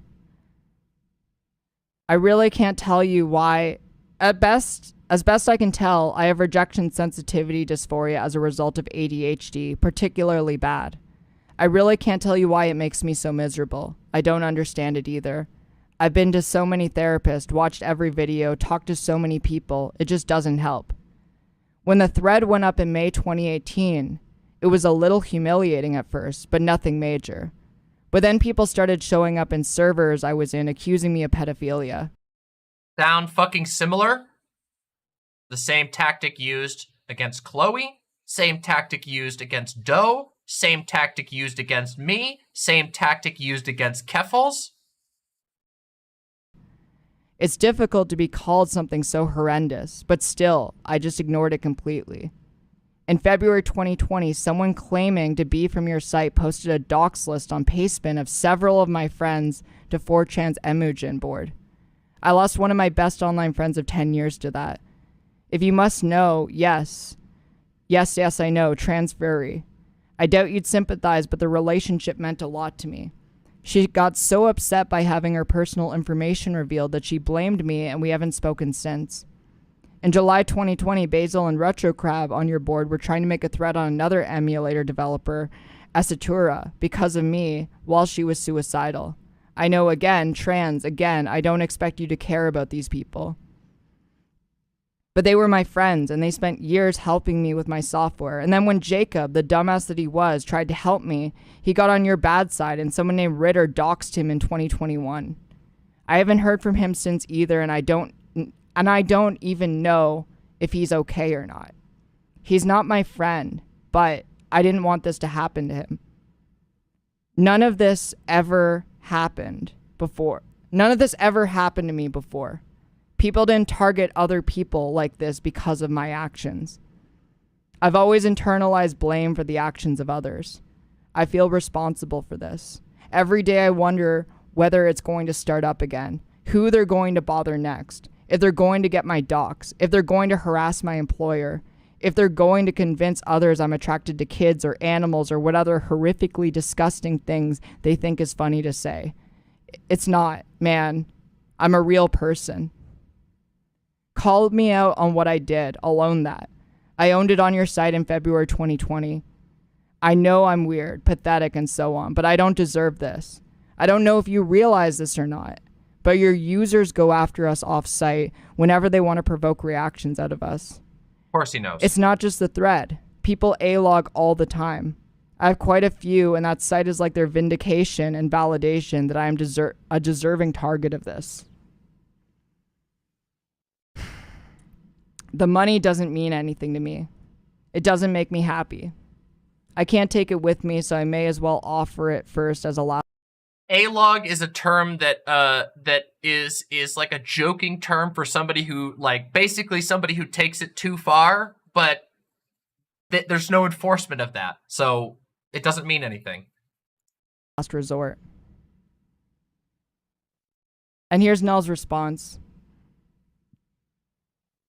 Oh wait, no, this is the end of Bayou, and this is Null. The only SSRI to do anything was Zoloft, but it caused me really terrible tinnitus, and I can't take it.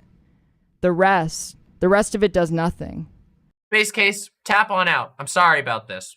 Just wanted to make sure that full context is provided for everything I'm talking about, because this shit is fucking serious. And I'm sorry that it's such a drag, because it really is. I hope you come back another time when we're not talking about stuff like this. No Triptyline, Lexapro, Mirtazapine, and Filintinib. It helped a little, but it doesn't do anything. I also have OCD, and I think it makes me obsess over things like this. I can't stop myself from thinking about it and worrying about the what-ifs. That's a natural reaction. Regardless of OCD or ADHD, it's a natural reaction to be worried about people who have gone out of their way to target your friends. Null's response, you realize I can only control what's on this site, right? I can't control archives, paste bins, doc spins, etc.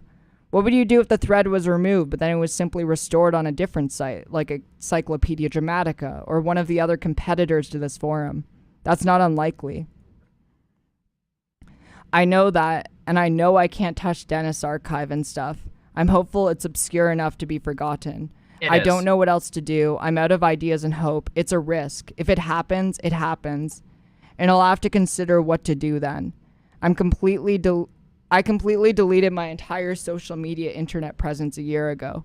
So I am desperately hoping people will forget about me and move on. I never wanted any of this online fame or attention.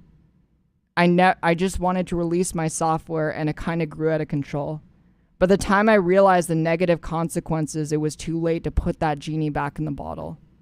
All I can do is stay off the internet as much as possible and hope they grow bored. Well, here, do with this as you wish. I want to hold off. Is this real? Let's see. If you want like an official statement, if you people like, yeah, it's shitty that Keffals got swatted. Like nobody should get swatted. That obviously sucks. But I have no sympathy for her. She like aggressively pokes and prods and fights with like the most aggressive communities on the internet. Like, I don't know. And like, obviously she treats me as less than human, so I don't have any sympathy for her. Oh, totally treats you as less than human, you fucking piece of shit. On the name before you decide, because I don't want to risk being interrupted. If I do this, I won't disclose it, and I'll delete this email. I don't want to be remembered that way anyway. It's not going to bring me any comfort to bother anyone else at this point. I just need this to stop. Also, your site has a reach that none of those other places can ever get even close to. You really have the #1 website on the entire internet for this sort of thing. Null's response, I don't know, homie. I have to contact a lawyer about the suicide threat anyways, but you should expect my answers to be no in general. It sets a bad precedent. The money isn't worth dealing with the fallout if problems come up. I'd feel bad taking your entire savings. There's probably legal issues in accepting it anyway. How do I even report this income? Be realistic. My hands are tied. The pros is basically that I have a down payment on a house I'm looking for, but that's something I'd get anyway, just working hard on keeping the community going and growing my podcast, especially if crypto ever goes back up. I'm not really that materialistic, and I fear the wrath of God. I feel like you're being genuine. There's a fear that you're just trying to prank me and show people, look, Josh just wants money. But if it's one small subset of concerns at play here. So hear me out. Send me your resume. I'll make you a counter offer.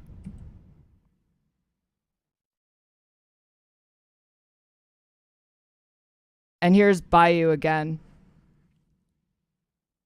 It is absolutely not in my best interest to ever tell anyone about this for any reason. It exposes me to the fact that I've funded your site, which would instantly eviscerate my own reputation in my circles. It may put me at legal risk in the event your site ever does get in legal trouble, and it risks a Streisand effect if people find out we did this, and they'll want their money from mirroring the content elsewhere. In no way is it a good idea for me to ever speak of this to another person. Frankly, just me offering this already puts me at risk. If you were to just drop this email, you could wreck my reputation instantly. I only sent this email because I am for real serious. If it helps you with sincerity, proof it's my hope. Proof it's my rope. As far as precedent, it's your site, so you could claim any reason you want. Or just not say anything. It's up to you. You certainly don't have to take all of the money or any of it, but I'll give you whatever you want. I get something out of it, so there's no reason for you to feel bad. Take what you're comfortable taking. You would have to claim it as either 1099 NEC or Form 1040 to steer clear of the IRS. I have a U.S. lawyer as well who I could talk to with your lawyer. Obviously, I've not said anything to him about this, but in general, I trust him with anything and he could help us work out. He's like, it's just like he's begging for his life. They're begging for their life. I can send you money any way you like. Bitcoin, PayPal, bank transfer. You name it. I'll figure it out. The one thing I just want to say up front is that if we do this, I would like to send it in increments. Say 1,000 a month or so. Would that be agreeable? There's the risk to me if I send you the entire thing and then you just keep the thread anyway. Understandably, we're both a bit suspicious of one another, but I want to be straight with you. Tell me how I can ease your concerns and I will do so. Tell me how I can demonstrate my sincerity and I will do so. I'm not really materialistic either. Money doesn't bring happiness. I don't really have a resume to put together in general. This is just him going over his credentials. As an alternative, I own a registered business. I can hire you as my employee for whatever purpose. Attaches my business articles of incorporation. Might be a little tricky to set up, but I'm sure it's easily doable.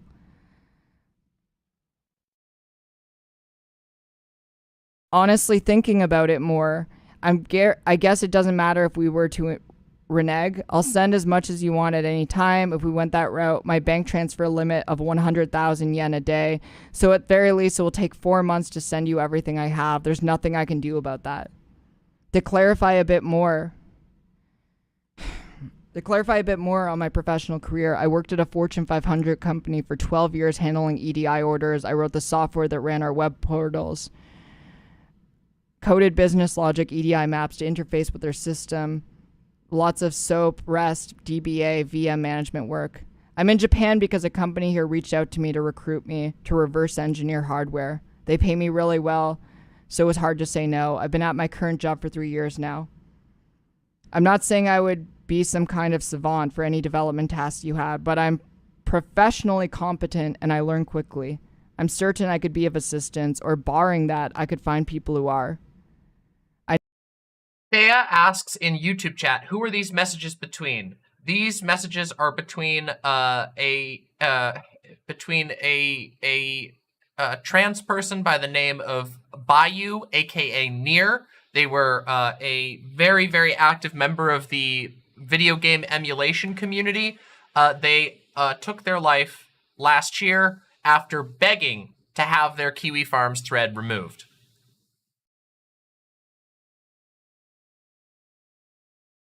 Okay, I'll add you. I know a whole lot of employees who work at Google, Microsoft, Amazon. Most emulator developers are coding savants, and I am on good terms with almost all of them, so I'm confident I could achieve almost anything with favors.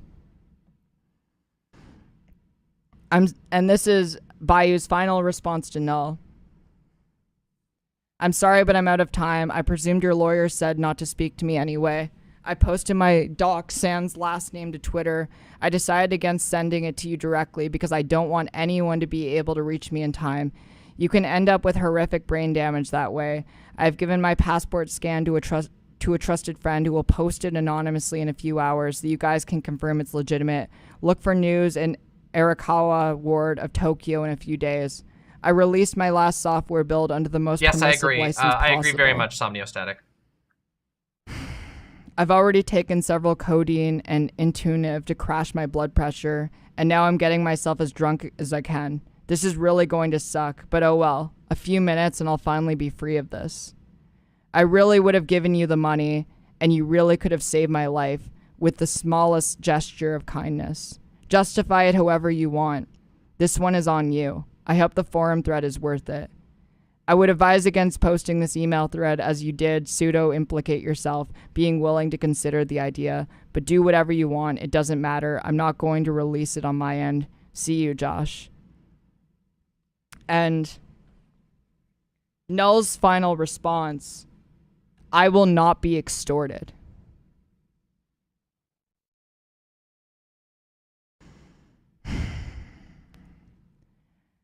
So this was 2 days before Near took their own life.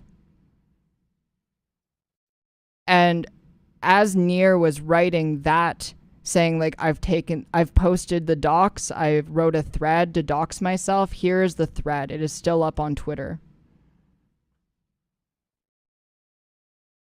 This is me. My real name is Dave.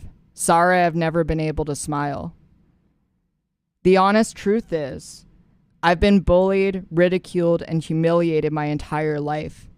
From my earliest grade school memories to now, it's always hurt me deeply enough that I can't describe it in words.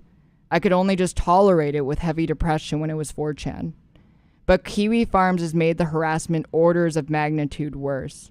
It's escalated from attacking me for being autistic to attacking and doxing my friends and trying to suicide bait another just to get a reaction from me. I lost one of my best friends to this. I feel responsible. I can't handle this anymore. I've tried everything. I've taken every medication available. I've tried multiple therapists. I've tried closing myself off from the world. It doesn't help at all. Every night I am filled with panic attacks and dread and worry. I have tried changing in every possible way as they wanted me to in order to get this to stop, but it just never does. Every few months, it's something new. A new dox, a new thread, a new tangent. It's too much to bear any longer. I've always tried my best to be kind and helpful to everyone, and I didn't do anything wrong other than be weird online. Maybe a bit too passionate at times. Their horrific claims are entirely baseless. Still, The horrific claims are entirely baseless. No evidence. Literally the exact same tactics used against Keffals today. Well, not today, but a couple of days ago to initiate a swatting. if I've hurt or upset anyone, I'm really sorry for that. The internet is not a game. It's real life. I'm a real person. This stuff really hurts. I poured my entire life into this. I have no real life friends. I have no other reason for being, only this. And now I have nothing. It's too late for me. But I pray that someone at some point will do something about that website. There's too many people suffering, and no one seems to care because we are relative nobodies online, and they know that. Evil triumphs when good men do nothing. Please don't remember me for this. Remember me for what I've done, for my work and dedication. Thank you all so much for your kindness and support over the years. I'm very sorry, but know that I love you all very much. Here's hoping there's something better waiting. Please don't hate me for this. As much as I know it will cause some of you to suffer, please understand I was suffering far more. I'm sure some will try to play this off as my fault, but it's not. They didn't have to do this, and they could have stopped at any time, but chose not to. I would have kept going if Joshua Moon had shown me just the tiniest bit of compassion, but he chose not to. That's not on me. That's on him. That's on every last person who pushed me to this point and didn't let up. I never deserved any of this. Thank you all so much for the kind messages. Please take care of yourself. I love you all very much. Thank you for all the support over the years. It's been such an honor. I'll miss you all so much, but at least I can finally be at peace. And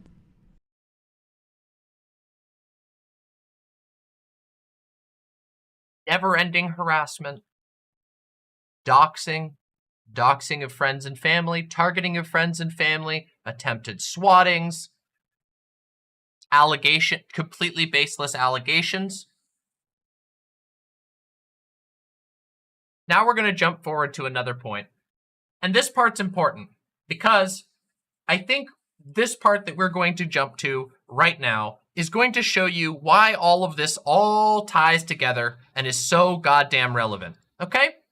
we're going to jump forward just a little bit, and then we're going to have a little bit of a talk, and then I'm going to go rest some. But I want you to pay attention very closely to this next part, because I want you to understand that communities like Kiwi Farms cannot operate without enablers, okay? They need to be enabled by people with platforms. They need to be filled up with hateful users by recruiting areas. They need to find areas to find their users. They can't, because of their nature, they operate in the shadows, okay? Or relatively in the shadows. Not truly. This is a pretty obvious thing, and a lot of people know about this, but they operate somewhat in the shadows, and they are helped by enablers. They are helped by people pointing to the docs. They are helped by people going in and looking at the website and sharing the stuff that's on there. Okay? So now we're going to just hop a little forward, and we're going to pay attention real quick to some pretty important things. Okay? Here we go. One moment. Just need to make sure I'm at the right point. Here we go. There we go.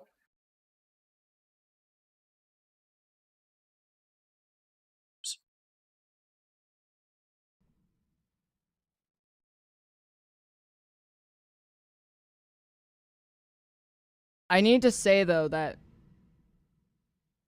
the only reason that I have not completely fallen apart is because of how much love I have for my family and how much support I have from my community. A lot of the people who get targeted by Kiwi Farms do not have that. And that's why they're so vulnerable. Julie Terryberry didn't. Chloe Segal didn't. Near didn't. And like sexual predators, users of Kiwi Farms tend to seek out. We actually skipped over the segment about Chloe Segal. Chloe Segal killed herself by self-immolation after an extended and disgusting harassment campaign by Kiwi Farms. Out the most vulnerable people as targets, knowing that they'll have the biggest impact. I do have to say, though, I am far from the only person who has ever been I had DMs with Chloe Segal. Targeted by Kiwi Farms. Sorry, this JW. Is something that We're many people have experienced. And I've talked to a lot of content creators, some significantly larger than myself, who either have threads on that site or through someone else's thread have had doxing information released either of them or their families. And it's something that just looms over the head of a lot of people. But they don't want to say anything about it, because to say something about it, like I'm doing right now, causes retaliation. But they've already done basically everything they can. They've dug everything up that they could possibly dig up. There really isn't more out there about me for them. So I'm not really scared. Just a few weeks, this stream was streamed just a few weeks before the totally unjustified police raid on Keffals' house, which happened just a couple of days ago, occurred. Keep that in mind. They're just gonna be fucking dumb in my Twitter replies for a while. But that's it.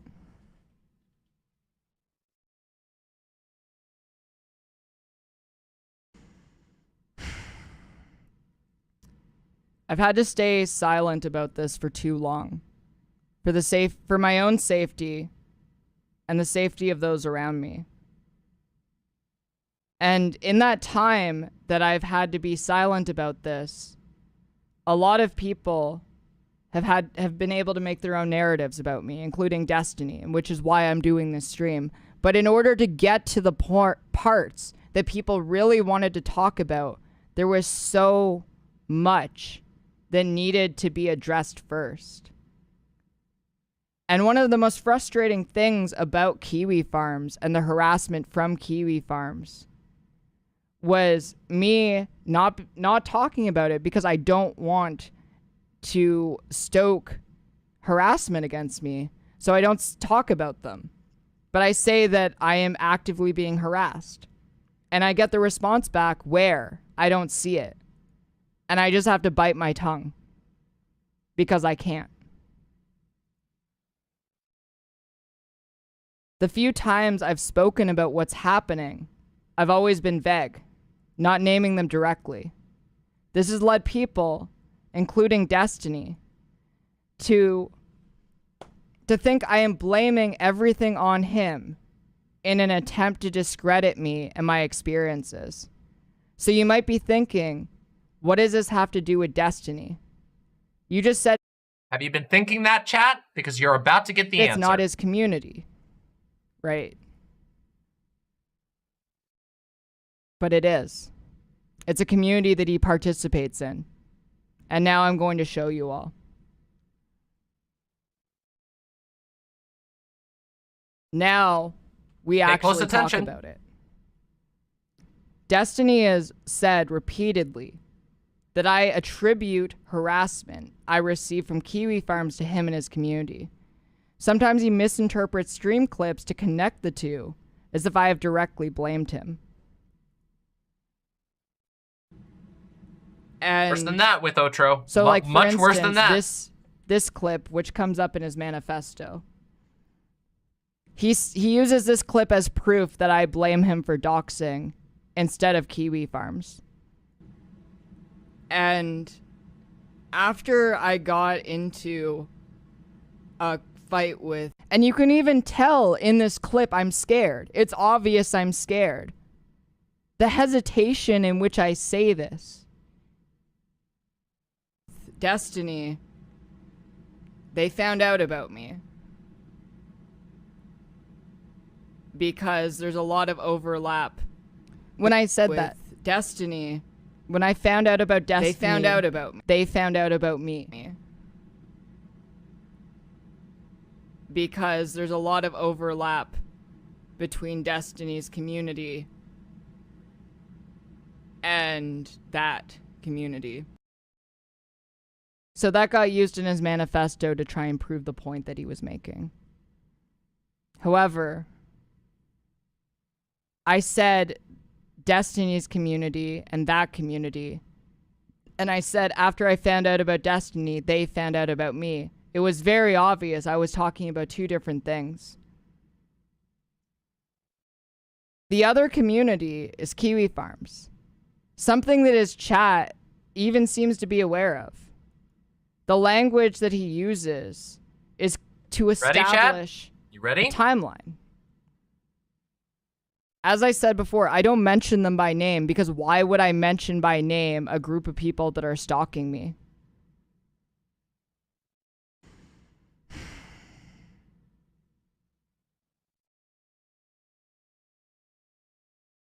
So let me show you something.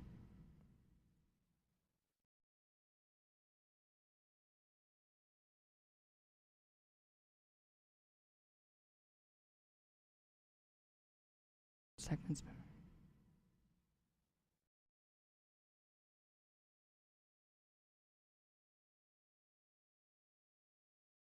Here's the logs from DGG. Here's a DGGer posting my Kiwi Farms thread, and they got muted. The reason why is because kiwifarms.net is a banned phrase. But does the Kiwi Farms thread talk about Keffals' parents, job / background at all? That's Destiny saying it. I don't know if you guys read it at all. Here is Destiny posting my Kiwi Farms thread that includes my dead name. So it's like not only did Destiny post my Kiwi Farms thread in chat, he's posting my dead name in chat. So he has a bot that automatically purges mentions of Kiwi Farms, but he can mention Kiwi Farms.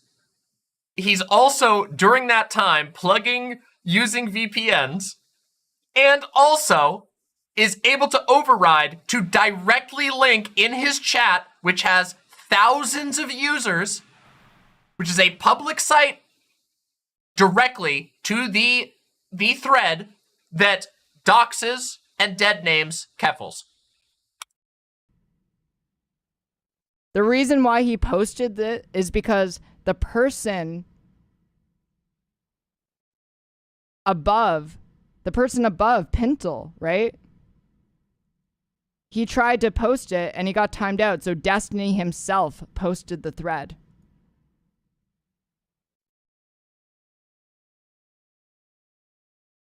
The term Kiwi Farms, by the way, is not a banned term, even though he claimed that it is a banned term. As you It's literally only a direct link that's banned. Other people can mention, reference it, even though he claims it's not actually banned. It's only direct links to the website. Weird! That's so strange, isn't it? can see, Kiwi Farms gets mentioned quite a lot, actually.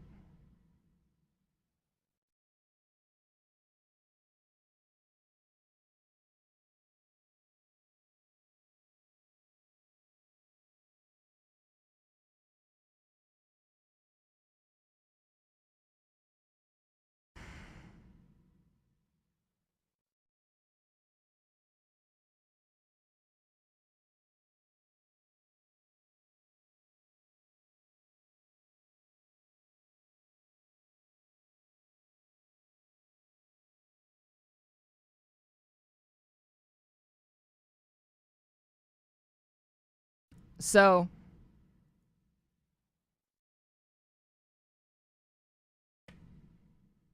this is sort of like the situation with Chloe Segal, Gamergate and Kiwi Farms, right?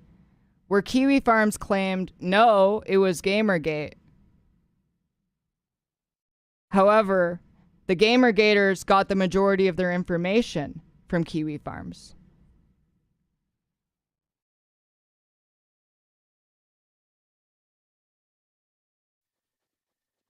Interesting how that works, yeah? Destiny also played, almost like, exactly like I said, enablers, and then the plausible deniability. Enablers and plausible deniability. Destiny also played this clip on my stream to try and prove his point. Think you could use a vacation for the relentless harassment? There's literally no avoiding it. Like, you see it happens on Twitter, it happens on Twitch. Mostly from Destiny and Destiny's community. But other places as well, conservatives, Nazis, fascists. I don't know, they all sort of like amalgamate together.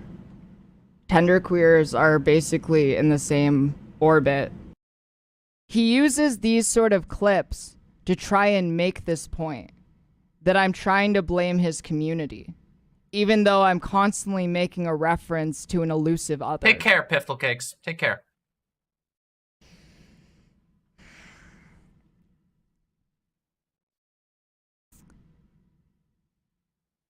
But the thing is, it's like a very limp association.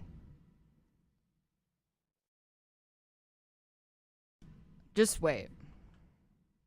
Because you need to see how he reacted on the March 26th stream.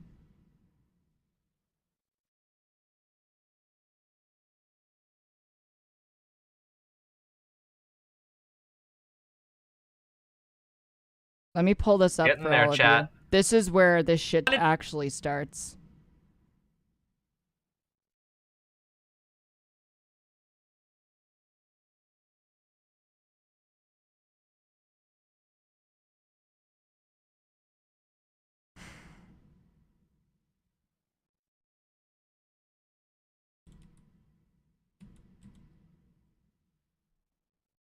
Okay, I have to pause this again to do the video. The year is 2077 and we the have like 3 blockchain left. is integrated. Hey, Annie, would you be able to grab this VOD for me? Because almost done. now that I've put it on stream, he's probably going to private it too. Already has a series of videos about me completely monetized using information from my Kiwi Farms thread. What if winter equals Destiny? Does Destiny live in California? Because when winter's me, thread will be he's being. You won't be able to walk into a store. Twitch. Wow, thank you. Okay, I have to pause this again to do the video.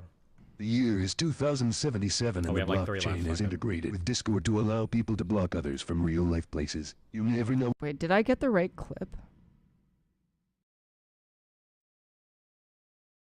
This.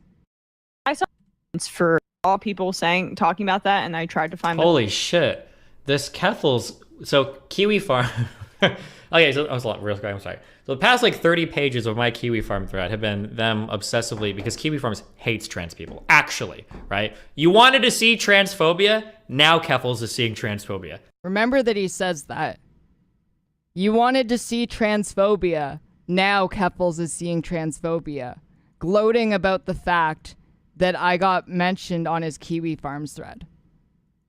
He's excited, knowing the result of it. It's not my community, okay? But I'm sure my community will get blamed for it. Kiwi Farms hates trans people.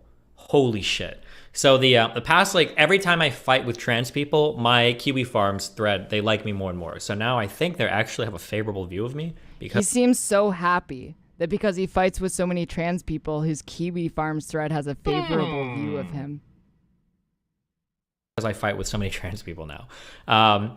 And they've spent like the past, they've been railing the Keffals person a lot. They made Keffals her own Kiwi Farms thread because apparently there's a lot of like crazy information about her in the past. She used to be, I guess, like a porn star that like worked for some commie fucking party, and she was like taking money and using it to like spend it in her like sex Completely falsified, by the way. cult. And apparently she ran like a cat farm server that had like underage minors and shit in it. And also false. She's like deleted accounts so that people can't find. These are literally these are debunked, totally false.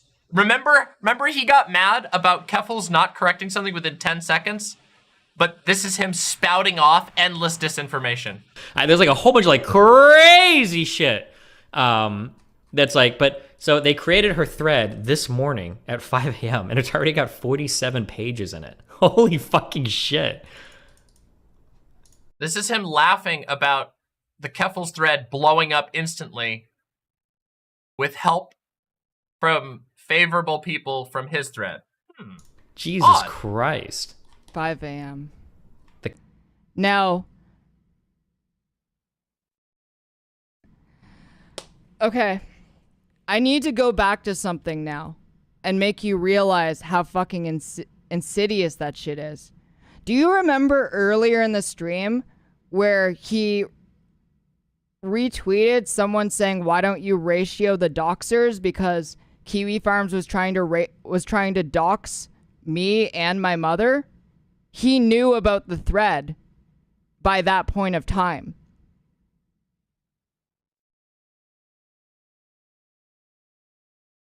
He knew.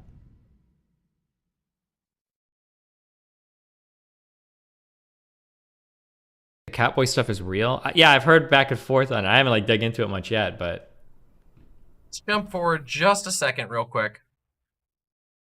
We're going to jump forward just a second. I didn't want to spoil anything. It ended up getting recounted because it wasn't true.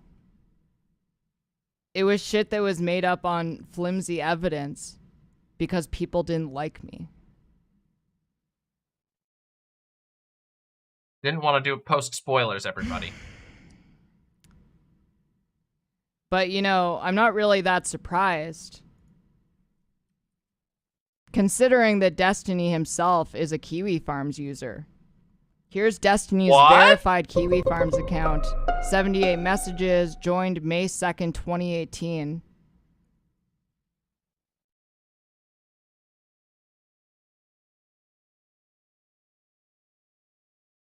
And here's some other interesting things. Hold on a sec.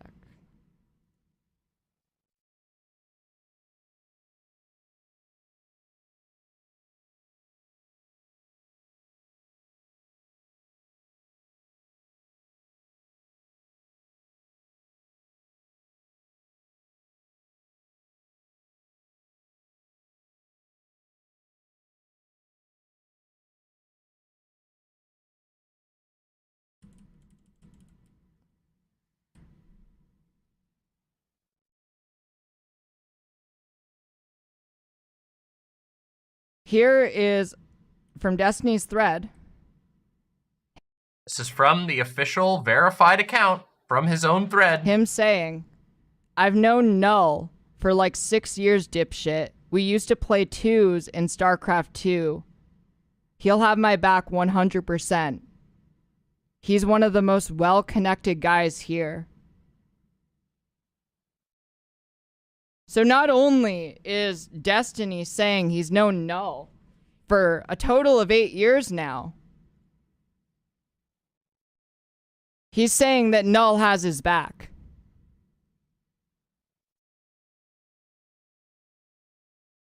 $10 years?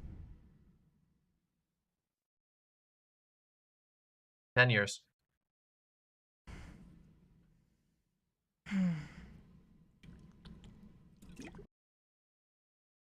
That's where we're going to end this part of the stream. There's a lot of other things that Keffals goes into. I highly recommend going and watching Keffals' video. I don't know if the edited version is ever going to be posted. The full stream is quite a bit longer. There's still a few more hours of other information that Keffals goes into.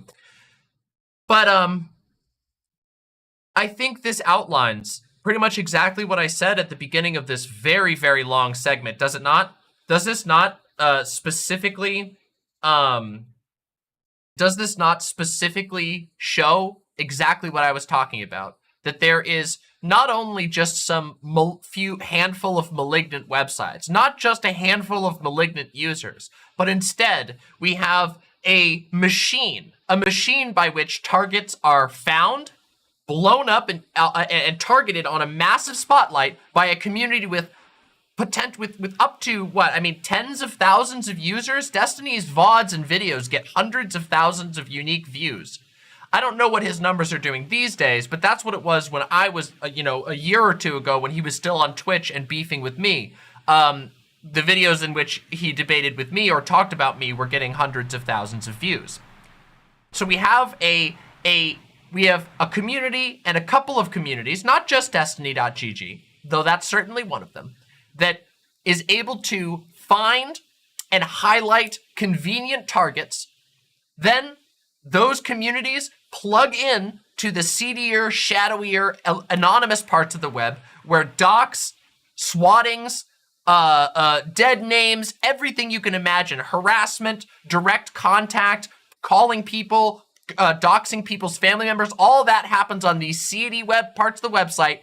And then these enormous communities with tons of slavish users, of zealous users, just funnel right in and grab that information. And what's the result? Exactly what we saw today.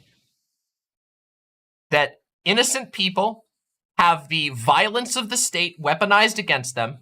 They are traumatized. They are physically and financially harmed more than anything that we've seen.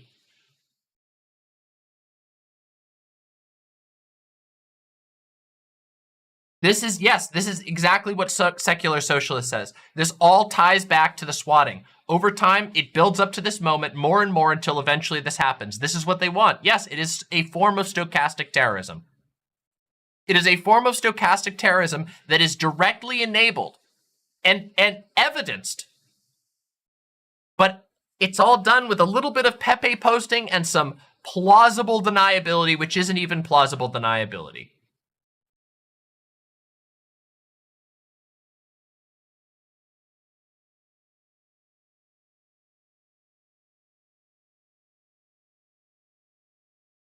And this is the shit that every single trans content creator, every single, honestly, every single feminine content creator on the internet is subjected to, perpetually. Targeted for nothing other than their identity.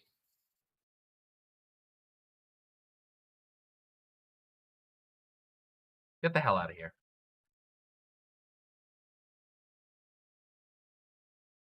I'm sorry, but we cannot allow that. Sorry, that needs to be a perma.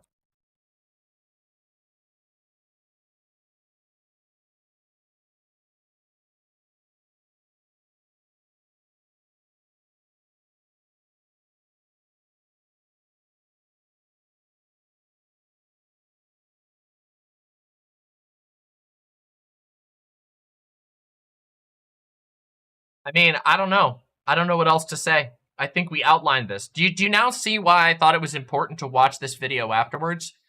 Because keep in mind, this video that Keffals made, again, I'm just going to remind everyone, this video was streamed on July 18th.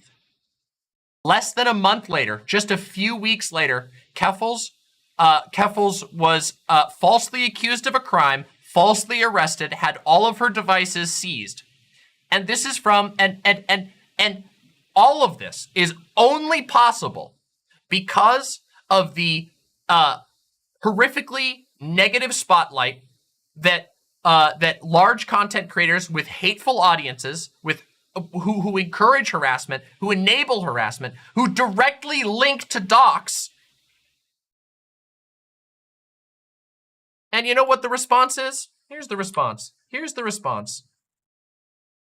If you want like an official statement, if you people like, yeah, it's shitty that Keffals got swatted. Like nobody should get swatted. That obviously sucks.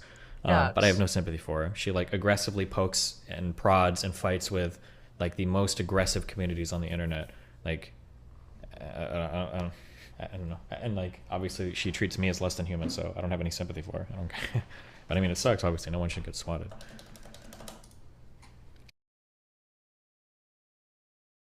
We will never know. We will probably never know who actually falsified the documents. That's just how it goes. It was sent by an anonymous email. The police did not do their due diligence. The London, Ontario police did not do their due diligence. However, we know who propagated the docs. We know who put a spotlight on the websites that propagated the docs. We know who generated the docs. We know where the docs were held and hosted. We know all of the people involved in this, don't we? Yeah, hold on. I can link that for you. 1 second.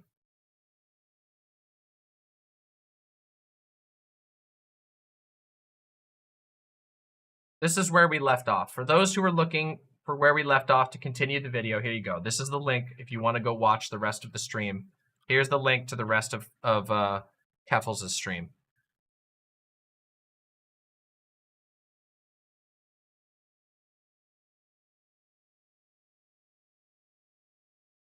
All of this is very depressing and sad, but it is also fucking infuriating. And every single person here should unironically make it... Oh, excuse me. Oh my goodness, that sneeze came very suddenly. But everyone here should take some time to dwell on this. I want people to think about it. I want you to think about the machine and how it's working here, and how many other machines just like this exist. This is hardly the only website, although, as Near said, this is the #1 hotspot for this type of thing. This website has an unprecedented platform specifically for driving bigoted, dangerous, and violent abuse towards innocent people. However, again, it is enabled by other communities, communities that propagate the docs, communities that give these people the platform they need to pull off absolutely heinous acts, like what was like the hate, the hate crime that was perpetuated against Keffals on the 5th of August. Okay?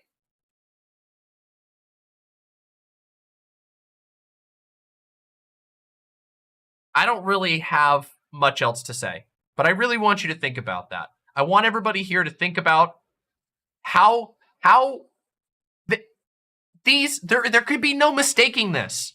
These people know what they're doing. You saw how Bayou, aka Near, pleaded for their life. They just wanted to make the things that they made. They just wanted to keep working on their amazing emulator stuff. They begged, they did everything they could to stop the senseless hatred and harm. And other people involved in this know as well. These people do not care. They want to cause harm. They are aiming to cause harm. They only raise their hands and shrug so that they don't have to pay any consequences of their own for the things that they do. Attacking people who have done them no harm, attacking people on the basis of their identity, attacking people because of brain-addled, brain-worm, culture war bullshit. And I want everybody to think about that, and I want everybody to think if there's anything that you can do to help against that, because you might be able to. I don't have the skill set. All I can do is shine a light on these things. All I can do is stand in solidarity with people like Keffals and ask others to stand in solidarity with me, because I too have been targeted. Many of you in my community know that I've been targeted. Many of you have seen it happen live. This has been the story of my life since I stepped into the public eye. This has been the story of Keffals' life since she stepped into the public eye.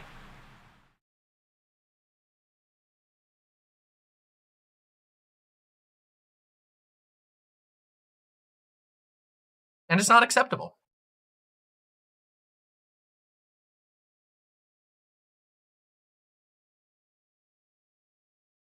Oh, I know you have, Gay Pesh.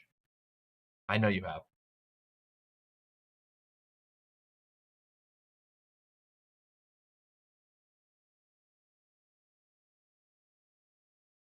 Well, look, I don't have any more energy. I don't have any more topics I want to talk about right now. Honestly, I'm feeling pretty fucking pissed off. And I need to go catch my breath and think about things for a while. So, I'm going to ask you all one last time. I'm going to make one more little push. Please, go support the Keffals GoFundMe. I'm going to link it. We have it linked. It's going to be in the chat. It's going to be chat all over. Yo! 85D2D Derek, thank you very much. I'll check the memes. Don't worry. We'll look at the memes right before I go, okay? Don't worry. Don't worry, I will, okay?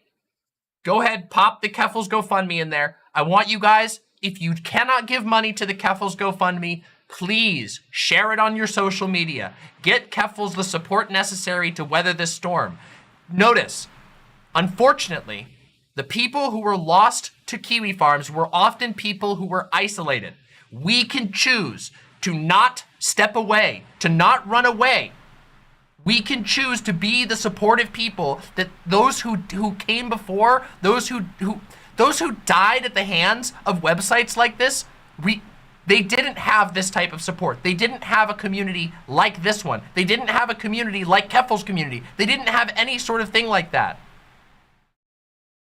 Okay? Isolation is part of how these people succeed, and if we stand strong together, if we look out for each other, and if we support each other, doesn't have to be monetarily, can literally just be being willing to share things, being willing to give people some stuff, being willing to pass a link onto a friend so that the word gets out, okay? We stay strong, we fortress up, okay? We take care of us. We protect ourselves, okay?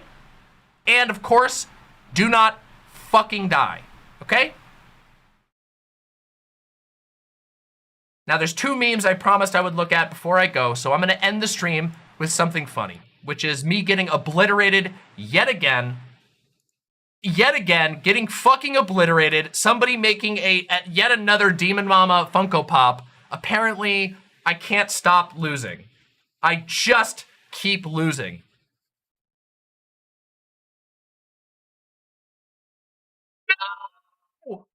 Oh!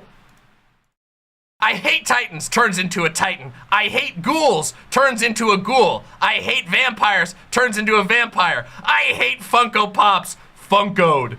This is the best meme you could possibly end this stream on.